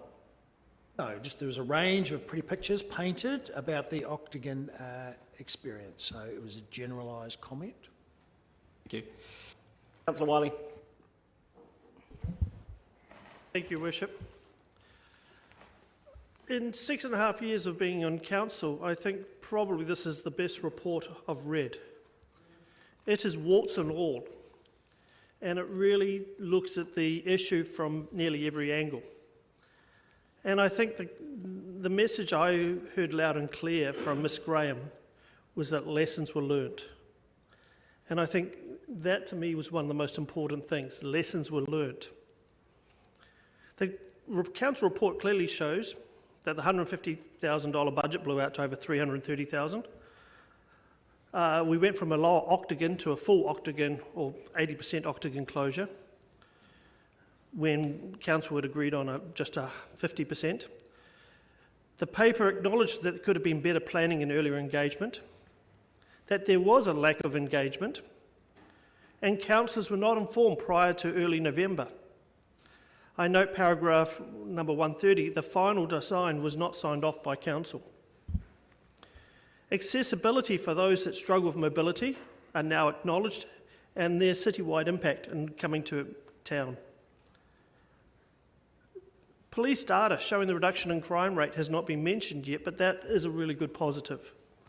Unfortunately, we can't say what happened around the rest of the city at the same time when you start marrying all the stats. But we also saw the importance of the carriageway, and the carriageway for everyone, whether it's to walk through it, or whether it's for the cruise industry, or whether it's to drive through. Everybody values the carriageway. The three reports provided some very valuable data, and I appreciated the level of data that was shown, and especially for me personally, I enjoyed Professor Berg's report and the amount of information that I got from it. Yesterday, I received an email from a local CEO. He sent me an email from a business owner that he's associated to Dougal McGowan, on the 18th of February.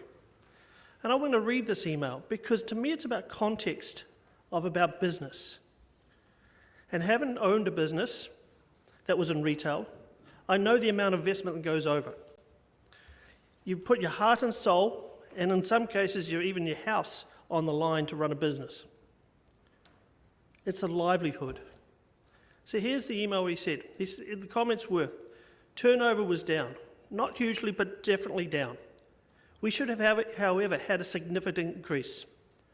On average, a concert event provides us with additional turnover of 28% over that week. During the close-down period, we had 2 concerts in the Masters Games. Normal expectation would be an increase in turnover for each of the 3 weeks of the close-down period, not decrease. Customer numbers down significantly.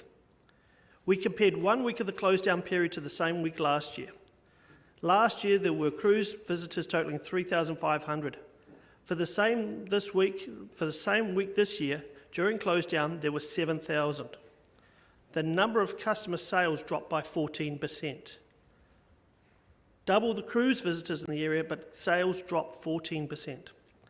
Unfortunately, it's not just our livelihood as an Octagon business, but those are the 20 staff that we employ. Rent and overheads of operating a business in the Octagon are significant, and we would not be able to sustain our business if the close down continues.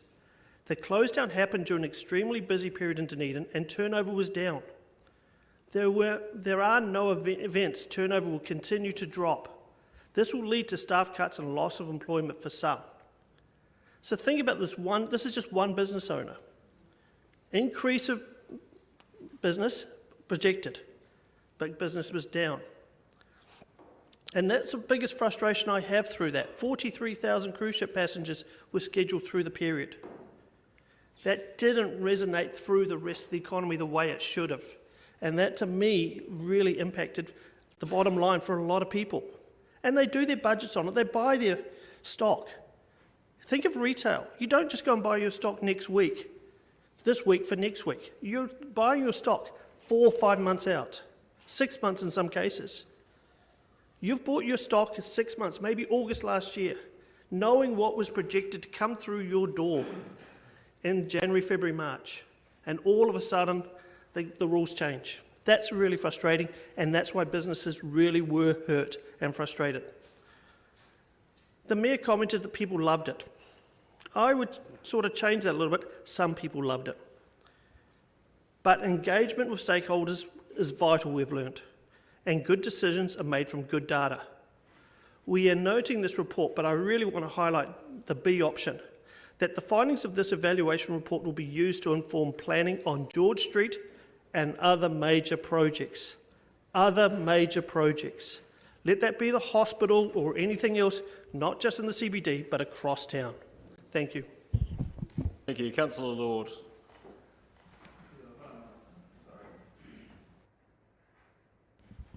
I don't want to be the person that sounds like I'm always sticking up for council, but I feel I have to say it, and that is we've got staff that did their best to make this work.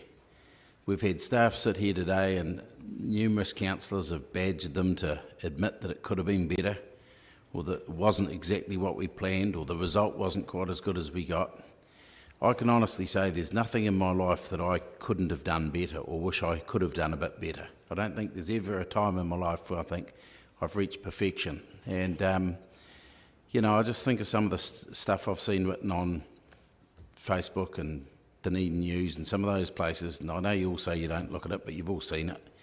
But some of the vitriolic messages about some of our staff, some of them being named and shamed, and they must cringe when they read that sort of rubbish, and I cringe when I read it, and where possible I critique people for it and try and own it more from a governance point of view. But I came into the Octagon a number of times through February, and I saw a vibrant space. I saw some clever stuff, and I saw people enjoying themselves. At one particular time I was here with visitors from Australia, and they said they loved it. And I am sure there's people around, I'm not arguing with Andrew or anyone else, Carmen or Jules or anyone, I'm sure there's some people that didn't love it, and that's fine. But if we always do what we always did, if we ever are prepared to try and change something, if we're never prepared to look at things and say, can we do something differently, we're going to have a pretty stale Dunedin. So the report is what it is. It's honest, it's quite blunt, it's quite confronting, but I think in the place where we can sit here and say this is a great report, we actually forget that there was some great stuff happened in the Octagon, and that some great staff made a great effort to do something well. And there's a variety of reasons why they might have been let down. And look, I think what followed with COVID, if there's any businesses that struggled with this trial, they would have struggled at Arnside more under COVID. And I'm not saying, you can have a bad result because of a worse result or anything like that, but I just think if you don't try, you don't get. And I think I would actually encourage the fact, learn from our mistakes and try again, try things differently, because I meet a wide range of people, and I meet young people, and I meet old people, and I meet middle-aged people, and I got a lot of people that were positive about this experience. So that's my view. So it's only noting the report, I'm happy to note it, so that's my stance. So thank you. Thank you. Councillor Gary. Thank you, Your Worship. Well, who would have thought that we would have had a global pandemic, weather that was cold with torrential rain, strong winds, and visitors restricted at the border at the same time as a trial that Council had agreed to. And we can argue the toss about the detail of that. But I wonder what we'd be saying sitting here now, put aside the trial, I wonder what we'd be saying sitting here now with all of those events having happened. I had to travel overseas unexpectedly to the United States, and I travelled back on the 1st of February just as the Octagon experience was kicking off. And I was very conscious of the worry and concern building in other parts of the world around COVID. And I note that the Chinese visitors to our city were restricted from, I believe, the 3rd of February. There were some negatives, but a trial, you know, a trial by definition is to find out what works and what doesn't work, and some stuff didn't work. The impact of the election on the decision-making, what we knew and what we didn't know. The Masters Games, who would have thought that bringing the hub in to be closer to where they went out to let their hair down afterwards would be a problem. That we went from build up to less rather than building up in the phases. The methodology, which I still have concerns about in terms of the Berg report, that the engagement would mean different things to different people. That's one of the things I got out of what I've been hearing very clearly, that for some people, what they understand by engagement or consultation is very, very different. It always, though, has to be a two-way street. It can't always be from one direction. And I wonder what the difference would have been if we'd had the bus loop in place. I still struggle with the idea that you can have greater footfall and yet your retail sales can be down. That doesn't logically make sense to me. I'm not disputing the figures. But I did note in the first retail report around the contemporary offerings, which had a digital aspect to them, and that was Aotea gifts and the Outpost. And it got me thinking that I'm not a big shopper. I tend to be a bit of a spontaneous shopper. I'm a bit more intentional at the moment, trying to support businesses. But I'm a person who'll walk into a shop, and if I enjoy the experience, as I did the other day when I walked into one of our little bespoke quirky shops in Dunedin, because the customer service was extraordinary, I stopped and bought about 3 times as much as I intended because I had a really good experience. And I think there's a different approach to retail. And I would wonder if some of those businesses were perhaps thinking about how they could offer things differently. What's their customer service like? I'm not blaming, I'm just asking the question. So on the positive side, we followed the global design, street design. This is a public realm space that is not owned by any particular businesses. And as somebody who deals with mobility every day in my family, I can say hand on heart that I know planners and the staff who were dealing with this design had that in mind, and there were some learnings from the trial. That's what it was all about, and we haven't quite got that right yet, but I know it is on their radar, and I don't have any problem with that. I was particularly delighted with the crime statistics, and from my academic study many, many, many years ago, one thing that I remember particularly is the work around how you can use urban design to decrease crime. And I recall a conversation during the Ed Sheeran concert activation with a policeman on the corner of George Street saying to me that, in fact, not having the cars there made a heck of a difference. My glimpse of positivity around this, and I had lots of people tell me that they enjoyed the experience, was the rally for the RNZ concert program, when there was people of a particular demographic sitting in the central carriageway on seats with a dappled light of a really hot sunny day. And that was the kind of thing that I noted. I want to just finish by saying, and this is not just to those in this room, but anyone that might be reporting on this or watching this live streamed, that just because you have a different view of what we've done, or you don't like what council has done, that does not give you the right to abuse our staff in the kind of vitriolic way that occurred. And I don't think that this city, that's our city. I think people are kinder than that. I think they're more balanced than that. And we heard some great public forum, constructive approaches today, but there is something about people when they get behind a keyboard and it's not in person. And I'm ashamed of the vitriol that has been targeted at some of our staff. It's not who we are as a city. And I ask my colleagues to remember that around how we conduct ourselves when we have different points of view and we interact with the community. Thank you. Councillor O'Malley. Oh, Councillor O'Malley. Your Worship. I think we should all remember that this was a trial, and in my background in science and performing exploratory experiments, it's reasonable to perform a preliminary experiment or preliminary trial with actual minimum planning, because you don't really know what it is that you have to control for. And often what comes out of that is identified what will be important, and then you use that to go forward into more sophisticated design. It's been mentioned already, I come from what we like to rather snobbily call ourselves a hard science, where we measure things. And basically it's pretty certain, to a certain extent, that what you've measured is what you see. Whereas economics, we rather disparagingly sometimes refer to as a soft science. Quite right. We don't want them either. And by that means you can generate graphs, you can generate curves, and you can generate figures. But often as not, you're actually using them as a method for showing a qualitative assessment rather than the quantitative assessment. And what I would say, and it's been well acknowledged and it doesn't really need to be gone over and over, the data in this study was probably insufficient to draw particularly strong conclusions. There were components of it that was contradictory. There are some components, though, that were definitely consistent. There's no doubt that some businesses in the Octagon were negatively affected. There's no doubt that some businesses were negatively affected. But don't forget, too, that on the night of the Elton John concert, it poured. So what was the most likely reason that people didn't go out too much that night? The fact that they couldn't drive close to the place they were going to go out, or the fact they couldn't get there without getting absolutely saturated? So there were confounding influences out there that were changing, which were influencing the outcome.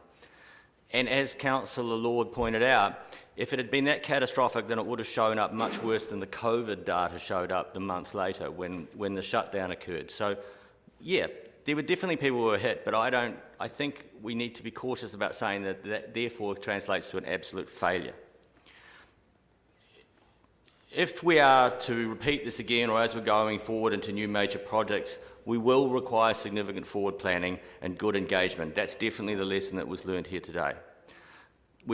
For that, we need robust baseline data, and that still needs to be, in my opinion, needs to be generated, so I would encourage staff to move forward with that.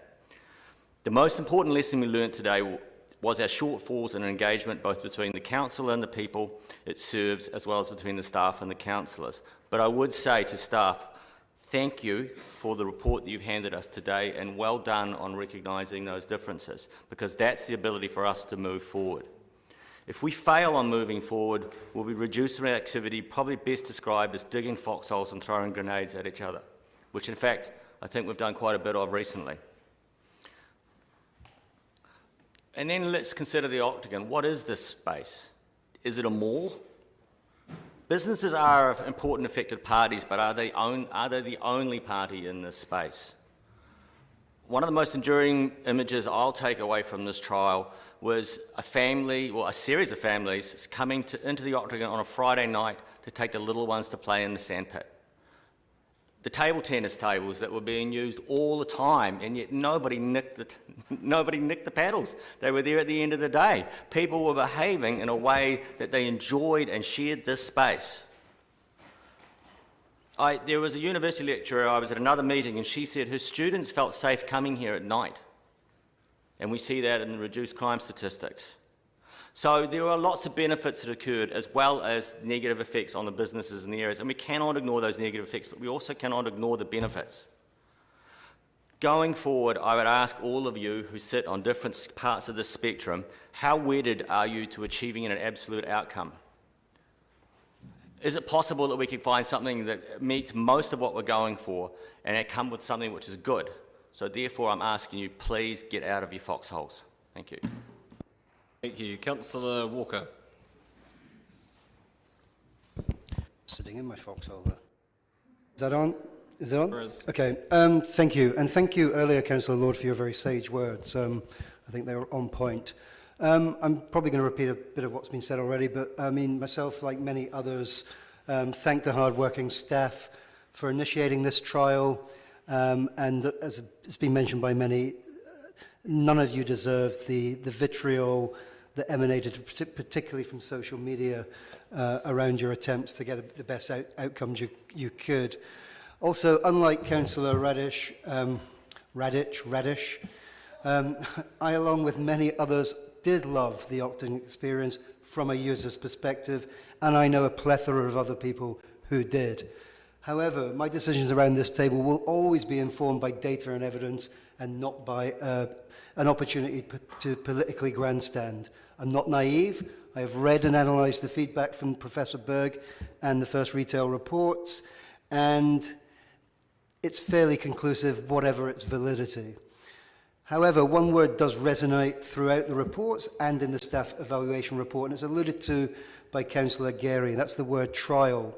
And Councillor Van der Vos, who seems to have left us temporarily, is often one to quote dictionary definitions. So I'll steal his thunder. Trial, a test of the performance, qualities, or suitability of someone or something. This was a trial, first pushed for by Council post Ed Sheeran in 2018. It was a trial supported by the Len Council with 13-1 votes in favour.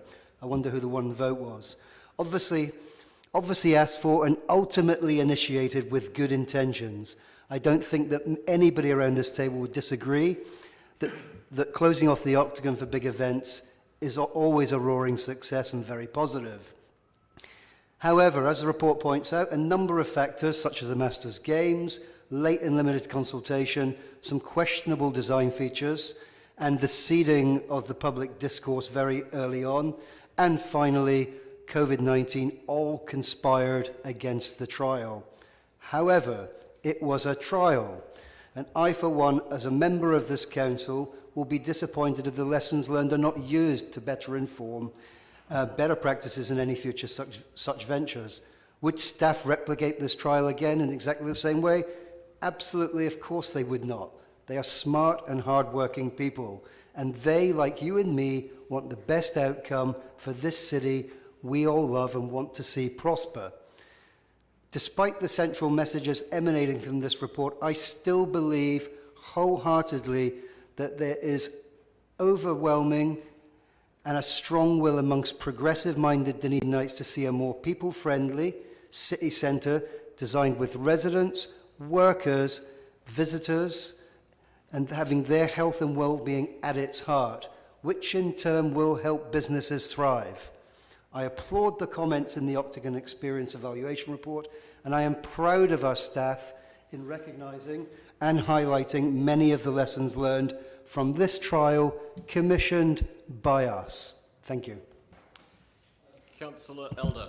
Make a point of order at this point, thank you, because Councillor Walker characterised that What's the point of order, sir? Yes, he's misleading, Council, because I did not say that I disliked the whole thing. The comment I made in my debate was that ordinary Dunedin people disliked the whole thing, as exemplified in the report, with 67 and 60% of people disliking the 67% of normal people, ordinary people. Ordinary people. Anyway, that's my point. So thank you. I'd prefer if you didn't misquote me, that's all. Well, I don't believe you did, and misleading the meeting is a significant accusation to make, Councillor, so I won't uphold the point of order. Thank you. Councillor Elder. I just want to say a big thank you for the reports done on this.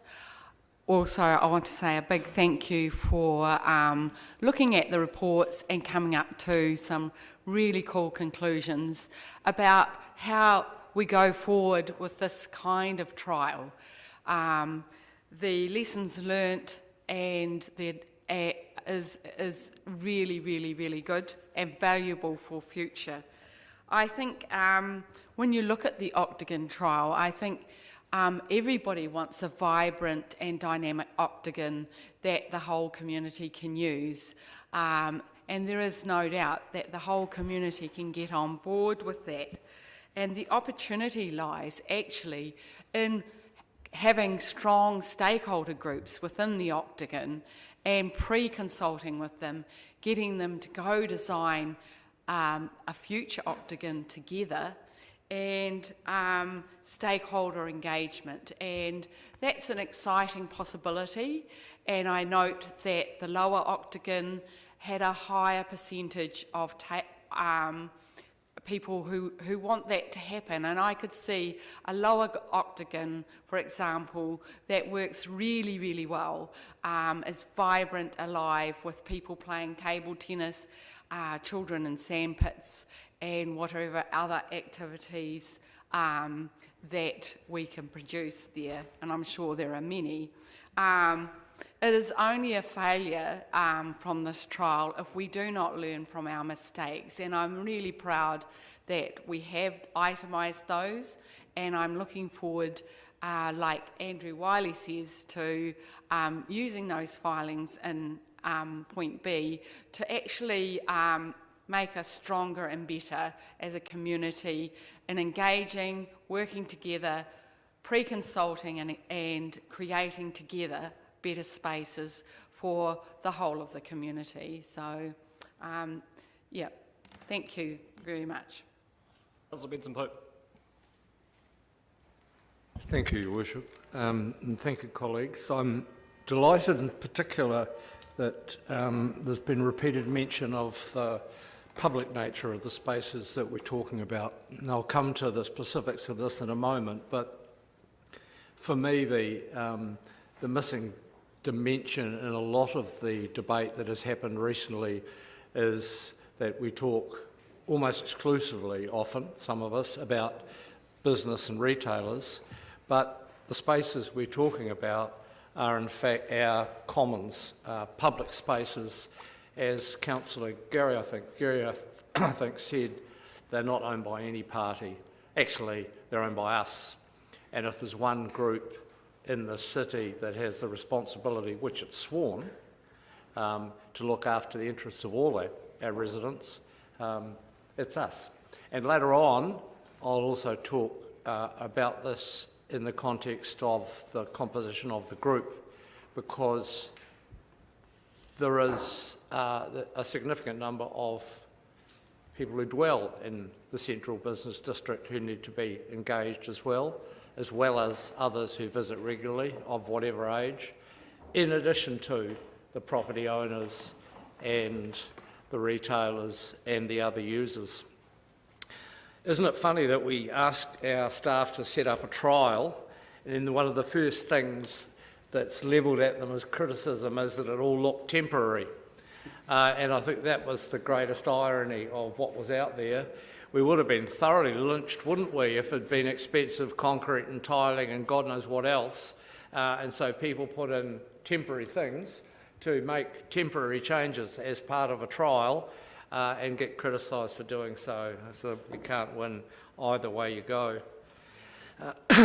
I have to say, though, when I look at the reports, particularly the Berg report, that I have some concerns, not about any conclusions they make, but about how those conclusions and comments have been arrived at. I'm not going to argue the data about the detail and the sample size, because that's already been done, but I have to say I had the overwhelming feeling when I was reading the Berg document and the subsequent documents that something's not quite right. Yesterday, I heard overwhelming support from residents and visitors to Auckland and Wellington for the changes to lower the speed limits in those cities to 30 k's. At the same time, I'm reading in documents about what we've done here, that such an action would continue in the wider CBD, would continue to foment doom and gloom and cost us millions and millions of dollars. It just somehow seems to me that there's a connection that's not being made, or that this report gave me the feeling of being something from a different era, actually. It didn't talk about actual council policy. It made all sorts of assumptions about what council policy was thought to be, which without exception aren't council policy, or were wrong. And it made other statements, for example, about NZTA, which I thought were extraordinary. The only thing more extraordinary is that the Transport Agency hasn't bothered or chosen not to respond to the criticism that was levelled at it. The other thing, apart from the issue around the commons and public space, that I want to talk about is the fact that the language is being misrepresented. We had an example of that earlier that was clarified by the Chief Executive, but there is no proposal to pedestrianise George Street or the Octagon or anywhere else at the moment. This is the mischaracterisation of the facts that we saw with the safety improvements on the peninsula. It's not a cycleway. It were comprehensive safety improvements that were called something they weren't. And as long as people like Professor Berg and his helper jump to the wrong conclusions about that sort of thing, as they did repeatedly, we are not going to get quality information out of those reports. The other comment too, and it comes from comments that were made by Professor Berg around critical mass, and the suggestion in the paper follow-up article that cities our size didn't have enough mass and needed multiple multipliers of footfall to be successful. Well, that's why I sent you 4 or 5 sets of photos yesterday, all of them cities about the size of this one, population around 120, 130,000, several of them, 3 of them, major university cities with between 17 and 30,000 students, all of them extraordinarily successful and demonstrating complete pedestrianisation, unlike what we're proposing, of their city centres, highly successfully.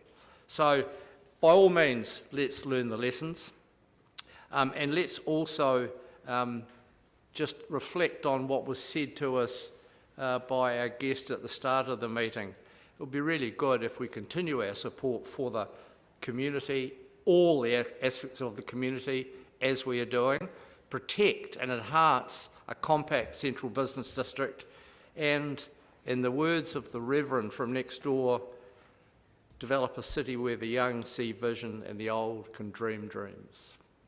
Very appropriate, and I didn't suggest it to him. Thank you very much. Thank you, Good to see you keeping up your attendance on Sunday mornings, Councillor. Councillor Lofiso. Thank you, Your Worship. I'd just like to reiterate, as colleagues have done, again, thanks to the staff for everything that they've had to endure through this process. And kia kaha, all strength to you as you continue on the delivery of this process. I just want to acknowledge Dr. Jim Williams, who retired last year as a lecturer at Te Tumu, the University's School of Māori Indigenous Studies.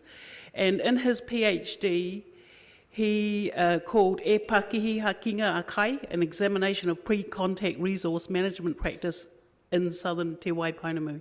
I just want to acknowledge Dr. Jim Williams for teaching me and other students in Kaitahu and the natural world that academia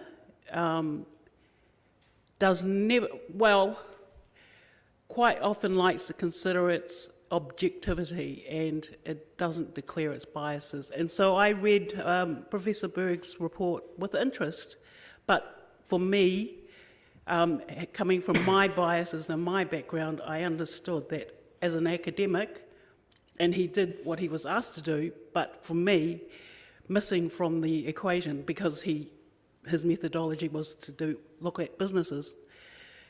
For me, still always is missing the mana whenua and mātā waka picture. They're invisible. They've been rendered invisible physically, and we'll rectify that with sculptures, etc. But they're not in the data. So I just want to acknowledge that we've got to be open about our biases and declare them, and also acknowledge when we're missing people from the picture. Thank you. Councillor Staines. Thank you, Worship. There's a little saying that those who have never made a mistake have never done anything. And I think that is something we should consider. While this trial may not have gone the way we would have liked it to have gone, it's taught us and staff, taught us as a governing body and staff a lot. And I have absolutely no doubt that that will change how we approach some of our projects in future, particularly those in the public realm. But, you know, people don't like change. So it's easy just to maintain the status quo. If we were a council who just maintained the status quo, we would let our community down. We are and have been elected to be leaders of our community. And so when we research and look at where the world is moving, where we will need to go as a city, we need to have the courage to take those things forwards. Because it does take courage. We will get criticism. We won't get everything right. Even if we try very hard, we won't get everything right. But if we just sit back and let the world go by, the end result will be a city that dies. So I'd like to thank staff for the hard work they put in. Given the problems that we hit, this hasn't been a loss. It hasn't been money wasted. As long as we remember now what we need to do as we move forward in projects.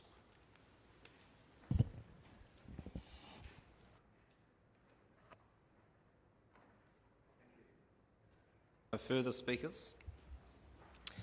I just wanted to make one point really, and it's just to echo the not particularly robust survey that Councillor Barker undertook with some younger members of our community. And I think about the public life survey that was commissioned around the George Street work when that last came for approval. And you know, the standout number for me was 0, which was the number of children playing in the city centre, and it makes you think about who this space is for and how it's supposed to function and who it functions in the interests of, and more pointedly, who it excludes. And it was great to see, I think it's 39 was the number in the public life survey, and yes, some of that is a class of school children, but I think that's a feature and not a bug, and that how great it would be to have a public space like that schools feel comfortable sending packs of young children to go and safely spend time in, because I don't think that is the current situation. There's only so much a 1 foot long reflective vest can do to protect the safety of some fairly not so risk averse pedestrians that come in the form of young children, and it's really heartening to see that is the outcome of shifting the balance of our city centre, and I think that we can continue to do that while still being mindful of mitigating the implications of that shift on other parties that are in the vicinity. I'll put the motion. All those in favour? Aye. Those against? That's agreed. Could we have a division, please?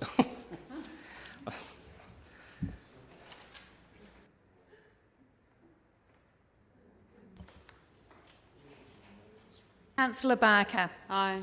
Councillor Benson Pope. Aye. Councillor Elder. Aye. Councillor Gary. Aye. Councillor Hall.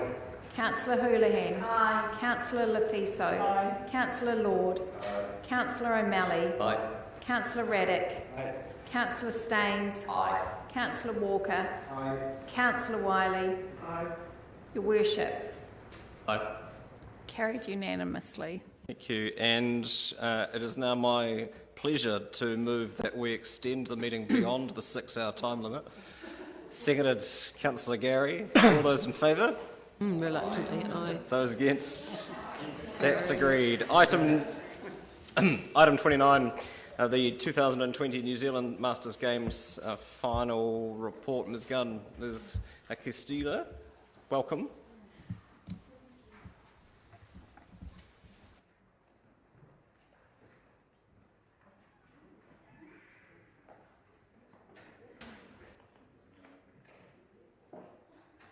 To take the paper as read. Perfect. Questions? Councillors? Councillor Walker. Yep, thank you. I just have one question. It's more a question of, I'm just intrigued, as I'm about 7 hours away from Dry July. As one of the events, it's listed as wine options. Can you enlighten me as to what wine options is in a sporting event? Wine Options is an event, and basically it's you taste the wines and answer some questions and that, and you get a medal, and you get to drink some wine. Thank you. Councillor Staines is just telling me he's got a gold medal. Is that right? Okay, thank you. Other events obviously include the quiz that the Mayor of Whanganui takes very seriously. Other questions? Councillor Barker. I'd just like some clarification around number 14 around the economic impact report. Being a soft science economics graduate, I'm quite interested in this. Does this get reported back to the Masters Games itself, or does it come back to Council? Generally it does come back to Council, and that we haven't undertaken one this year because COVID lockdown got caught up, but it is still our intention to produce one, and our survey questions actually had all the information in it required to produce a report. Councillor Gary. Can you tell me how far away people came from the variety of countries, and there were 79 and 2020 participants from other overseas besides Australia? How far afield? So our furthest participant come from the UK, and we also have them from the US. We did have a number from Sri Lanka this year, and just from memory, I think it was Netherlands, somewhere like that. Is there quite a following of Masters Games amongst some people in terms of going, to different Masters Games and making a holiday of it? Is that the... Yes, there is. And can you tell me what is the 500 Club? The 500 Club was a sponsorship initiative that happened in Whanganui in the 2019 event, where the Trust took it upon themselves to get local businesses to contribute $500 each, and that we tried to instigate within our board this time, but it never eventuated. And the Twilight 400 as an activity? So the Twilight 400 is an event that has 4 components to it, one being 10-pin bowling, curling, darts and small ball shooting. It's a social event where you get on a bus and travel around. Sounds good. And the final question was on page 244 around entrants would prefer the Games Hub to be in an area that enabled them to have a drink while dancing and socialising. Can they do that at a university hub? Were they able to do that in the previous time? Yes, they were. Okay, thank you. Historically, they've fenced off the Union lawn and operated a bar and marquee in that same spot. Councillor Elder? I note 2020 had a 6.5% increase. Was that to do with other events at the time? We put in for the 2020 event, we put in a really robust marketing campaign and targeted a lot of our team sports to increase those, as that was where we saw the numbers being able to generate. And you'll see our football results were the ones that increased quite dramatically. Thank you. Councillor Walker? It's been moved by Councillor Wiley, seconded. Sorry, Councillor forgive Ward. me. That's all right. Would you like to speak to it, Councillor? Thank you. Yes, I would. I just want to acknowledge the great work that Vicky and her team did through the Masters Games. It's a big event for the city. It starts early and in the sense of the planning, and already some thoughts around the 2022 Masters Games is underway, but it is a great event for the city, and it does bring a lot of people, not just the participants. But the big thing also is it really showcases our city and our facilities, and you can just see football, for example, and how many played there and played around town and things like that. But all these sports need one thing to make these events work, and that's volunteers. And I want to acknowledge everybody that put their hand up to help and volunteer and assist to make the Masters Games what it is. You know what? It is a strong event. It's a positive event. And I'm probably one of the few people that actually, when I lived in Wanganui, I was involved with the Wanganui Masters Games and hosted events there. And to see where it's come from in the early 90s to where it is now, but also to see how Dunedin comes together around it and how much enjoyment people have with it. So thank you, Vicky, and your team, and the volunteers that made this event such a wonderful 10 days. Thank you. They require two things, volunteers and deep heat, Councillor. Councillor Gary. Thank you, Your Worship. Ms Costello, I wanted to just acknowledge I called into the headquarters when I got back from overseas, and it was a very vibrant place and a lot of work going on, and I really congratulate you on the increased numbers. And I wonder too, in hearing the answer to your question about where they could socialise, what difference that would make to the businesses in the CBD, because on that dreadful night of the Elton John concert, when I got absolutely soaked, we took cover in the Crake for a hot chocolate, not a mulled wine at that time, just to get warm actually and dry. And we got talking to quite a number of people. It was very clear to me that there were a number of participants in the CBD and all the hospitality businesses enjoying themselves and having a great time in the city. So congratulations.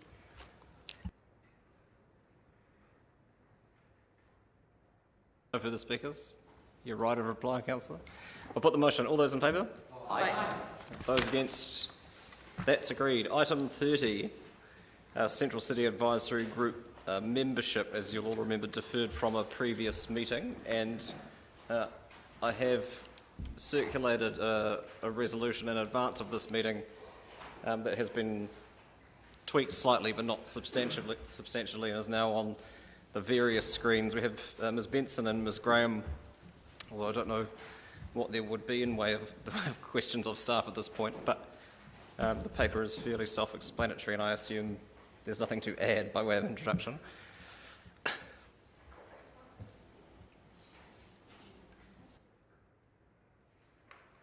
Have I got ahead of myself?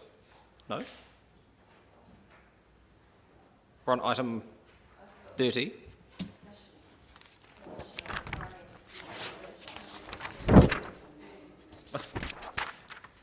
Making me second guess myself, Councillor. Councillor Benson-Pope.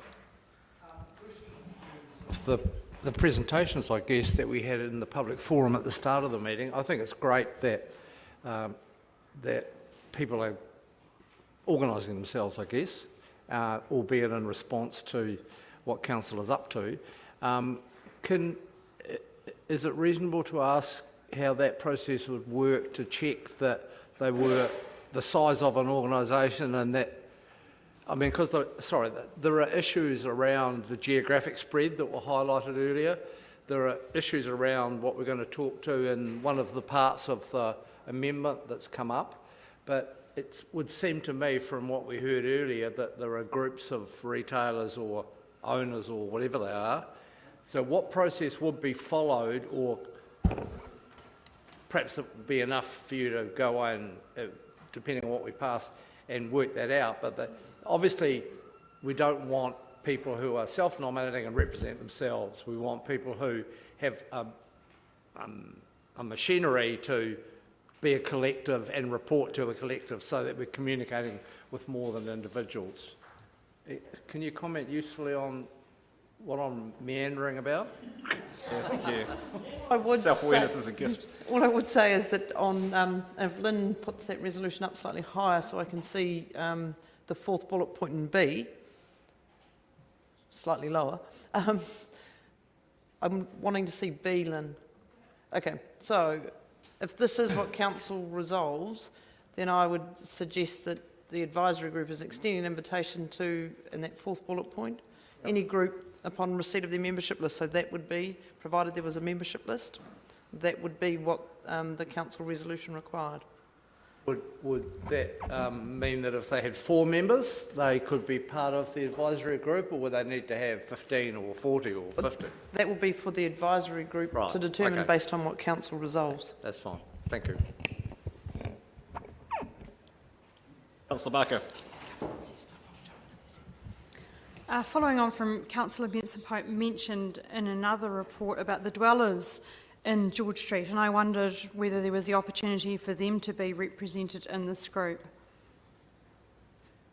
Again, it's for council to determine who they would like represented. So if that's a group that's able to be captured, then it would be open to council to include them.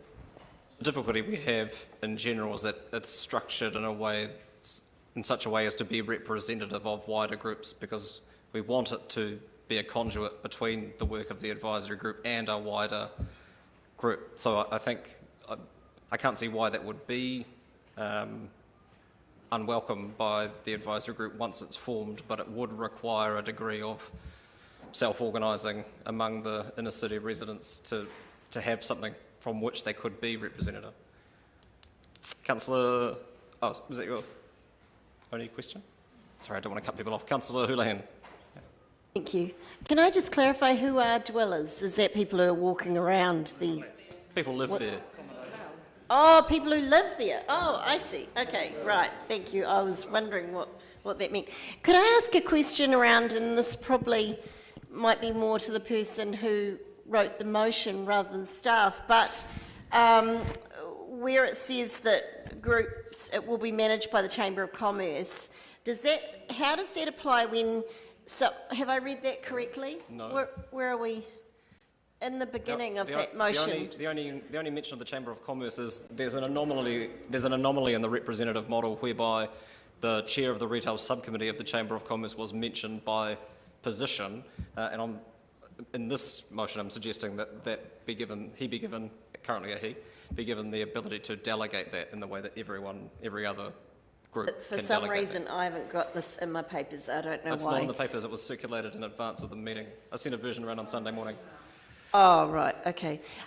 Is that it does say, well, in something that I read, it mentioned that we wouldn't name the groups, but we'd then say, okay, well, there's something about the chamber, that the chamber they could go to the chamber and it could be decided who was in from there. Did anyone else remember that? That's how I recall it.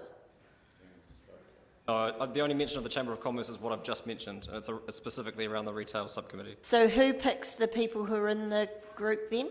The advisory group? Which group? Council. What motion are we on here? I thought we were talking about the CBD, aren't we? Yeah, this is the Central City Advisory Group membership. Yes. I circulated on Sunday morning a draft resolution for people to have well in advance of the meeting. There's been an amendment to Part C of that, but only in style, not in substance. Would we be able to scroll up to the top of that, please, if possible, Lynn, just so I can see the motion, because it mentioned... Oh, this is just an amendment to the motion, is it? No. The chair of the Chamber of Commerce Retail Subcommittee be given the power to delegate their membership. That's what I was referring to. Yeah, that See means there? that Neil Finhouse doesn't have to come himself. He can send someone else in the retail subcommittee to represent that group, because it alone mentioned a specific person among the list in the terms of reference. I've obviously understood that incorrectly, because I believed that that meant that the what's that? Well, now you don't. No, but I need to clarify this, because that's one of the reasons why I thought, okay, well, this has some promise, is that I thought it was saying that people could go to the chamber and say, we want to be in the group, and they'd then decide. So how do we decide who's in the group then? So, part one, Right. of the motion is to amend the terms of reference as per the order paper, to change to give powers of delegation to the chair of the retail subcommittee of the chamber, and to give the advisory group the power to co-opt membership, which it currently doesn't have. Part 2, or B, whatever it is council requesting that the advisory group extend an invitation to a number of other groups who aren't currently listed. And C and D are dealing with mitigating the effects of the construction phase, which is a separate piece of work to the group to give feedback on the detailed design phase. So can I clarify this? Are you saying, is this motion saying that what the purpose of it is that the advisory group that was formed a few years ago, that those same members stay and then they co-opt people? Is that what that's saying? No, it's not what it says. Sorry, I just don't understand how we get members. I don't understand that. The advisory group is given the power to co-opt membership. I'm asking for support from council to ask the advisory group to invite a specific list of people, but it wouldn't be exclusive. They'd be able to accept membership from anyone. The purpose of the group is set out in the terms of reference. But we haven't got an advisory group yet. Page 91. Page 91. 91. Councillor O'Malley? 91. Right. Councillor, Central Supervisor. while you're doing that, Councillor O'Malley? So, part 2 of the First Amendment, if you just scroll that down again, please, Lim. If dwellers were, the advisory group felt that they wouldn't mind a group who eventually turned up to represent dwellers, and then the group said we wouldn't mind co-opting you on, they could then stay on permanently at that point under that. If the group the advisory group can choose, and I can't see why they would not be open to inner city residents, a collective of inner city residents. That amendment effectively allows groups to be added by the advisory group as they see fit, and then actually become members of the advisory group. Yeah, that's right. And to clarify, that's certainly my intention. And this is just a starting list of things that have come up as omissions. Therefore, just to assist others who are thinking about what we're looking at here, we have the list on page 91 with a few additions to it, and then amendment to the ability of the group to add even more later if it's felt necessary. Yeah, as and when groups of residents or businesses or whatever form that would want to have an input into it, they can present themselves and be part of the work. Yep. Councillor Benson Pope. Thank you. I can use your... Can't hear you. Microphone? Sorry, it isn't either. My apologies. In relation to D, you've heard me say before that I think one of the difficulties we have around all of this is that we've lost, those groups have disappeared. Well, a few of them might be reappearing now, but not necessarily in block or discrete precinct form. I'll just ask Ms. Graham or Ms. Benson that would they think that's feasible without great cost to canvass areas to see if there's any appetite for that sort of work, for getting involved in?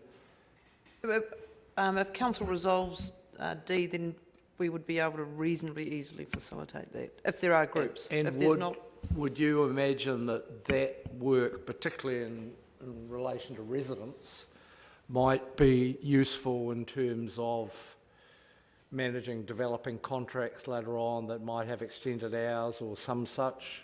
Absolutely. Right, thank you. Councillor Raddick.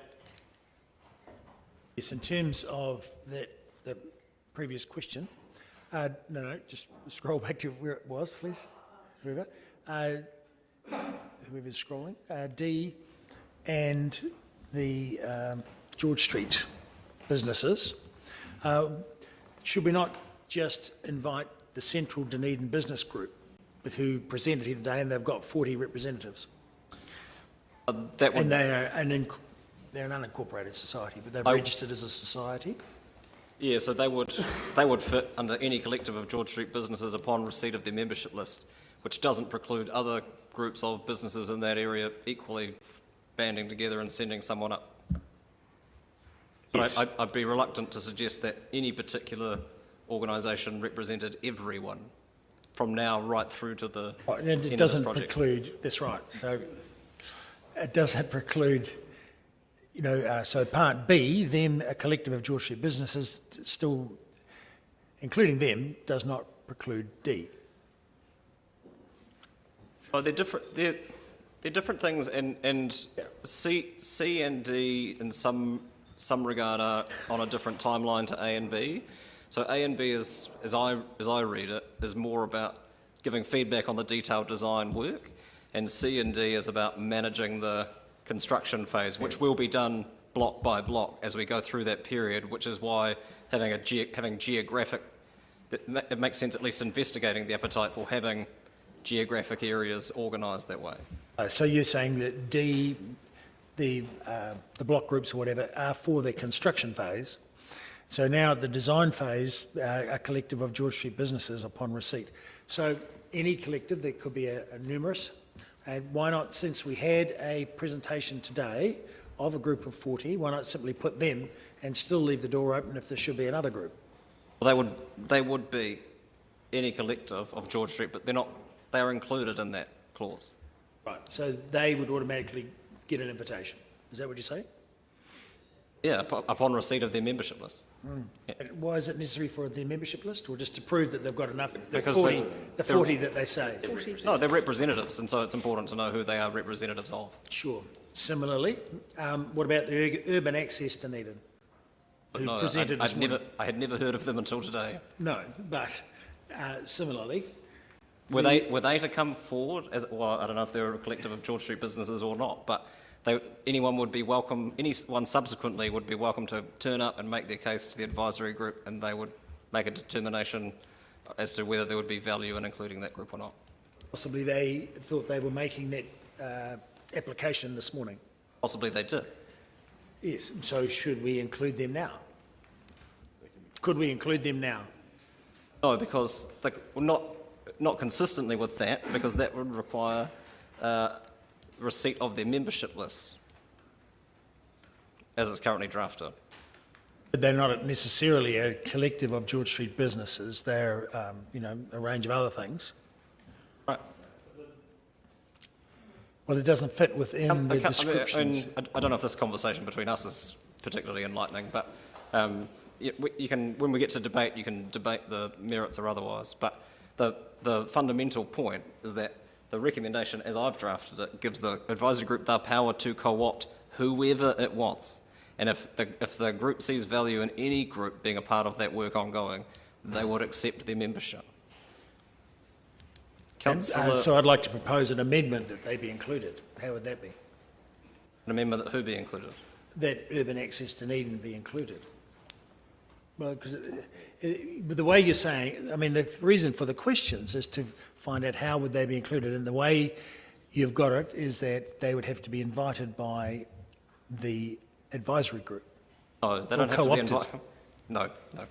No? So this resolution gives the advisory group, makes a minor change to the membership around the retail subcommittee of the Chamber of Commerce, and then gives the group the power to co-opt a representative of any group that has value or that they see could offer value in the work in giving detailed design feedback or managing and mitigating the effects of the construction phase. Yes. So any group could present itself to that group, yes, and make their pitch.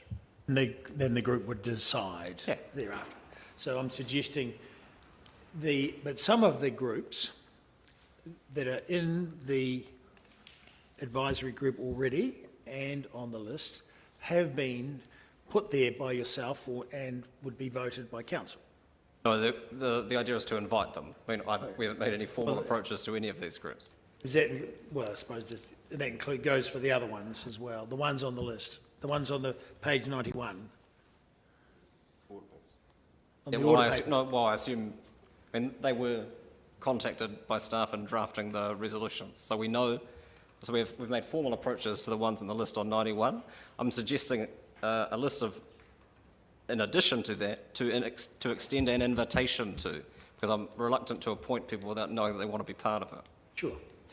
Well, given that Are there Well, all I'm saying is that they have appeared before, so they could have an invitation. They could go on that list that we've got here with the other 4. You want to amend B? I could. Yeah, I want to amend B to add them in, that's all. No, it's just part of B. You've got Emergency Services, OUSA, Youth Council, and a collective George Street business, but urban access are a different type of This is thing. any collective of George Street businesses, just to be But clear to you. No, I know, but you keep saying a collective. Well, they're not primarily George Street businesses, they're, as they said this Councillor, morning. are there any questions? Are there further? This is getting into debate between the two of us, and I don't think that's helpful. Are there further questions at this point? Councillor Elder. As identified in the reset regarding this kind of consultation, a full range of stakeholders should have been identified at the beginning. Is this part of the reset is to actually extend the stakeholders who are part of the advisory group? Yes, yes. Thank you. And is there the opportunity for someone to put an amendment to say, create an F in the list here so that a particular group might be added, should they want to? Once the motion has been moved and seconded, council can follow the process outlined in standing orders if they wish to amend the motion that's before council. Thank you. Councillor Hall. Is it right that my understanding that bottom You get line, closer to your microphone, please. is it right that my understanding that bottom line allows any organisation to apply to have somebody there, which covers who was talking this morning or any other organisation? Is that right that that line covers everybody? It's every affected party. Yeah, and it's probably worth amend that easily enough to say any collective of George Street businesses or other affected parties or other interested parties upon receipt of their membership list, and that deals with Councillor Raddick's concerns. It's probably an elegant solution. It doesn't need to refer to any George Street. It's any affected parties. Or interested. Or interested. So it doesn't actually need to be George Street if we're looking at what we're doing. It needs to be open for anybody in any group or any organisation to have input. Yeah, I'm comfortable with that being broadened out and then left at the discretion of the advisory group. That's probably an easier way of dealing with it. Councillor O'Malley? Part 2 of the approval process, when you give them the opportunity to co-opt, by what mechanism? Is it a simple majority? Who makes the decision? I mean, it's relatively baked. I mean, the presumption is it would be a simple majority.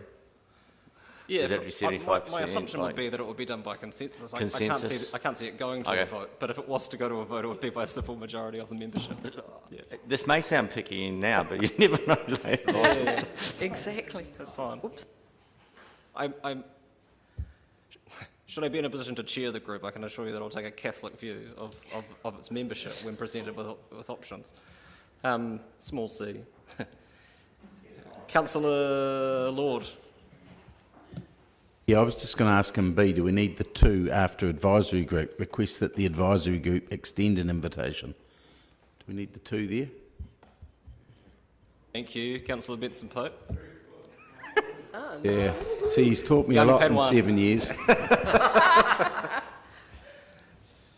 Further questions? Councillor Wiley. Thank you, Worship.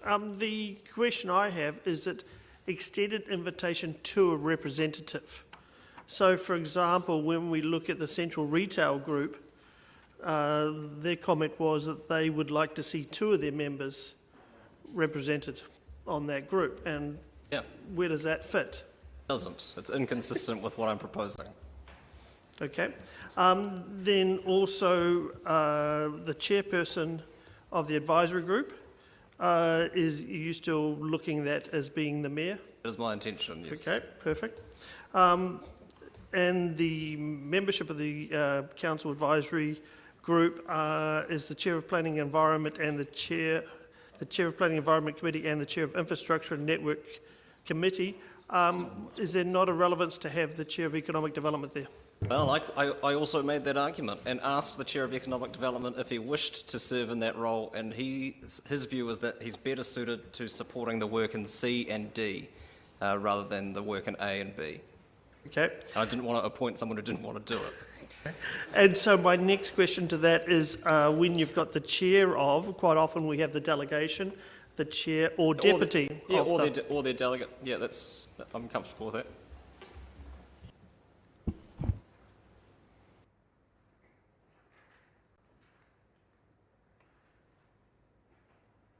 Certainly a lot easier than dealing with it by 1,000 amendments. Councillor Elder.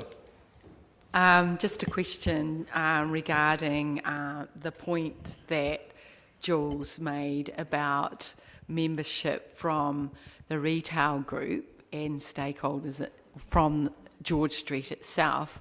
Is there the opportunity, because they are impacted a lot in the whole process, of having two from that group?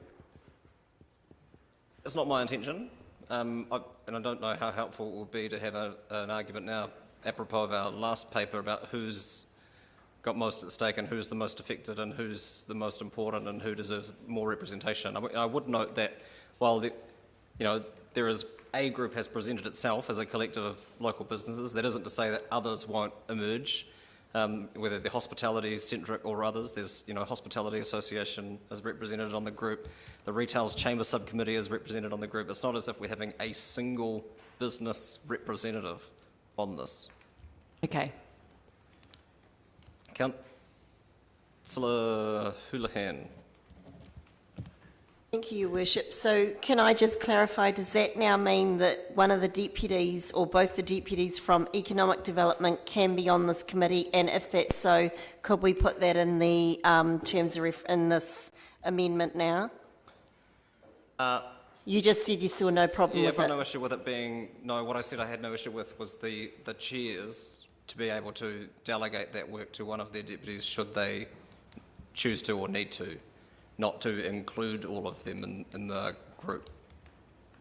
So, given the chair doesn't want to be on the group, but the deputies do, where do we stand with that? Don't know. Well, you're the mayor.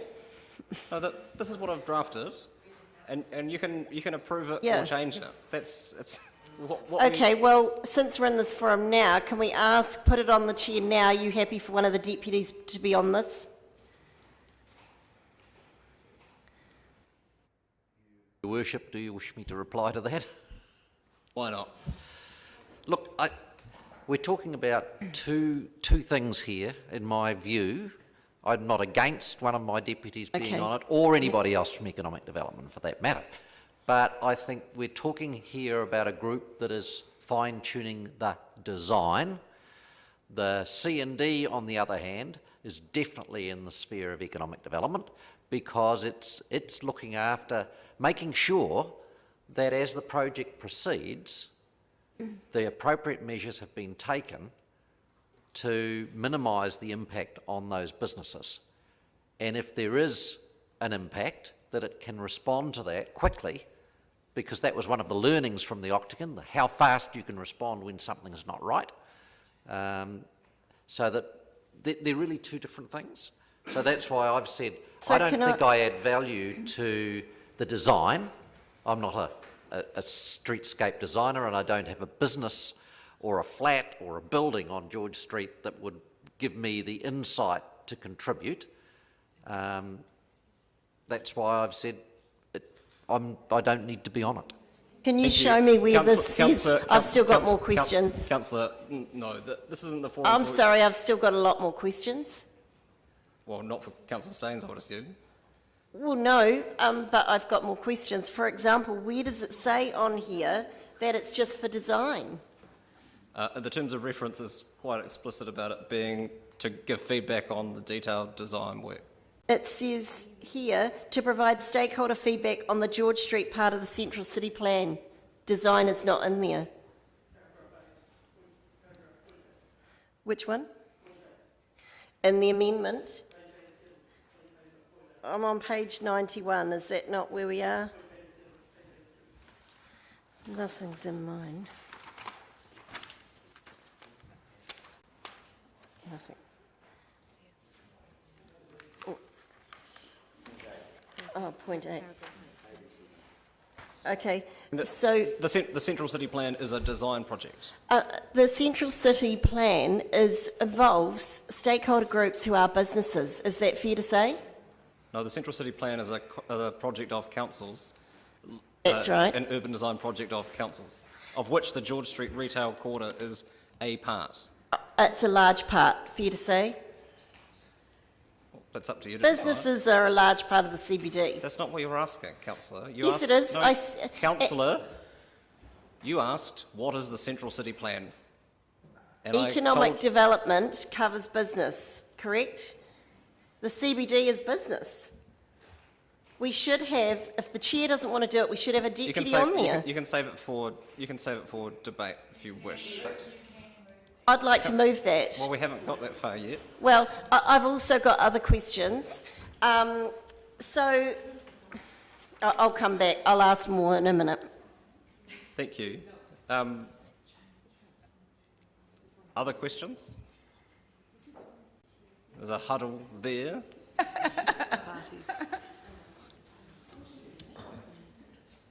Time. Well, I'll move the resolution per the Time. per the screen. Is there a seconder? Seconder, Councillor O'Malley. In speaking to it, I don't think it requires much in the way of commentary given the free-flowing nature of the questions that we have had up until this point. This covers two things, really. One is allowing interested parties the opportunity to give feedback on the detailed design work, the high level of which has been approved and endorsed by Council, and will now go through the detailed design phase. The purpose of the Central City Advisory Group is to allow affected parties, of which retailers and hospitality businesses are one, and so is the Automobile Association, and so is Generation Zero, and so are young people, and so are local emergency services, the opportunity to give feedback on that design on the way through. C and D is about trying to mitigate the impacts of the construction phase on businesses in that area, and looking at a model for doing that. And then, of course, given that the work will be done on a block-by-block basis, investigating whether or not facilitating block groups of owners, retailers and residents would be a useful conduit for communicating with those most directly affected parties from April of next year when the work gets underway. I'm looking forward to there being a group to be able to give feedback to staff and welcome the support for its reconstitution at this meeting. Further speakers. Councillor Houlihan. Thank you. In the public forum, the Central City Business Group and the Urban Access Group, both of them, said they'd like to be on this advisory group. If this is correct, and providing they show us, their membership, so which they could do at a later date, could we put an amendment in to say, providing we receive a list of their membership, that they can be on this representative group? Are you happy with that? That is entirely what that says. No, but I'm saying, could we name those two groups now because they came to the meeting and asked to be on the advisory group? No, I'm comfortable with the way it is currently worded. So why wouldn't you put them on? Are there further speakers? Councillor Raddick. I've got a couple of amendments. Go for it. All right, so hang on a minute. I've just got to get the attachment over to Lynn. It's a new one, yeah. Well, that's right. So I deleted 1 and 2. So Lynn. You've deleted 1 and 2 on this list. Yes. So just delete 1 and 2 is simply. And three on. Oh no. 3, did you want economic development in that list? Is that your point? Well, no, that's really down to the Chair of Economic Development, Okay. and Chris has expressed you're not worried. I would disagree, but long experience in business. You want all council committees represented? No, just the three. Well, there are more than that. There are 5. Oh, yeah. No, that's why I put the inverted, on the... No offence, Mike, Marie. Chair or On the deputy. piece of paper, on the document that I sent to Lynn, it's got chair or deputy in inverted commas, because meaning it to apply to... Is it a direct quote? Is this what you're moving as an amendment, these 3 clauses? Amendment, We need just to apply clarify them the- just to the two I'll move an committees. adjournment for 5 minutes. Second, Councillor Walker. Those in favour? Those against? That's agreed.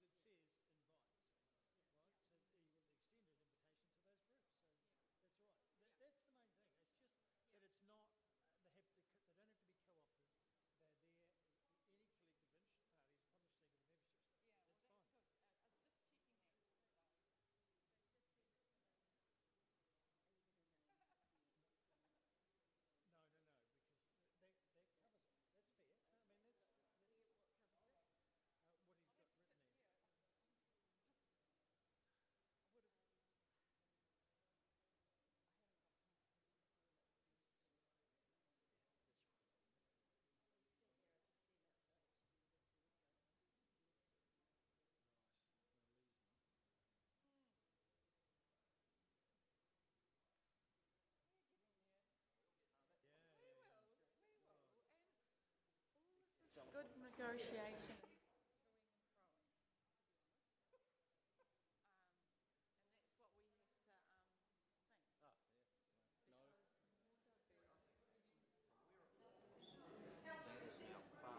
Yes, it should be there. Oh, yeah, no, that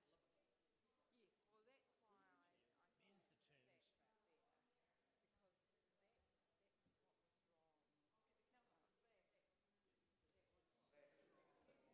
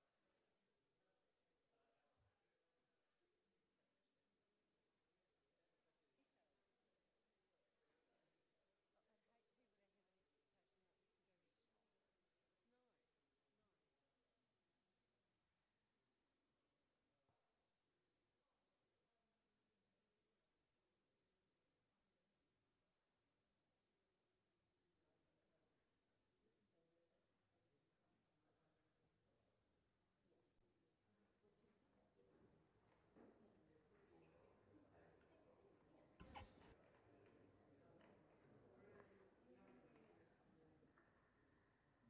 Welcome back. To save time, I'm happy to incorporate, if Councillor O'Malley is happy to incorporate one in the substantive resolution about the Chair of Economic Development, that's fine. Your 2 and 3, Councillor, are you moving them collectively? Well, to be taken separately. Who's the mover? Councillor Raddick or Councillor Houlihan? We take one at a time. You want to have them moved and seconded individually and then voted on. You can move them collectively and still have them voted on separately. Sure. Well, I'll move them collectively. That's fine. Do you have a seconder? Yes, I'll second. Seconded, Councillor Wiley. Moved by Councillor Raddick and seconded by Councillor Wiley. Oh, for God's sake.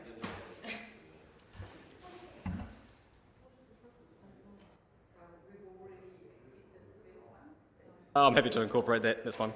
Okay. That's fine. 2 and 3. Speak to your motion, Councillor Raddick.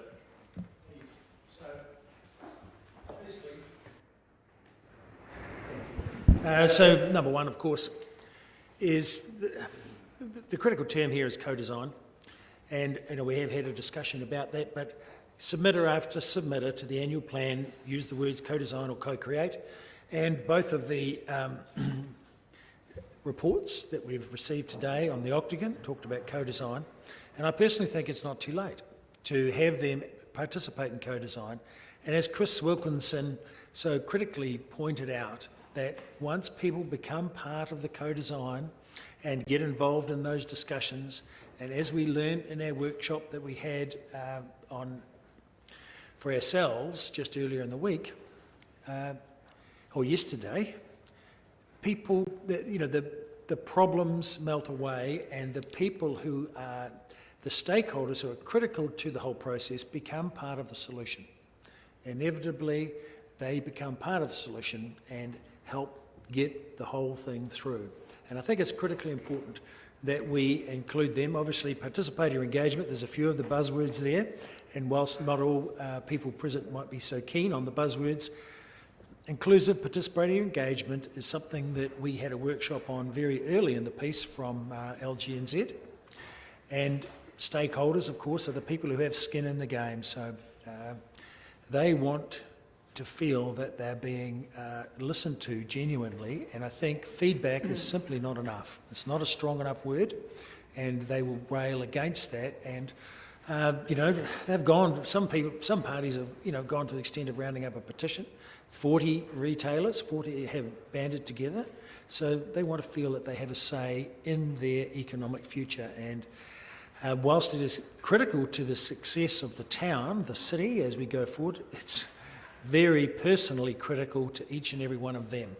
Hence, I've chosen that terminology to fit with the buzzwords of the moment and what most people commonly understand it to be. Now, I do acknowledge that you're talking co-design right from the very beginning, but I think we can get into co-design as part of the fine-tuning of the design, and I think they will embrace it as that. So shall I move on to Amendment 2? Further speakers? Yeah, 2. We're on 1. No, you moved them both together. Further speakers? Councillor Elder? On looking at the reset recommendations, I can support this. The recommendations are for a full range of stakeholders, but also that those stakeholders have a genuine opportunity to provide input as to what is being planned. And co-design is about all the stakeholders talking, so it means, in fact, it's not one person who's going to direct it, it's a whole group of stakeholders which we're talking about. This means it's dynamic. Not one group will represent the whole picture, just like we're discussing now as a group of diverse individuals around this table. These people can come up with a really dynamic and interesting outcome that actually works for everyone. And as I see it, that participatory engagement with stakeholders for co-design enables more engagement and more trust in the process, and so that's why I support this. Thank you. Councillor Stones. Thank you, Worship. I can't support either. So the reason for that is, in one, it talks about the Central City Plan.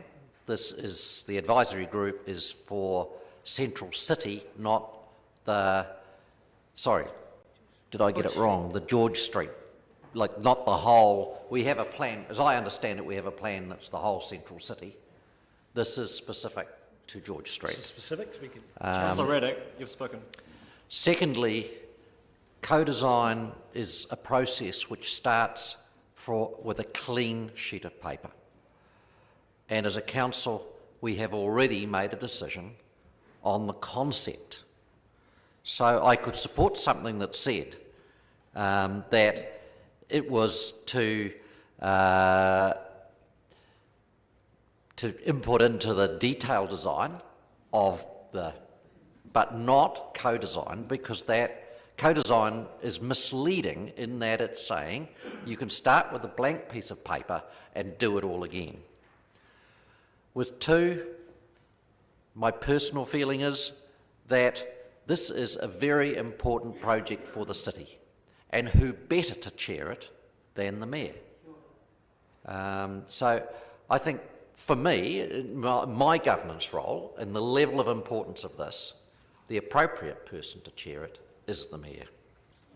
So I'll be voting against. Thank you. Councillor Lawfisel. Thank you, Your Worship. I'll be voting against both parts because, to me, and you know, we just canvassed a whole lot about the process in terms of the Octagon experience, and I think we need to put our money where our mouth is and actually back the staff and back the process and back each other. So both of these reflect, I think, distrust in the process, in the staff and in the Mayor. Councillor Lord. Yeah, look, I'm not sure how I feel about option 1 at this stage, so I'd just like the mover to speak to this in his right of reply, but I have a problem with all the stakeholders getting involved with co-design, simply because I think that's a job generally for the planners, not the planners, but the developers of this thing. Just like I don't want to go and tell Mr. Drew how much tar they want to put on the roads, or what level of gravel or grit, or what size pipes Mr. Dyer would put in the road. I don't really think I'm skilled, not that I'm thing, but I would have reservations about a lot of people that would think that they are designers and urban planners and that they might have great skill, but it doesn't mean that they necessarily would. So yeah, thank you. And I agree with Mr. Staines about the... Thank you. Councillor Houlihan. Thank you. I'm going to try and keep calm. I don't feel it. I have to say I don't feel calm at all. And it's fair to say I'm absolutely livid. We had a majority vote last council to say that we wanted workshops around this, and to say that we weren't happy with the engagement. We didn't have any say in who was being proposed in this advisory group. Now, we had a majority in that vote of 10-5. We had a month and the Mayor refused to let us do workshops. On Sunday, about 2 days, 3 days prior to this council meeting, we get this motion. The motion, I assume, was written by the Mayor, maybe had input of 1 or 2 others. The majority of us had no input in it at all. There was no engagement. Now, this is not the only time this has happened. It is continuous, where we have motions turn up last minute and it's dictated by one person mainly. It is not democratic.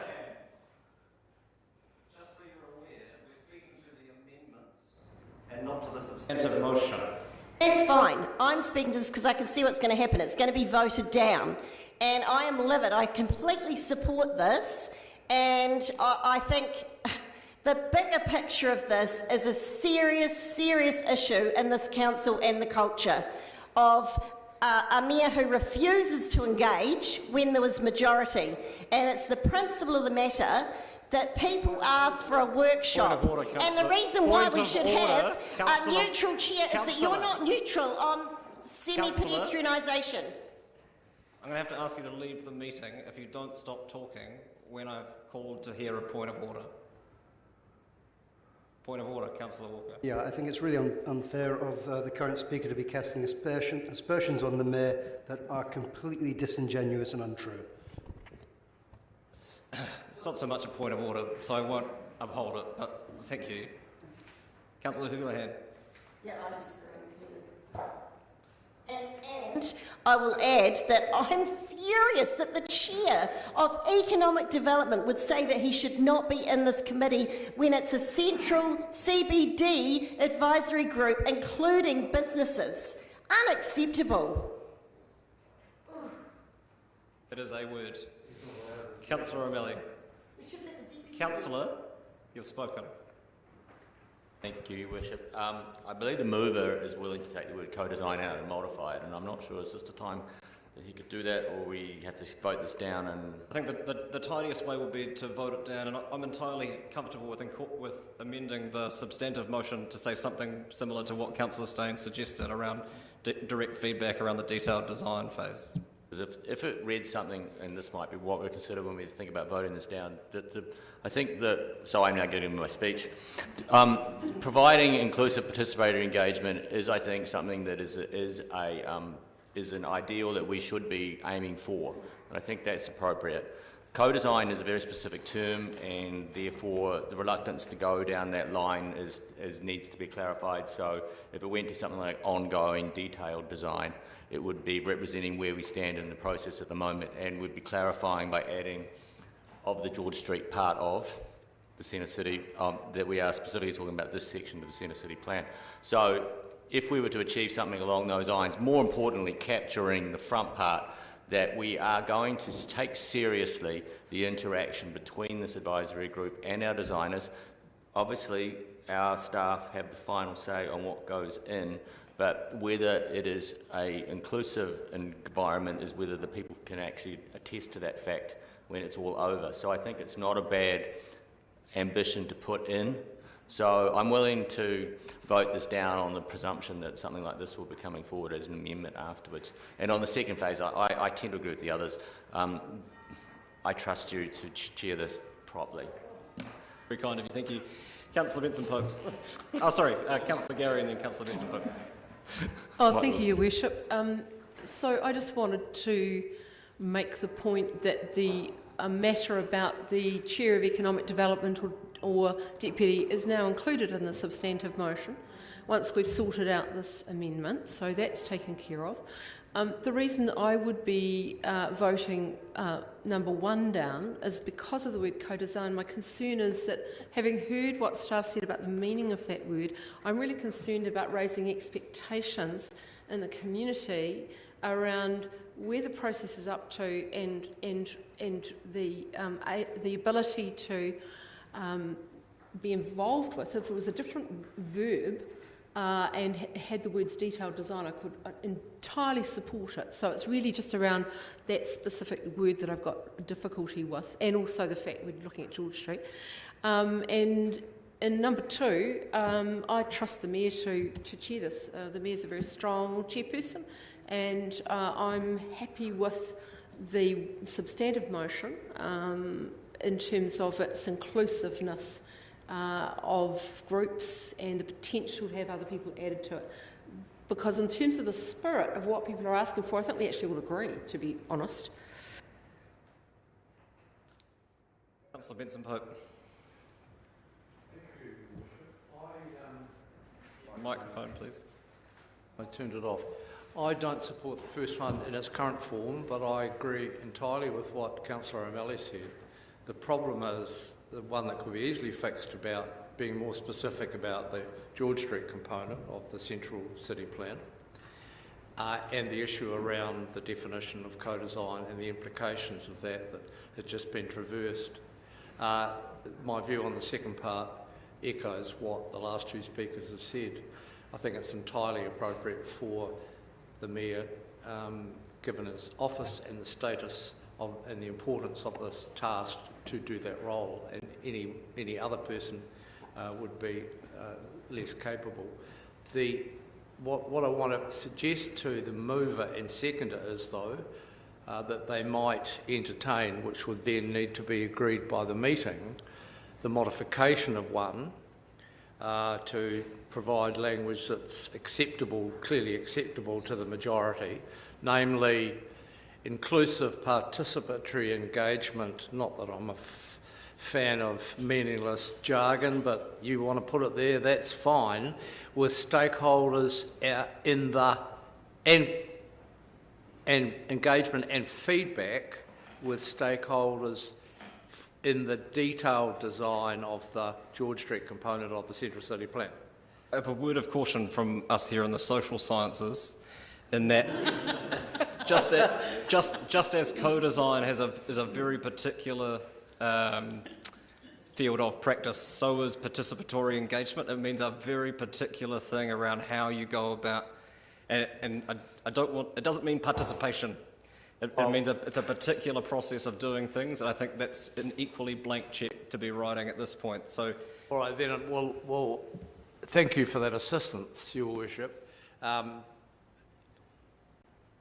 Would it be possible for the mover and his seconder to provide the meeting with some wording that got rid of the specific terminology, the 2 sets of specific terminology, but made it quite clear that what's being suggested here is a genuine process asking for advice and feedback on detailed design? Well, if the mover won't do that, then I certainly won't. It's coming. It's just coming. Oh. Yes. Okay. Well, the problem with participatory engagement still Genuine persists. engagement? Genuine engagement? Advice and feedback. Genuine engagement?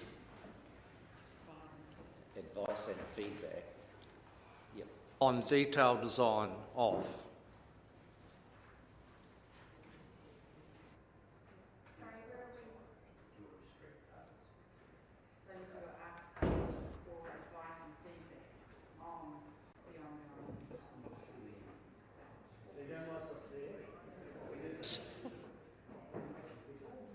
Well,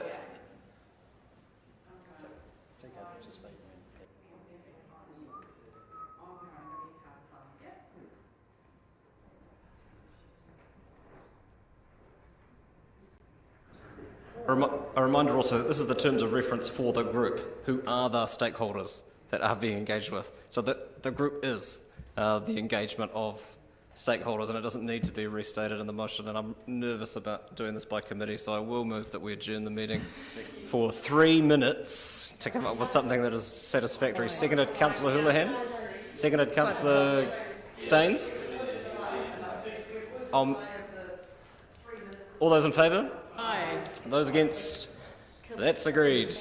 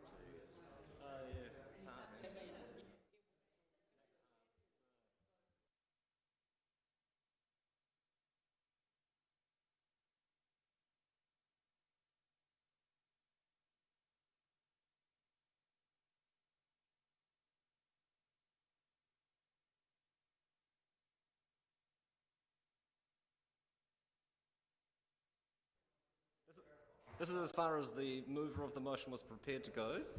So if people don't support this, it would need to be voted down and in a separate version go through the substantive motion. Councillor Walker.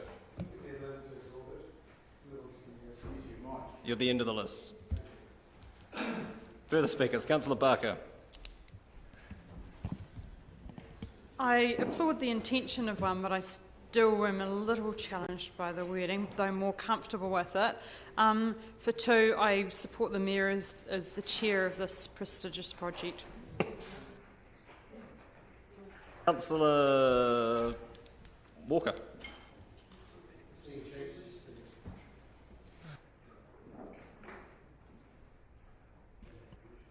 I see that the word participatory has just been removed. Is that, yeah. So initially I wasn't going to support the first motion. I'm pretty happy to support that now. I'm certainly not in favour of the second part. I think, as many people have stated, this is an important project for the city, and I would be uncomfortable with anybody else other than the Mayor being the chair of this advisory group. That's all I have to say.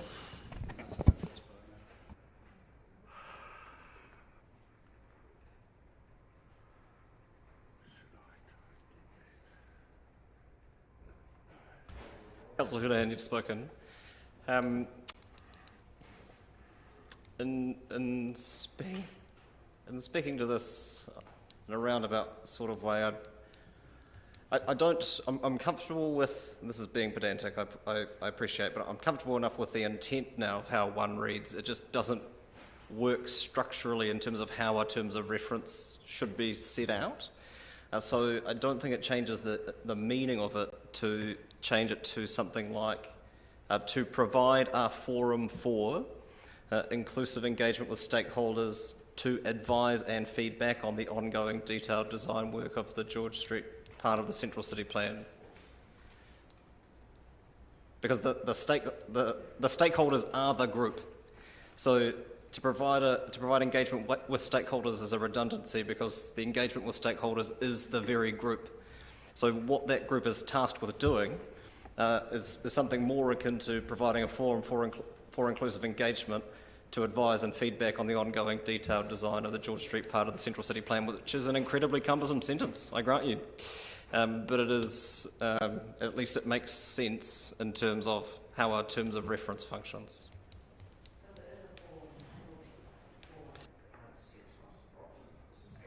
Yeah, once you put it, because you have to think about, it's not giving direction to council to change something. But like this is in quotes, so this is what we want to include in the actual terms of reference.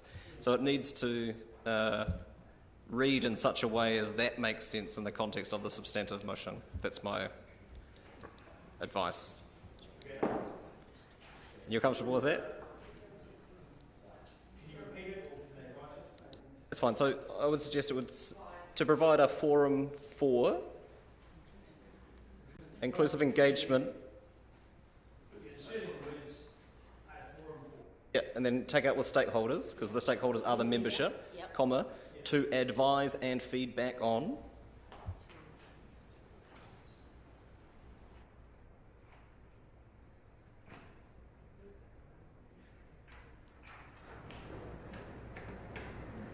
It's a terrible sentence, but at least it makes sense. Yeah. Councillor Wiley. As the only person who I think who's left to speak. Councillor Hall. Never know. I left my powder dry in case I needed we needed to move something by someone who hadn't spoken. No, I think, you know what, would have been great to have a workshop on this, wouldn't it? But anyways, no, it's we've made some good pathway on this, and I think we're getting to a pathway or getting to a space where I think there's going to be a productive outcome and a group, and I'm now comfortable with the and I'll be saying no to voting down amendment 2. Item 2. The speakers. Your assumptions were correct. Councillor Raddick, your right of reply.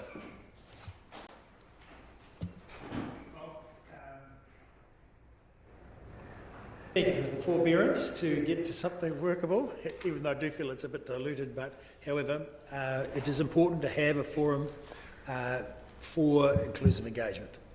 And as we know from the Oxley experience, and so the more people, you know, the more stakeholders you can get around the table to discuss it, the better off we're going to be.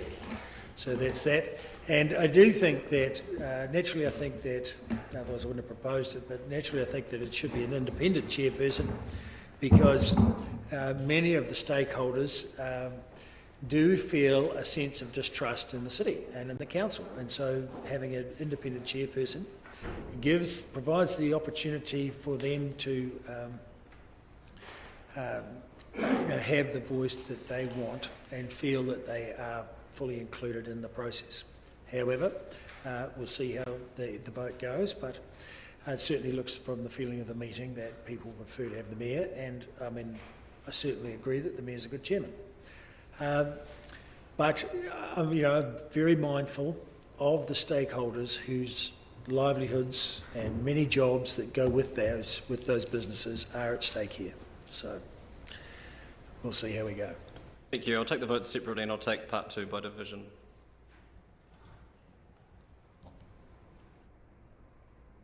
Oh, sorry, part 1. All those in favour? Aye. Those against? No. That's agreed. And part... Please. Thank you.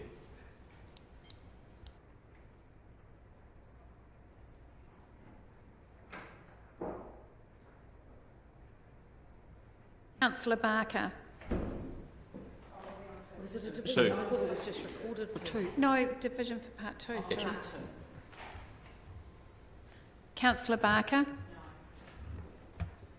Oh, sorry, I've just lost my mouse. Councillor Benson Pope. Councillor Elder. Councillor Gary. No. Councillor Hall. No. Councillor Houlihan. No. Councillor Lefiso. No. Councillor Lord. No. Councillor O'Malley. No. Councillor Raddick. Yes. Councillor Staines. No. Councillor Walker. No. Councillor Wiley. No. Your Worship. No. Conflict of interest. Lost. Thank you. So now we're back to the substantive motion, which I have spoken to. Further speakers? Councillor Houlihan. Thank you. Could I just say that is this question or we're speaking now? It's like debate. Okay, good. My reason for thinking about the independent chair previously was that because I have said on the record I think you're a really good chair. I've got no issue with your chairing ability. I think you're actually excellent. And I've learned a lot from you, so I appreciate that. Thank you. The reason why I thought it was quite a good idea is that it is a contentious issue, and I thought it might take some heat out of it, but I'm more than happy for you to be in there. So that's, and as far as this other motion, that's all I've got to say on that. I'll decide when I vote which way I'm going, but at the moment I'm probably going to vote against the main motion. Thank you. Thank you. Further speakers? Councillor Elder? Just can you have the full motion up? Dealing with the amendments. Speak to it, Councillor Elder. Can you use your microphone, please? Sorry. I can support this because, in fact, it enables stakeholders to be involved.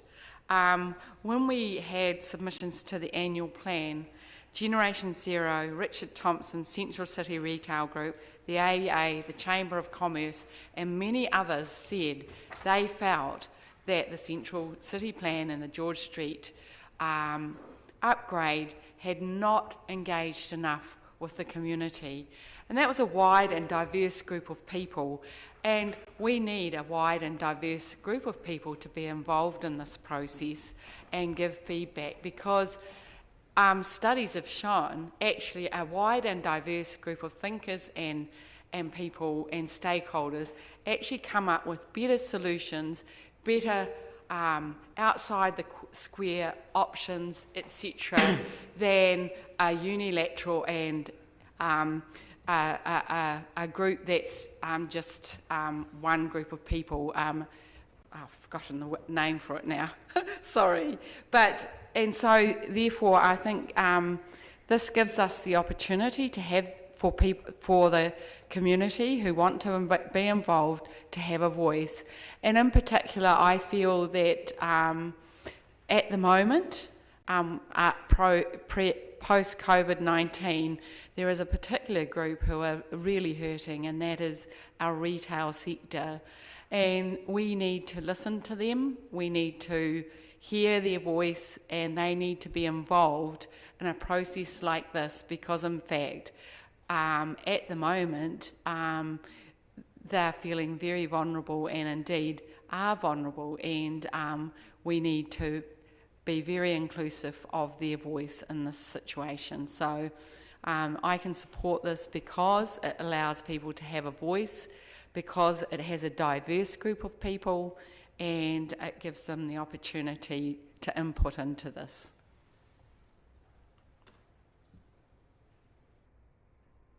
Thanks. Just reading this, the clause around including the chair and deputy chair of ED should probably be Romans 4 under A as an amendment to the terms of reference as opposed to an extension of an invitation. Councillor Betson-Pope. Thank you, Your Worship. I support the amendments and I support the original motion, which we'll get to sometime tomorrow, perhaps. We are speaking to the substantive motion. Yeah, we are. Oh, you've amalgamated the whole lot now. Yep.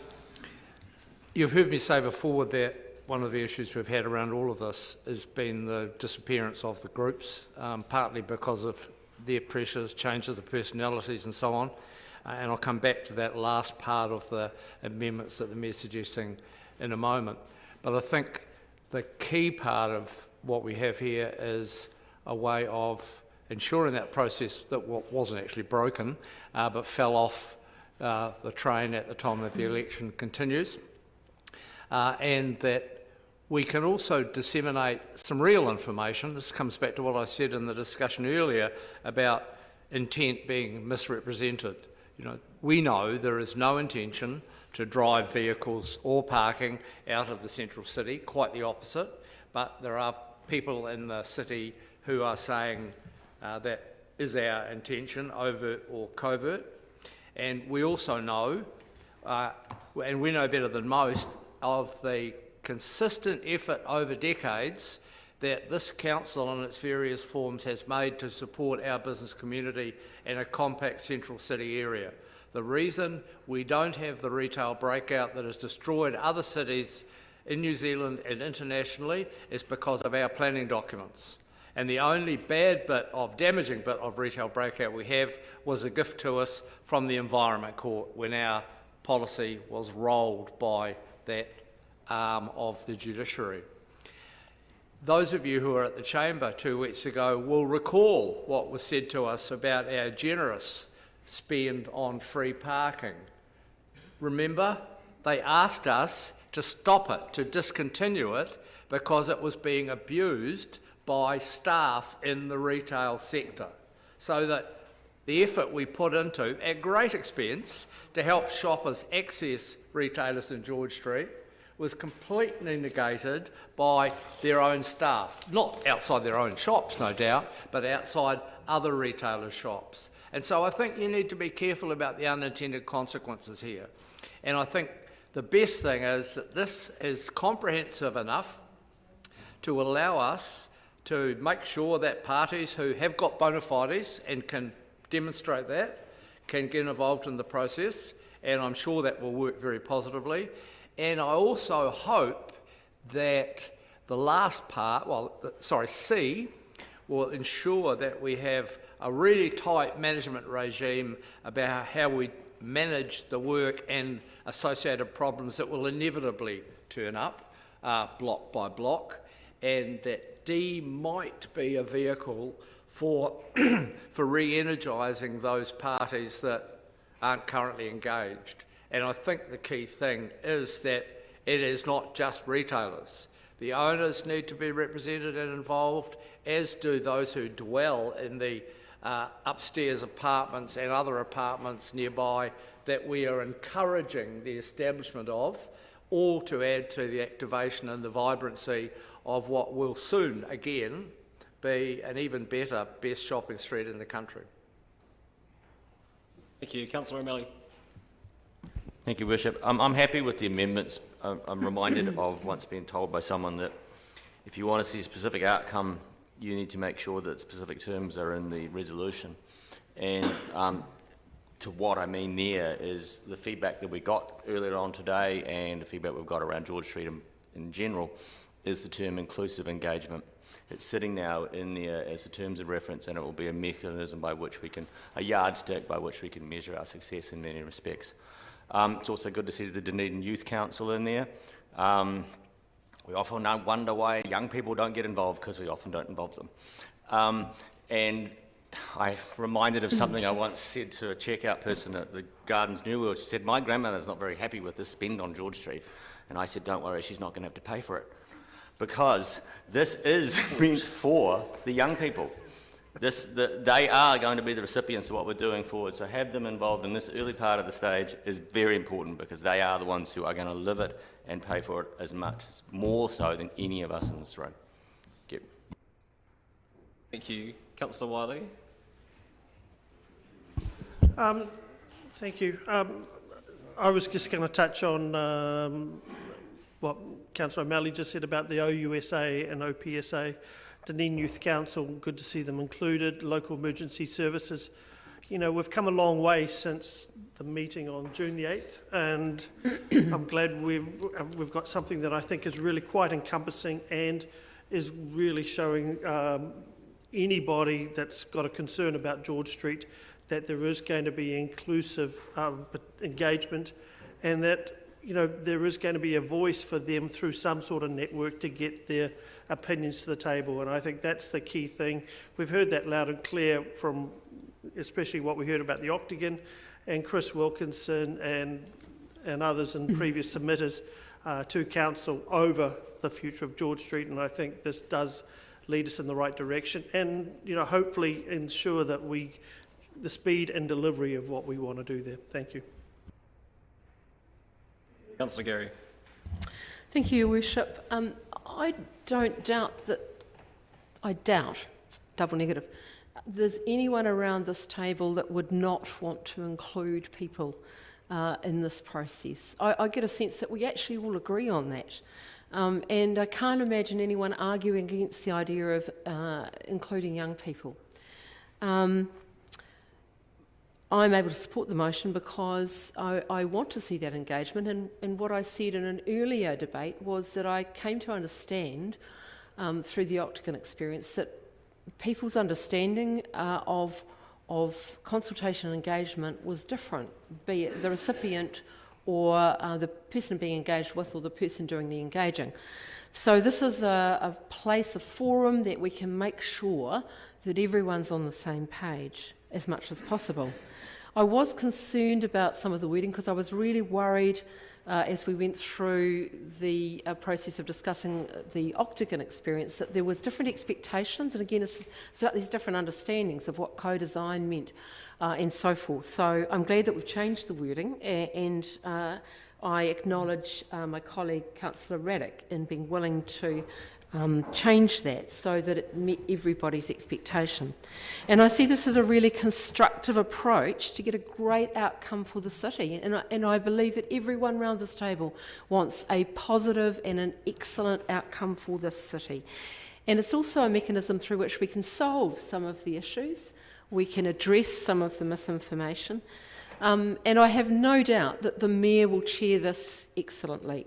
What I would ask of colleagues is to, once we've made this decision, is to back it.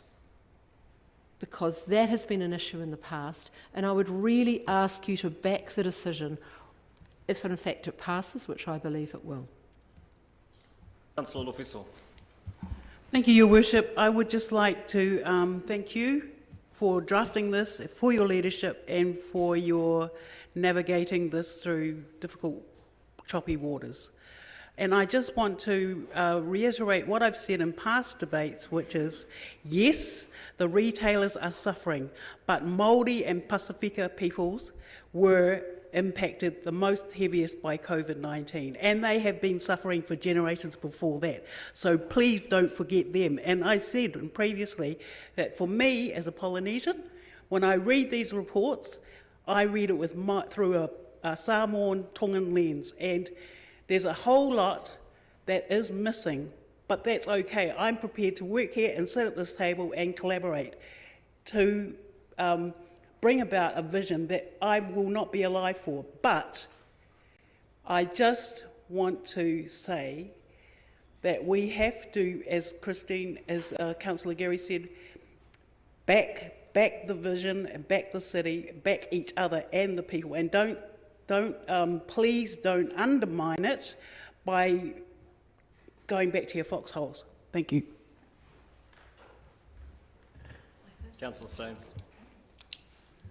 Your Worship. I'll certainly be supporting this. I think it encompasses pretty much everything we needed in order to get engagement and put some protection into the delivery of the project for our retailers. I would like to just make some comment on a comment made earlier that suggested that the Chair of Economic Development was in any way walking away from his responsibilities by not putting his hand up to be on a group that is focused on fine-tuning the design. I made it quite clear that it was my view that I could not contribute to the design, but I also made it quite clear I certainly do believe I have a responsibility to contribute to the delivery group to ensure that our retail sector and the businesses impact as little as possible while this project goes ahead. So I just wanted to make that clear. Councillor Reddick.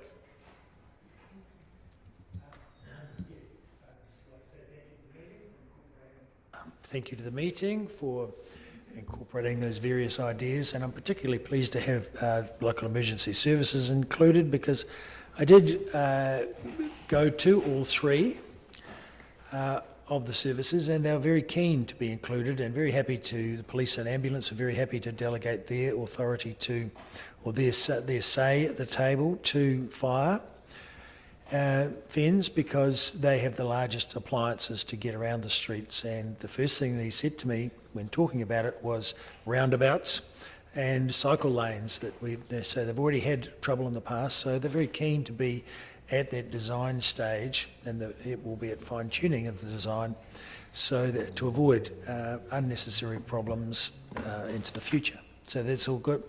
That's good, and I'm also very keen to see OUSA and the Youth Council involved, because they form a very large part of the people in the town that do use George Street.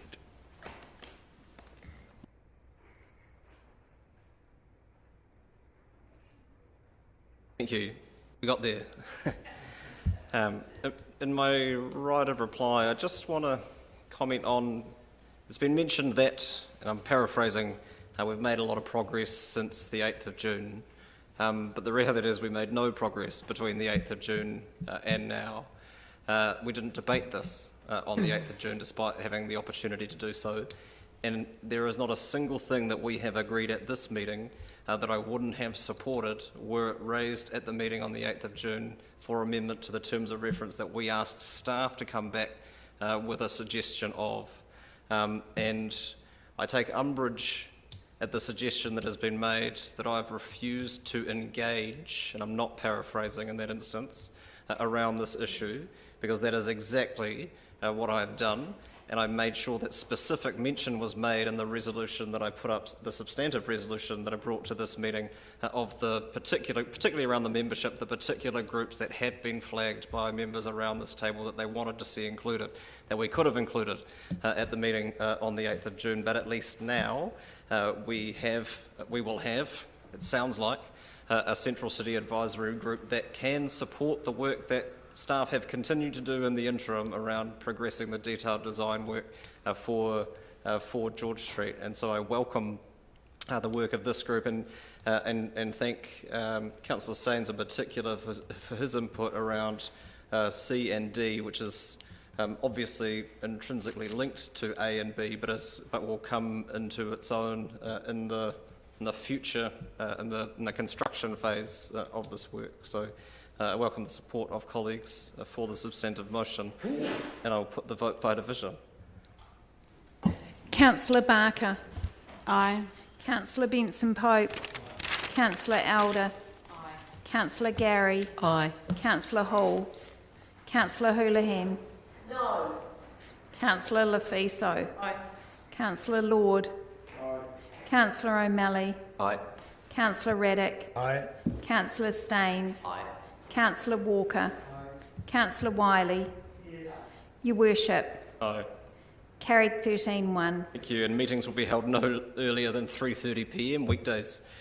Item 31 is proposed amendments to the Camping Control Bylaw 2015. Mr West, Mr Brinkley, Mr Hogg.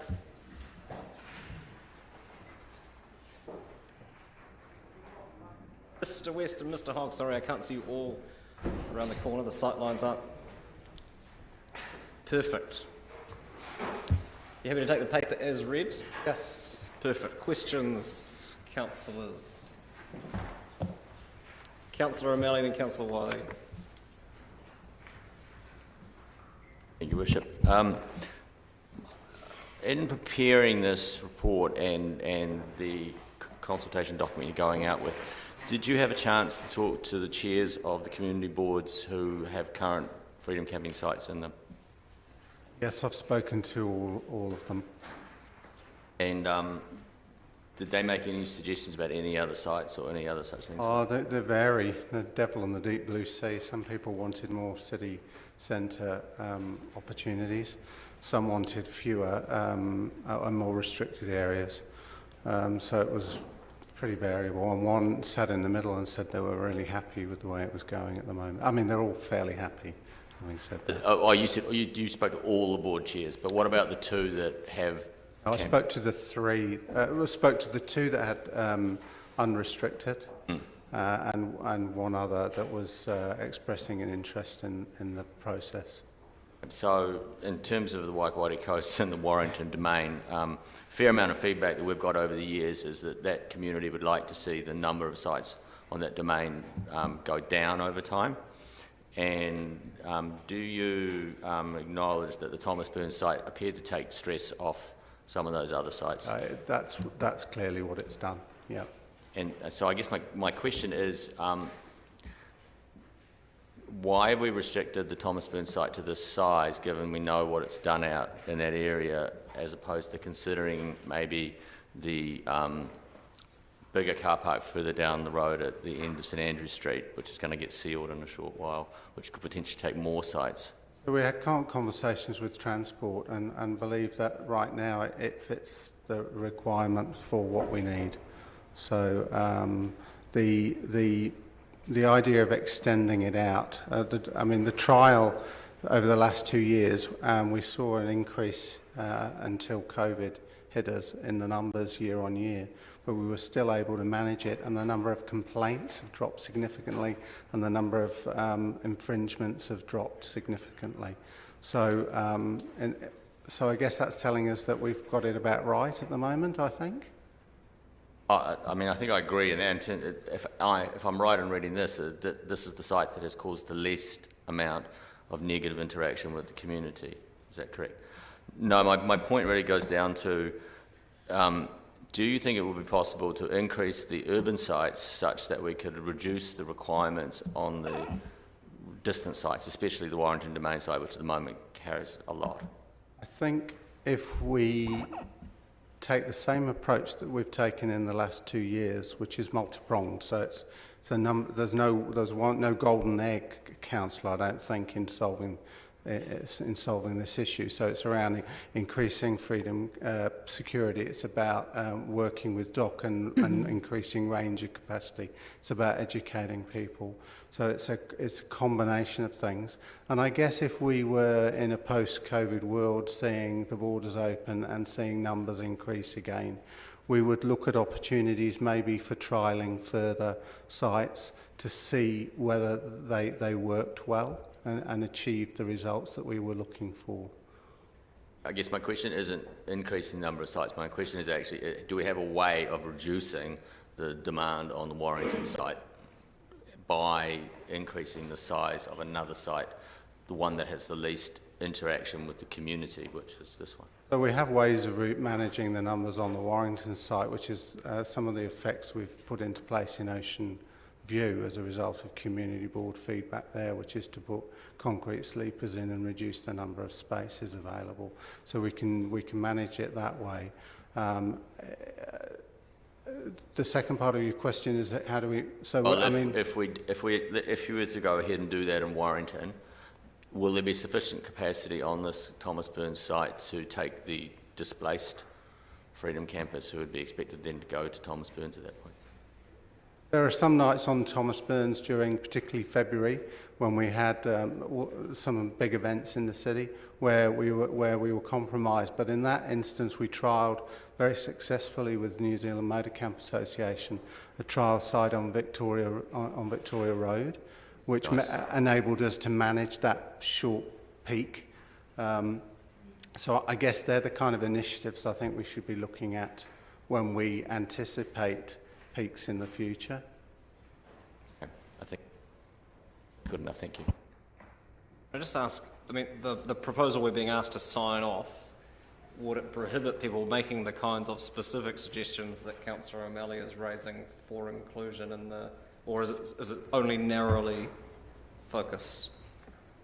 What needs to be in the statement of proposal? That's effectively my comment and question: is this a bit narrow, and does it offer the public to make suggestions such as? It specifically goes out, particularly around Thomas Burns, to allow us to use it as a site under the bylaw.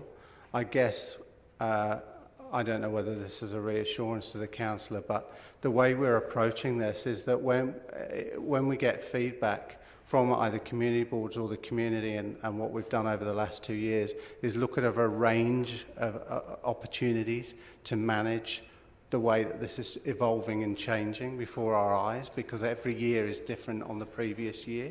So we have to be really nimble and think on our feet.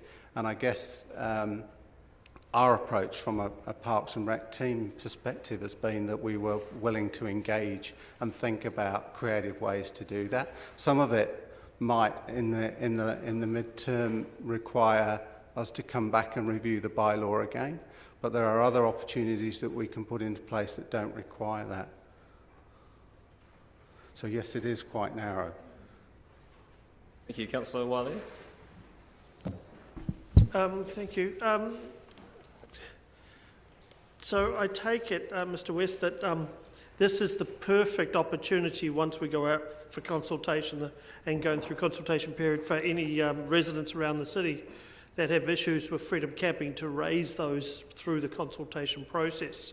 So, for example, I frequently get emails from residents in Sinclair talking about the Esplanade car park being used for multiple nights and things like that. So any of those sort of issues should be raised through this process.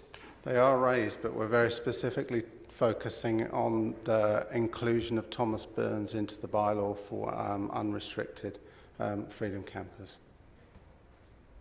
Councillor Gary. Thank you. We've come so far in the years that we've been addressing this issue of freedom camping, and I was really interested to know how you'd characterise this past season, from the educative element of it, which has been a really strong focus in recent times. Well, I guess we've looked at the numbers and very much, so it's a numbers thing. But it's also MB, the government department, kind of determined 1 November through to end of May as the season. I have to say, though, it's changing. And once COVID restrictions were lifted, we probably are witnessing more freedom campers in the winter this year than we have previously. So I could perceive a time when we would have to look at initiatives year-round. And my second question is around a detailed narrative around the season. I believe there is one. Will we see that at all? A detailed narrative around aspects of the season, particularly. Yes, so we're still working on the end of season report stats, although a big warning on those because they'll be affected by COVID. So we sent one out in March, which was really the last time that they were probably comparable with previous years. We've got some work to do on some of the questionnaires we've got back from the campers. So this year we've collected, I think, over 600 questionnaires versus 200 the season before. So we'll be looking at putting that together. The speed of getting that back together has been affected by COVID. But also the rangers have given us feedback as well. So it's a matter of collating all of that information. Thank you. And my third question is around funding for the program, for the Rangers program going forward, because I wonder how the COVID situation, you may not know the answer to that yet, but what are you picking? We were talking about that earlier. We haven't, the COVID situation has delayed MB's decision on what they're doing for funding for that program this year. However, you have just today, I think, finally approved the annual plan budget for next year, and we have put money in for Rangers and security in that on the basis that we, when that budget was put together, we're still looking at building the program, and we shouldn't assume that there's always going to be MB funding or that we're going to be successful for that. Thank you. Councillor Elder. Just a question. We had concerns from a number of places, and I was just wondering what their view is on Thomas Burns' trial, and I have a subsequent question to that. So from what source, sorry? From the communities where there is already freedom camping, like Ocean View or Warrington.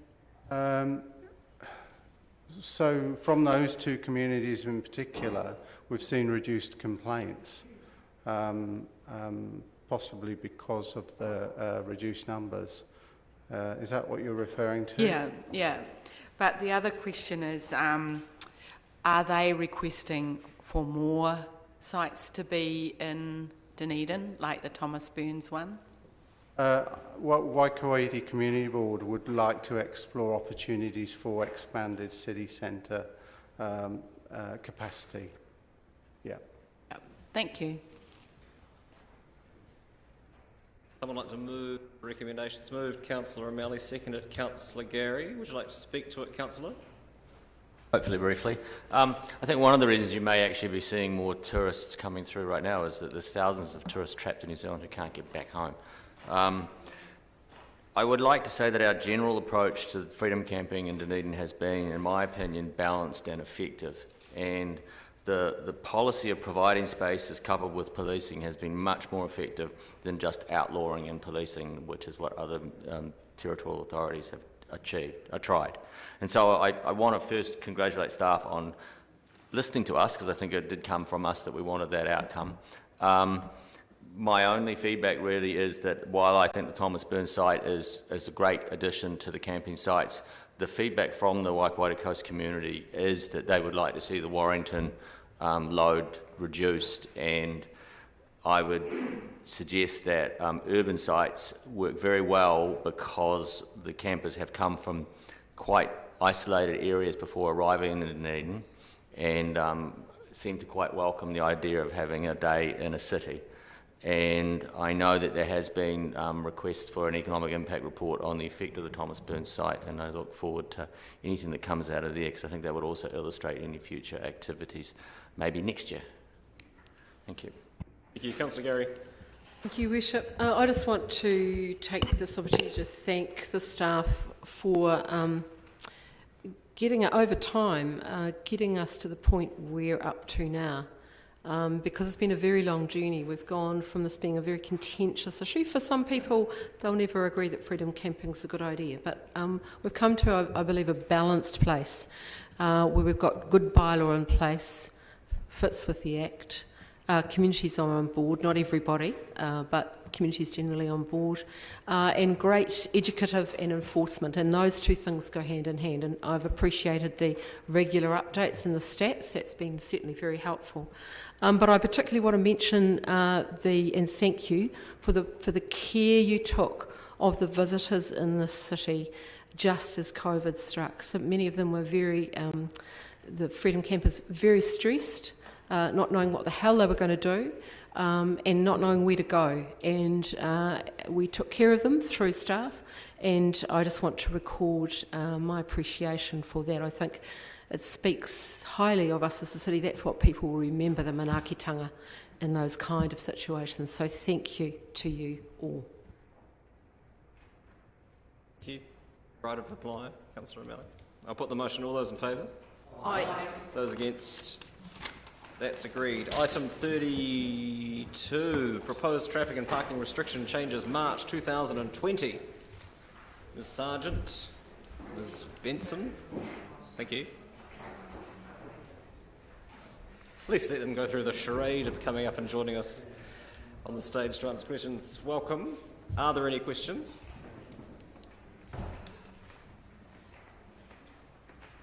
No. It's been moved, Councillor Hall. It's been moved by Councillor Wiley, seconded by Councillor Hall. Would you like to speak to it, Councillor Wiley? Further speakers? Councillor O'Malley. I haven't had a chance to completely get it right, but I believe we've actually added car parks rather than taking them off when it comes to this review. Thank you.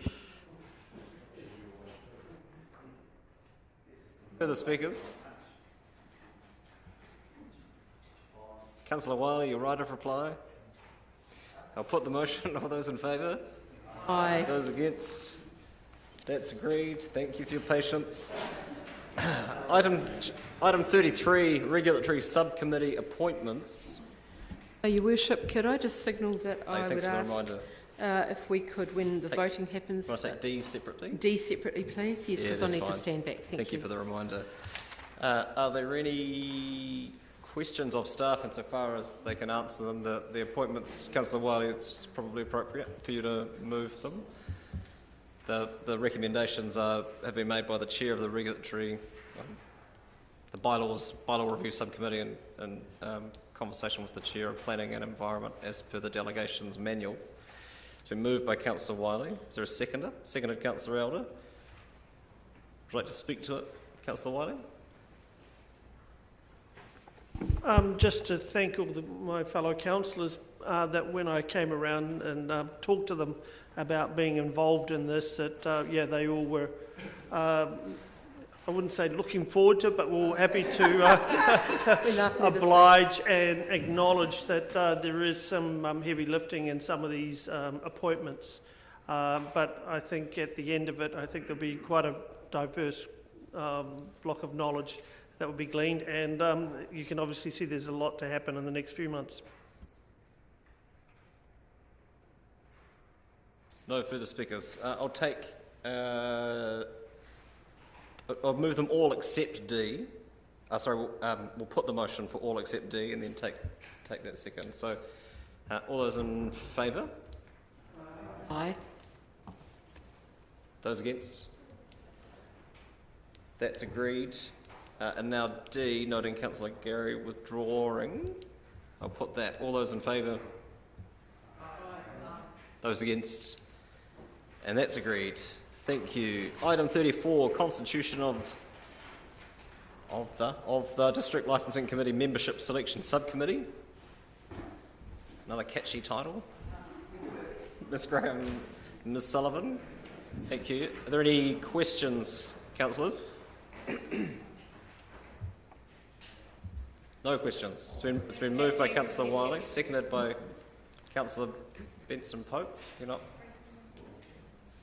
That's fine. It's been moved by Councillor Wiley.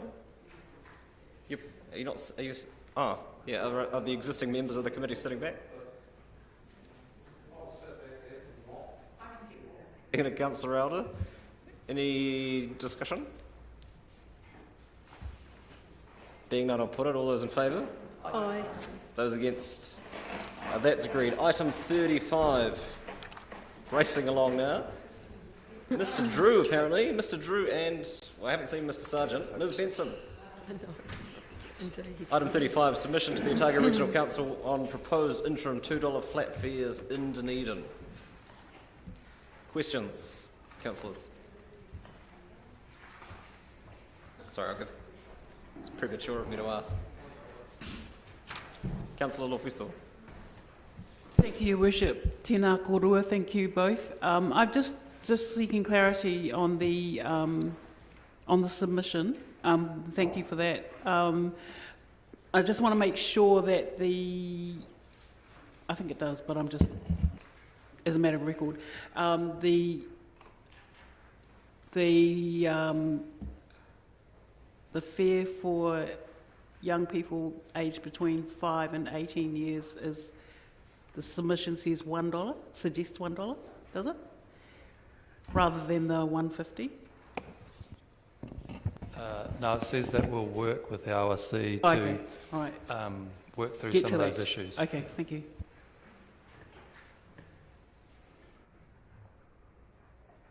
Councillor Walker? Yeah, thank you for this submission. Pretty much support all of it. I just have a question around a potential spanner in the works when we hit January next year. So obviously, I'd imagine we're seeing patronage go up now with free buses, and I'd imagine we will do with the $2. Have you got any answer to any possible surety beyond January when we skip back to the current fares, which in most cases, for those of us living further out in the city, are obviously imposing, very high fares back on us? Yep. So there was a whole lot of modelling done before ORC decided to go the $2 fares about what we could and couldn't afford, but that modelling is not relevant anymore because they've gone to the $2 fares. So we will continue to work with ORC. We'll monitor the patronage with them and come back to council in, I think we've noted about November, was it? With what we've seen with the $2 fares, or ORC have seen, and some options for council to consider about investing in the future of the bus network. So that could be continuing the fares, or it could be something else. I guess a follow-up to that. I mean, how much leverage do you feel we have as an agency when it comes to negotiating or discussing with the regional council around issues like the one I've suggested?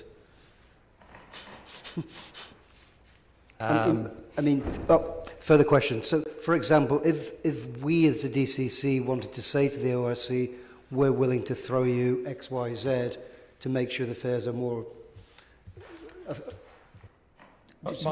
favourable. Yeah, my sense is they're open to investment in the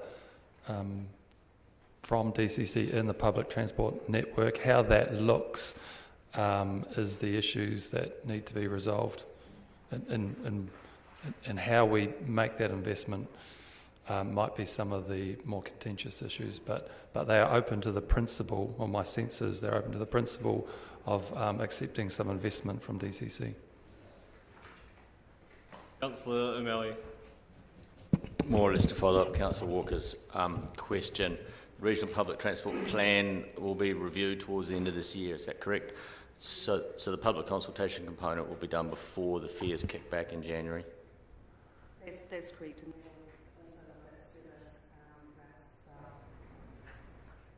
Is that a time when the exploration of who provides the service would also be considered to be submitted on?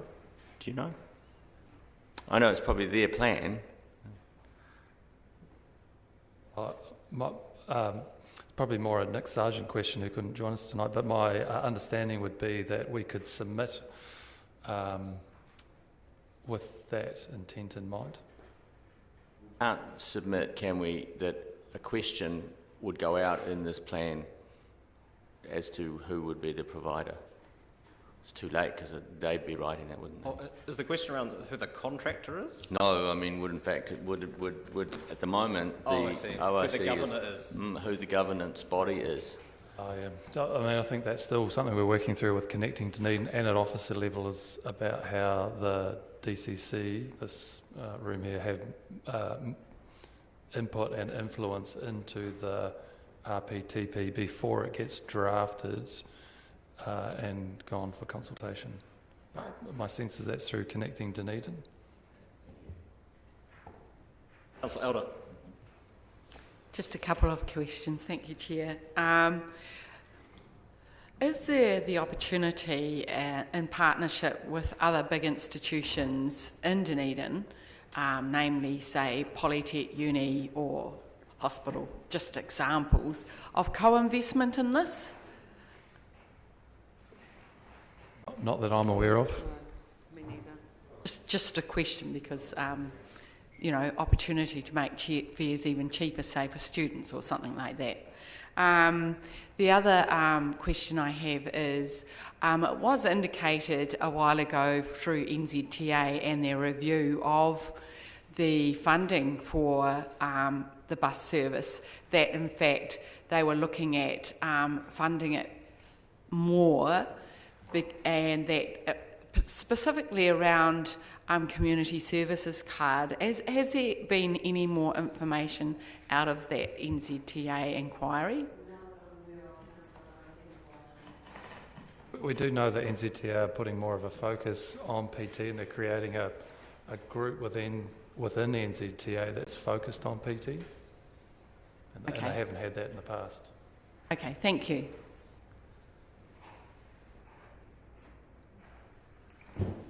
More questions? Anyone want to move? Councillor Walker, seconded Councillor Gary. Like to speak to it, Councillor? Yeah, just briefly.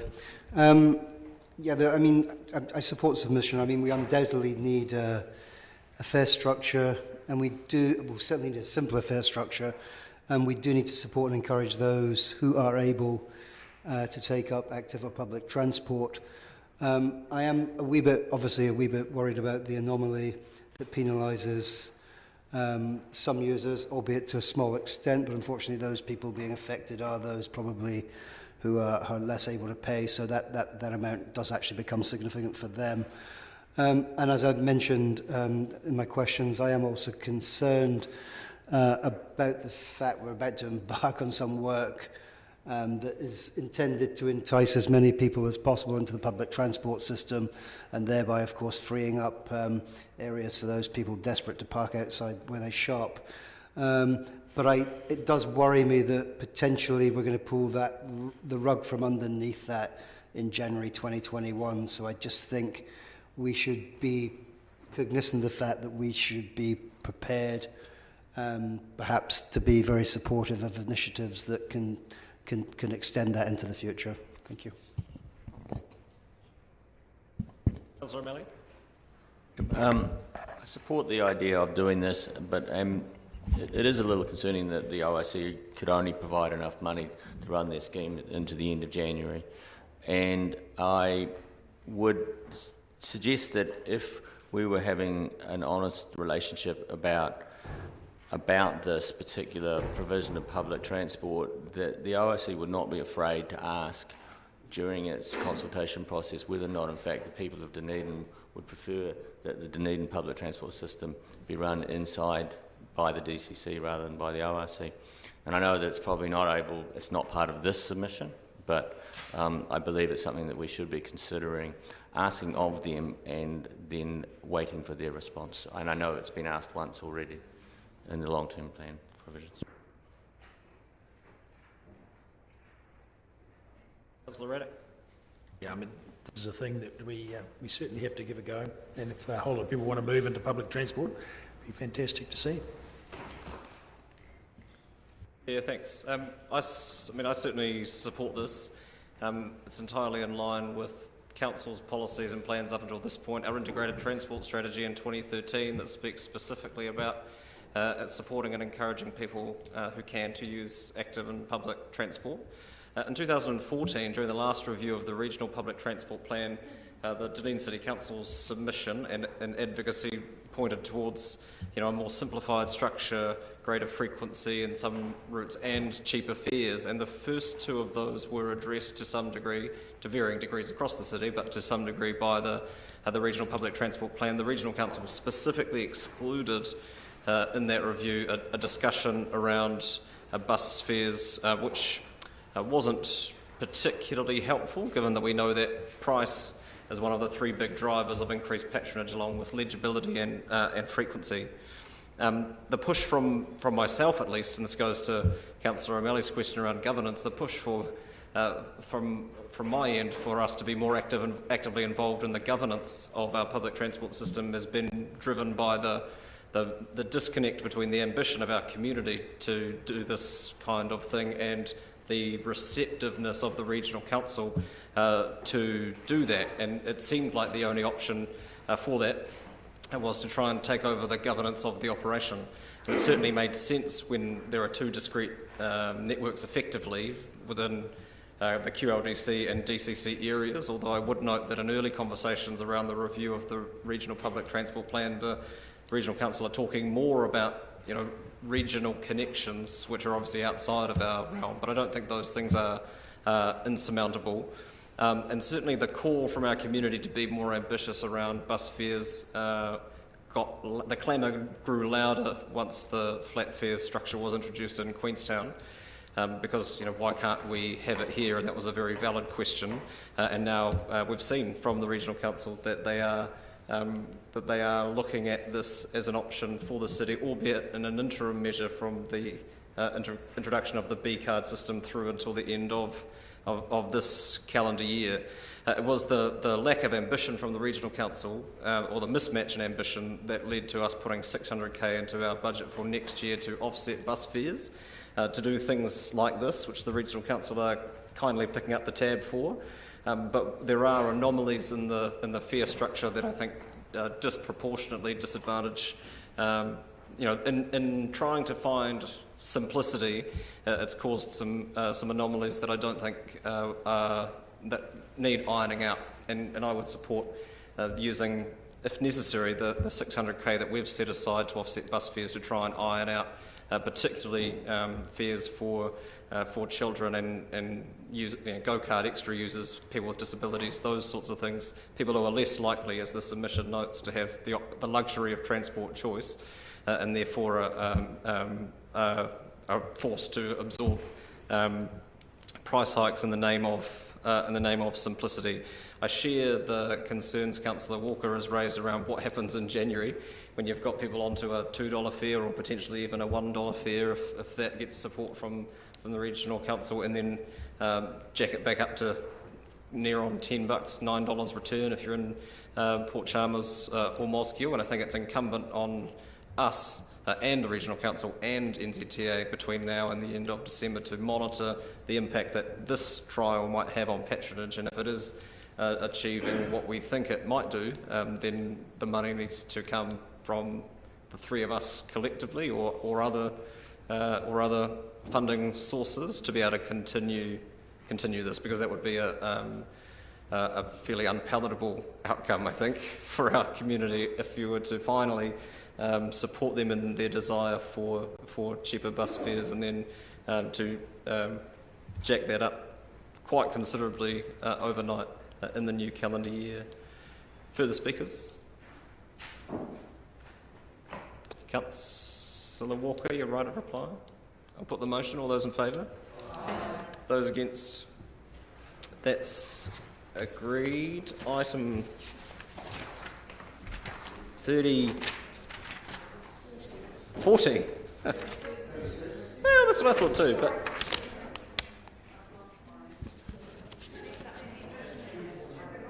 Oh.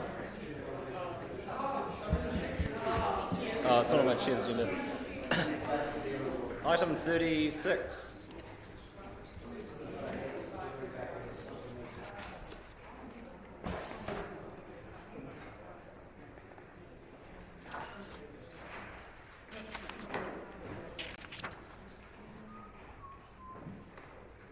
Oh, that's fine. Yeah, sorry.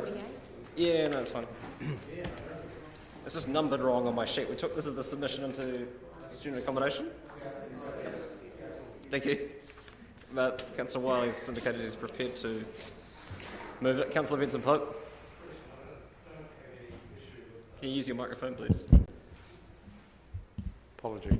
I don't have any issue with the content of the draft, but I noticed in the consultation sheet that you hadn't made any contact with our local student hostel providers. Was there any particular reason that you didn't run what you were thinking of saying past them, given that Otago in particular, the university in particular, are very experienced and very slick operators in terms of student safety? Yes, that's correct. There was a matter of timing, Councillor Benson Pope, with this one, but we did actually have a session with the University of Otago in regards to the nature of this proposal specifically. So we did actually engage, but it was subsequent after the report went up. Okay, thank you. The questions? Councillor Gary? Thank you for the report and for the submission. I was interested to know how important you think it is around the investigation of employment relations and expectations of the RAs, the residential assistants. My impression is that many of them have very large groups of students to care for, that they are the pay is a bit of an issue, and the training, because sometimes they're dealing with really serious mental health issues and other very serious issues. How important do you think that is in the overall issue about pastoral care?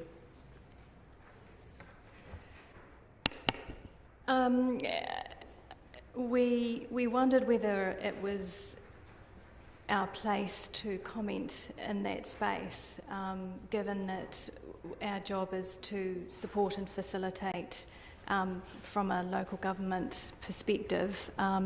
So we certainly supported what the committee is going to do, and we think it's necessary, but that level of detail we felt we shouldn't be delving into.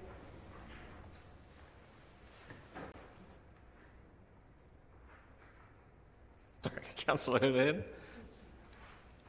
Hi, can I just clarify, is this submission relating to like accommodation that's like unicoles and things like that predominantly, or do you see this as being inclusive of wider student accommodation around, you know, like in our North End, for example, the normal houses, they have students in them?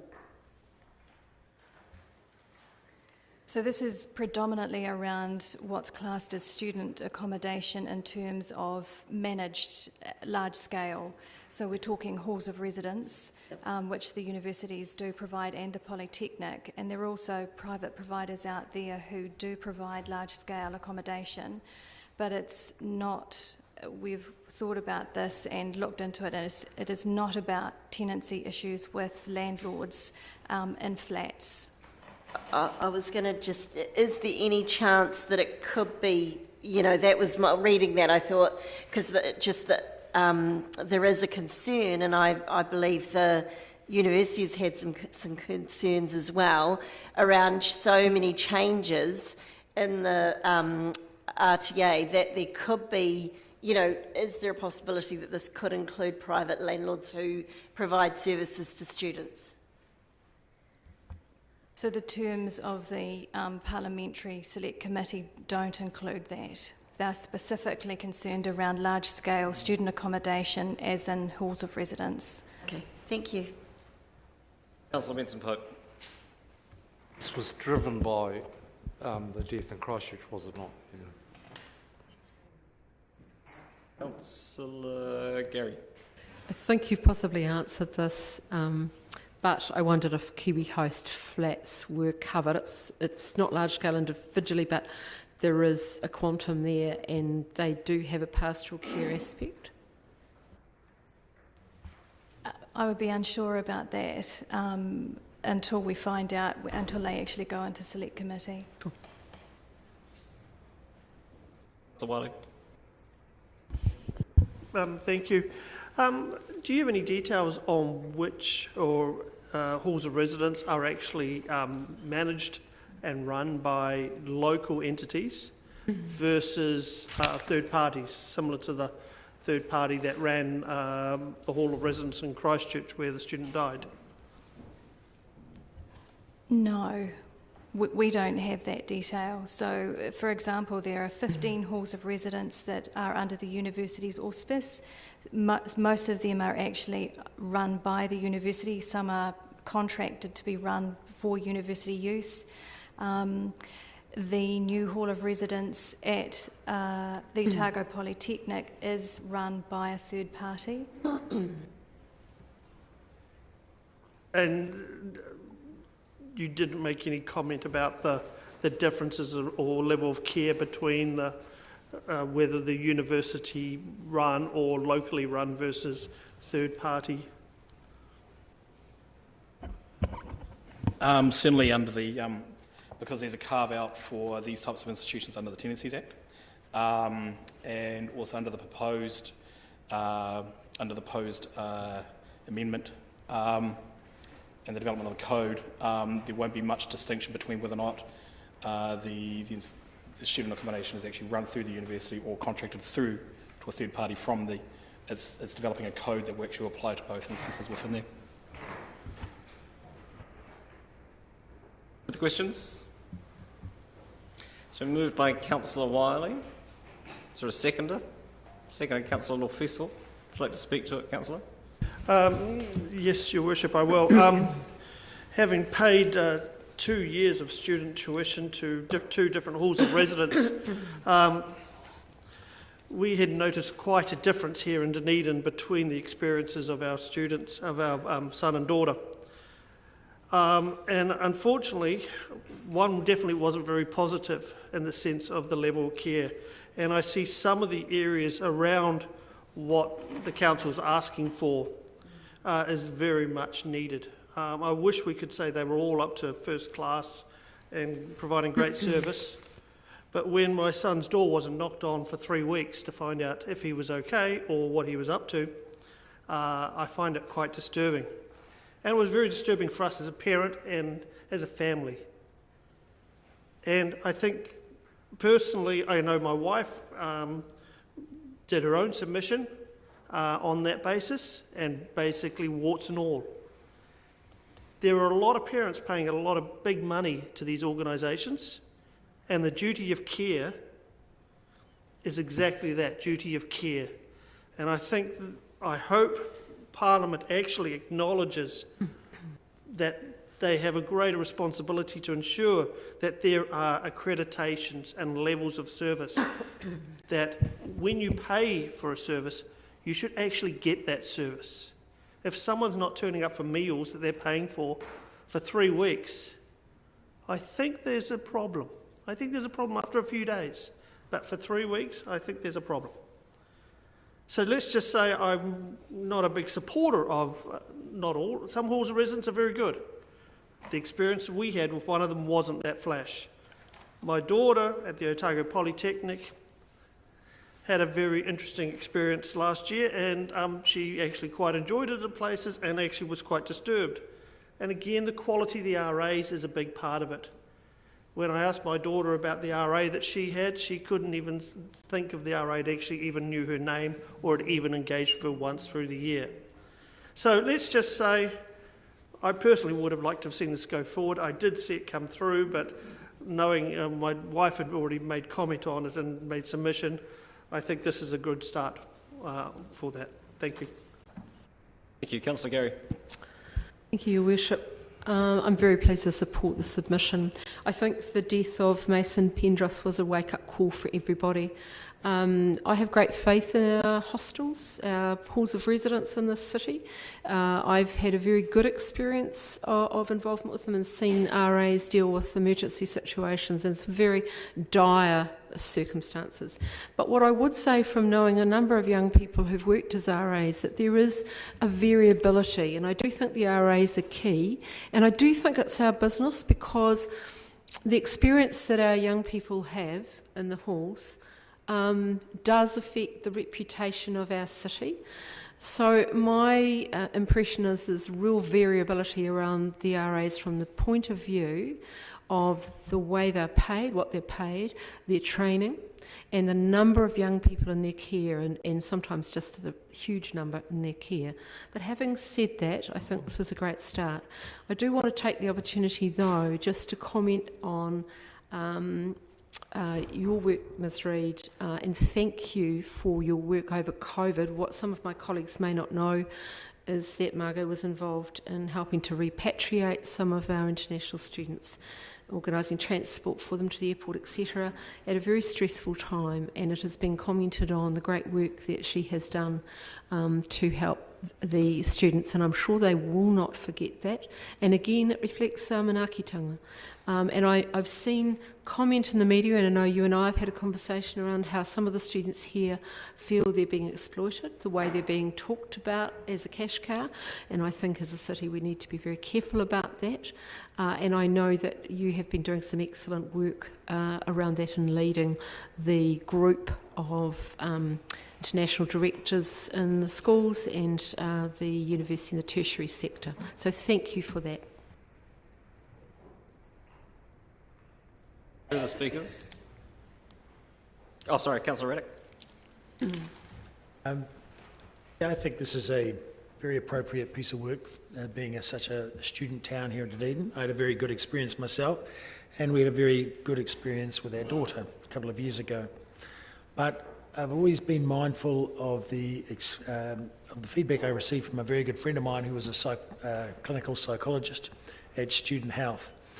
And we discussed a few times in general terms the difficulties that students have when they're studying. It's a very stressful time for young people.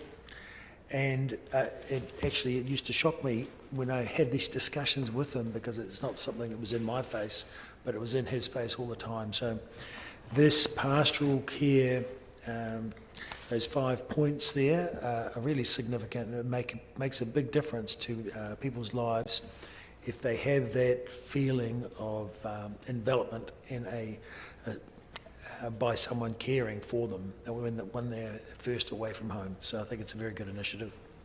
Thank you. No further speakers. I'll put the motion. All those in favour? Aye. Those against? That's agreed. That takes us to the end of the agenda, but before we move into non-public session, this is of course the last opportunity we have to publicly thank our outgoing Chief Executive, Dr. Sue Bidrose, and she, hold on, she doesn't like fanfare and she doesn't have speeches. We tried to set up a meeting specifically for the purpose of doing this and were sternly rebuked.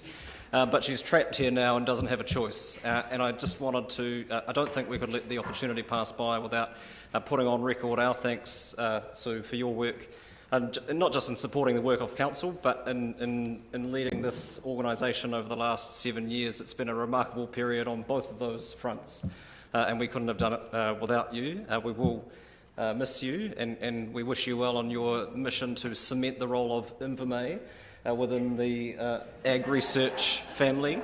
I'd like to move on behalf of Council a vote of thanks for your service, seconded Councillor Gary, and I would like to move it by acclamation. Thank you.